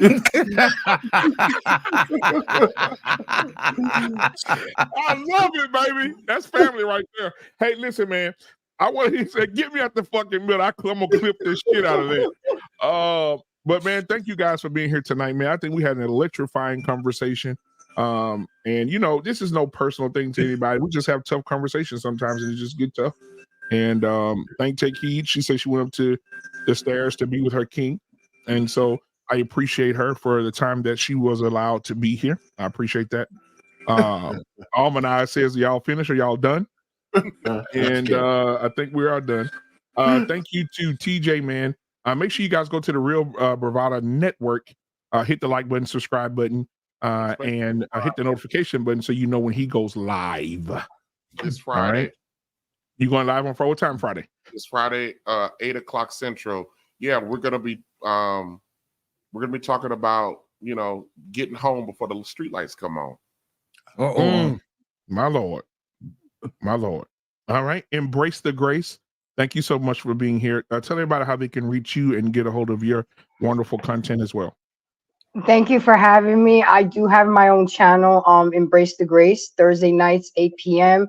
I'm on the show on Saturday. I'm all over TikTok, Facebook, and Instagram, trying to make a difference and trying to help people become better versions of themselves. Not change the world, one person at a time.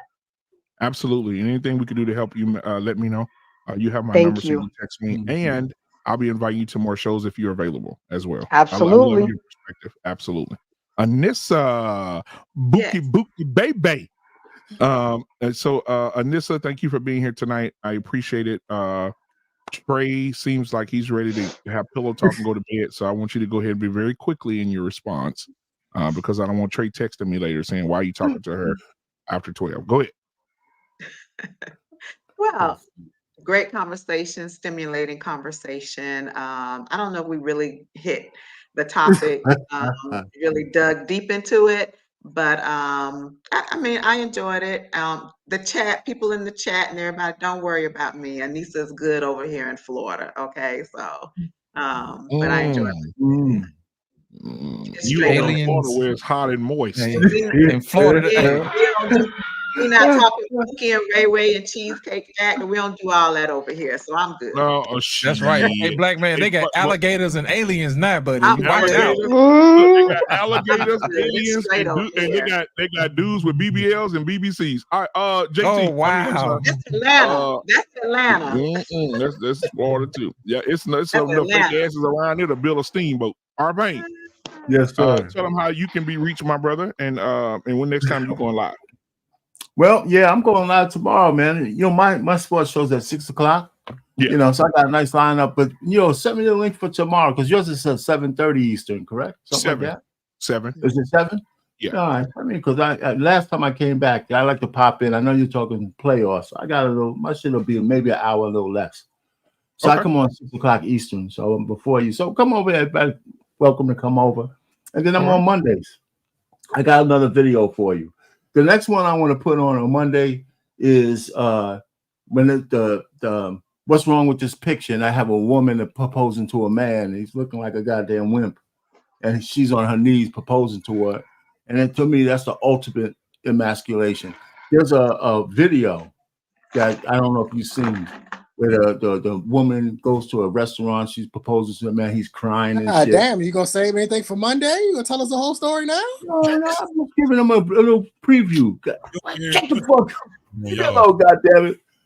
You know, anyway, but I mean, it's a little preview. I'm just giving you a preview. I think I'm gonna, dress it up. I dress it up around. You guys come up, we could chop it up.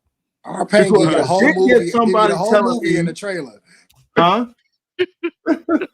Trey like fucking with you. Hey Trey, you know what? I got a knife for you. You could stab me right in the back with the motherfucker. All right? Why would I do that? Now how about that? Let's just God damn it. I'm done. Pause. He said he got something. He wants you to stab him in the back, like I'm not stabbing you in the back. I won't make some glory. Pause. You guys, man, get your raise your elevation out of the gutter. God damn it. JT, what's up, my guy? Tell them about what you got coming up live, brother. All right. So before I say that, I have to say this. I wanted to put this out here that women cannot vet men. You are supposed to put those men that are interested in you and you are interested in front of other men that you respect and love. And we have more. And pray about it. And pray about it.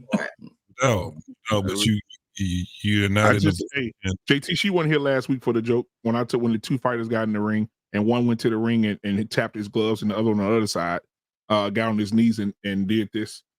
And his son said, "Daddy, why is he praying and doing this?" He said, "Son," he said, "what does that mean?" He said, "Don't mean shit if he can't fight. You can pray all day long, but if you're not prepared for what God's trying to give you, that don't mean a goddamn thing." All right, go ahead. I'm sorry. All right, so yeah, I mean, we're going to talk a lot more about it, especially tomorrow. You can have it well. I'm going to be on Black Man Unfiltered tomorrow at 9:30. That's Eastern time and 8:30 Central, right, Black Man? Yes, sir. Okay. Yes, sir. And so we are the name of that title of my show tomorrow is Dating Dumpster. Is finding bullshit in a trash can that we call this world. So it's gonna be a good one. It's gonna be. You need to tag me in on that one. I'm not gonna get. I don't know. I can't tell y'all how our panels goes. Once I open a panel up, that shit can go all kind of way. But I will tell you, it will go all. There will be a featured YouTuber on that doggone show tomorrow, and we're gonna have a whole lot to say about this person. I right? hope he show up too, because that shit gonna be hilarious. I hope you do too. I'm gonna inbox his ass. It's gonna definitely be a lot of fun. It's gonna be a deep conversation, but however, I want to make light of this because we already understand that the dating scene right now, this shit is hilarious. Trash. It's trash. And if you guys see, you can go on What We Know podcast because we're going to simulcast it on What We Know podcast and on Black Man Unfiltered.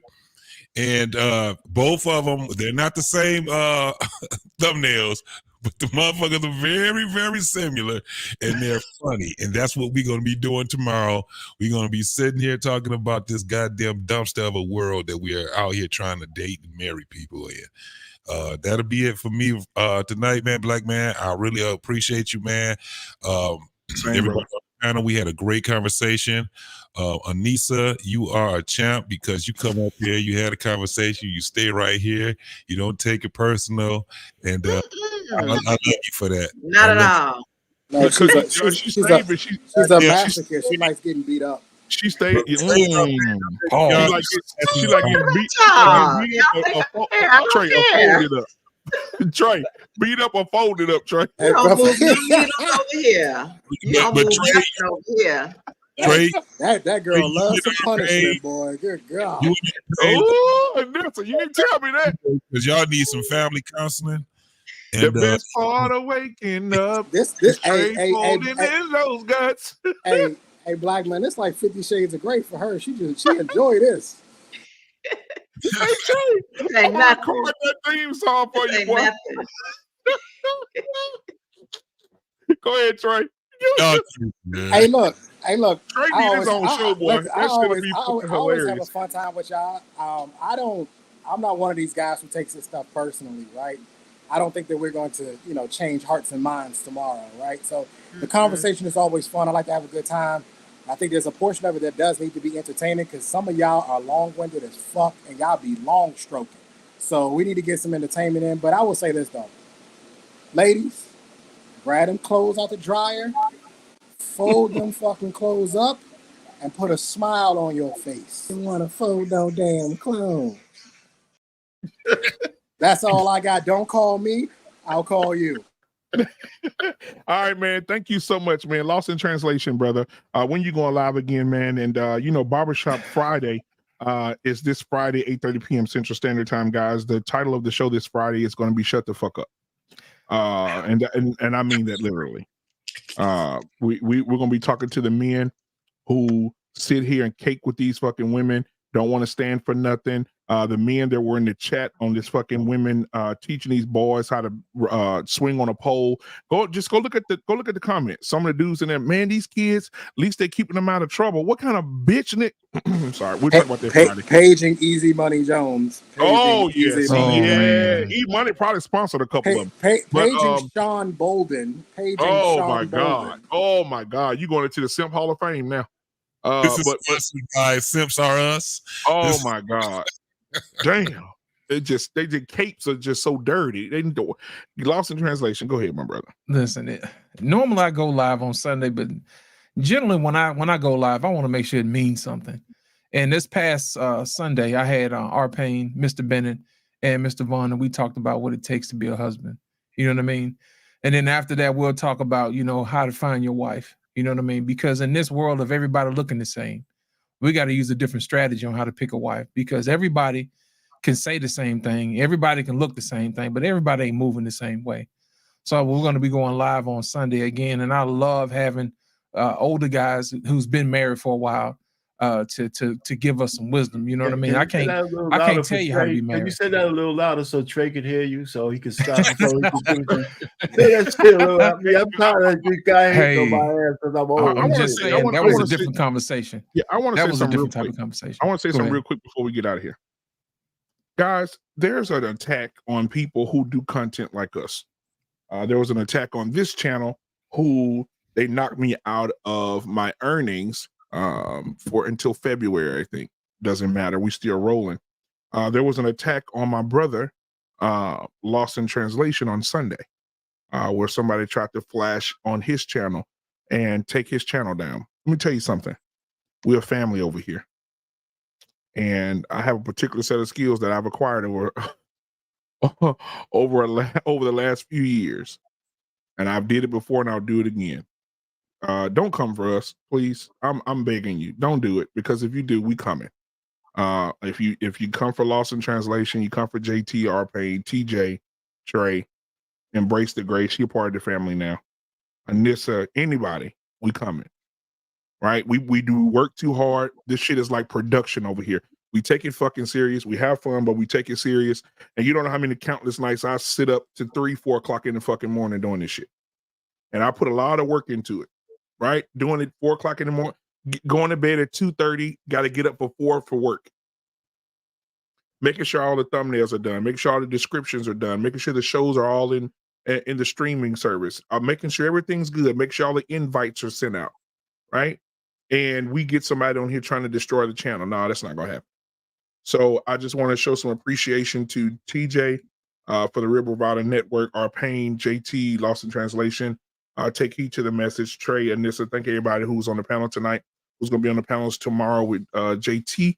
We got a sports show tomorrow at 7 p.m. to 8:15. And then at 8:30, JT will take over with Kicking It with JT. On Thursday, Dr. Nkumbe and Coach K will be back in the saddle with Breaking the Cycle. And they're going to have a great discussion on Breaking the Cycle. And then on Friday, we have Barbershop Talk. On Saturday, we have Candid Conversations with a Housewife with Miss Jenny. Make sure she's been killing the game. Make sure you guys support her on Saturday. And on Sunday, the first show for the gray area will be Mr. Bennett and Grooming and Reviews. We'll be talking about the cultural things in life around the world and things of that nature. So make sure you guys tap in. We are on every day of the week now. Sunday to Sunday, we're rolling. So make sure you support the channel. Make sure you support everybody that's on the channel. Make sure you support their channels, like, subscribe, all that stuff to show that you support. They have a Cash App. Send them a couple of dollars. Send them 50 cents. We'll take that too, because Trey, we got to buy Trey a plane ticket to get over to Anissa. She needs to be covered. All right. So we appreciate you guys, and we love you guys. And what you say? Nothing. I said you need to be covered. If you think for 1 second that I'm going to Florida for Lisa, you got another motherfucking thing coming. Well, If you forget on the tray, you got another thing coming as well. So we both agree on that. Well, Black man, you know that's cold. No way. Black man, that's cold for. Come on down, baby. No way. Yeah. Hey, yeah, ain't nowhere in the world I'm going to Florida. Anissa, Trey said he gonna give you. No way. Anissa, Trey said he gonna give you what the state of Florida shaped like. Hey, sir, in the show. In the, get that anywhere. In the show. All right, in the damn Grace, show. Grace, thank you. TJ, thank you. Anissa, thank you. Trey, Arpain, JT, Lost in Translation, and damn, I'm finna call my own name. But we gonna be out. I'm sleepy as fuck, y'all. All right, we're gonna see y'all later. Hey, make sure y'all go support TJ. Make sure you subscribe to everybody's channel, all right? And Trey, go ahead and call your baby, okay? Go ahead. She waiting on you. Go ahead. Let's see if it's gonna ring. Peace. Fast lane when I pass in the street, bag of money in the passenger seat. Simcoe's been asking for me on the road from the west to the east. Way up, I might never come down, cause the coast racking up the flight miles. So high, I might never come down, so what? This is my lifestyle. Wait a minute. Work hard for the car, so that's why it's all tinted. Wait a minute. Had a real late night, woke up with my head spinning out Nashville. It's been mad real. I need sunglasses, I need Advil. I like fake moves, and my cash real. I like first place, you're in last still. Fast lane when I pass in the street, bag of money in the passenger seat. Simcoe's been asking for me on the road from the west to the east. Way up, I might never come down, cause the coast racking up the flight miles. So high, I might never come down, so what? This is my lifestyle. Look, pocket rocket in my pocket, please don't make me pop it. All these boys just wanna copy the style, tell them niggas stop it. Whoa, this my destiny, feeling like Latoya, like it found me my Beyonce, and she shotgun in the cockpit. Grinding with the team, making C-notes. In my pocket still full of green, call it CeeLo. Alligator watch on me, Tim Tebow. And these haters love to watch me like Tebow. Look, I don't take L's, I just learn a lesson. Before I count the M's, always count my blessings. Look, I'm too short, never second guessing. Got some money, put up for the rain, so I'm never stressing. Fast lane when I pass in the street, bag of money in the passenger seat. Simcoe's been asking for me on the road from the west to the east. Way up, I might never come down, cause the coast racking up the flight miles. So high, I might never come down, so what? This is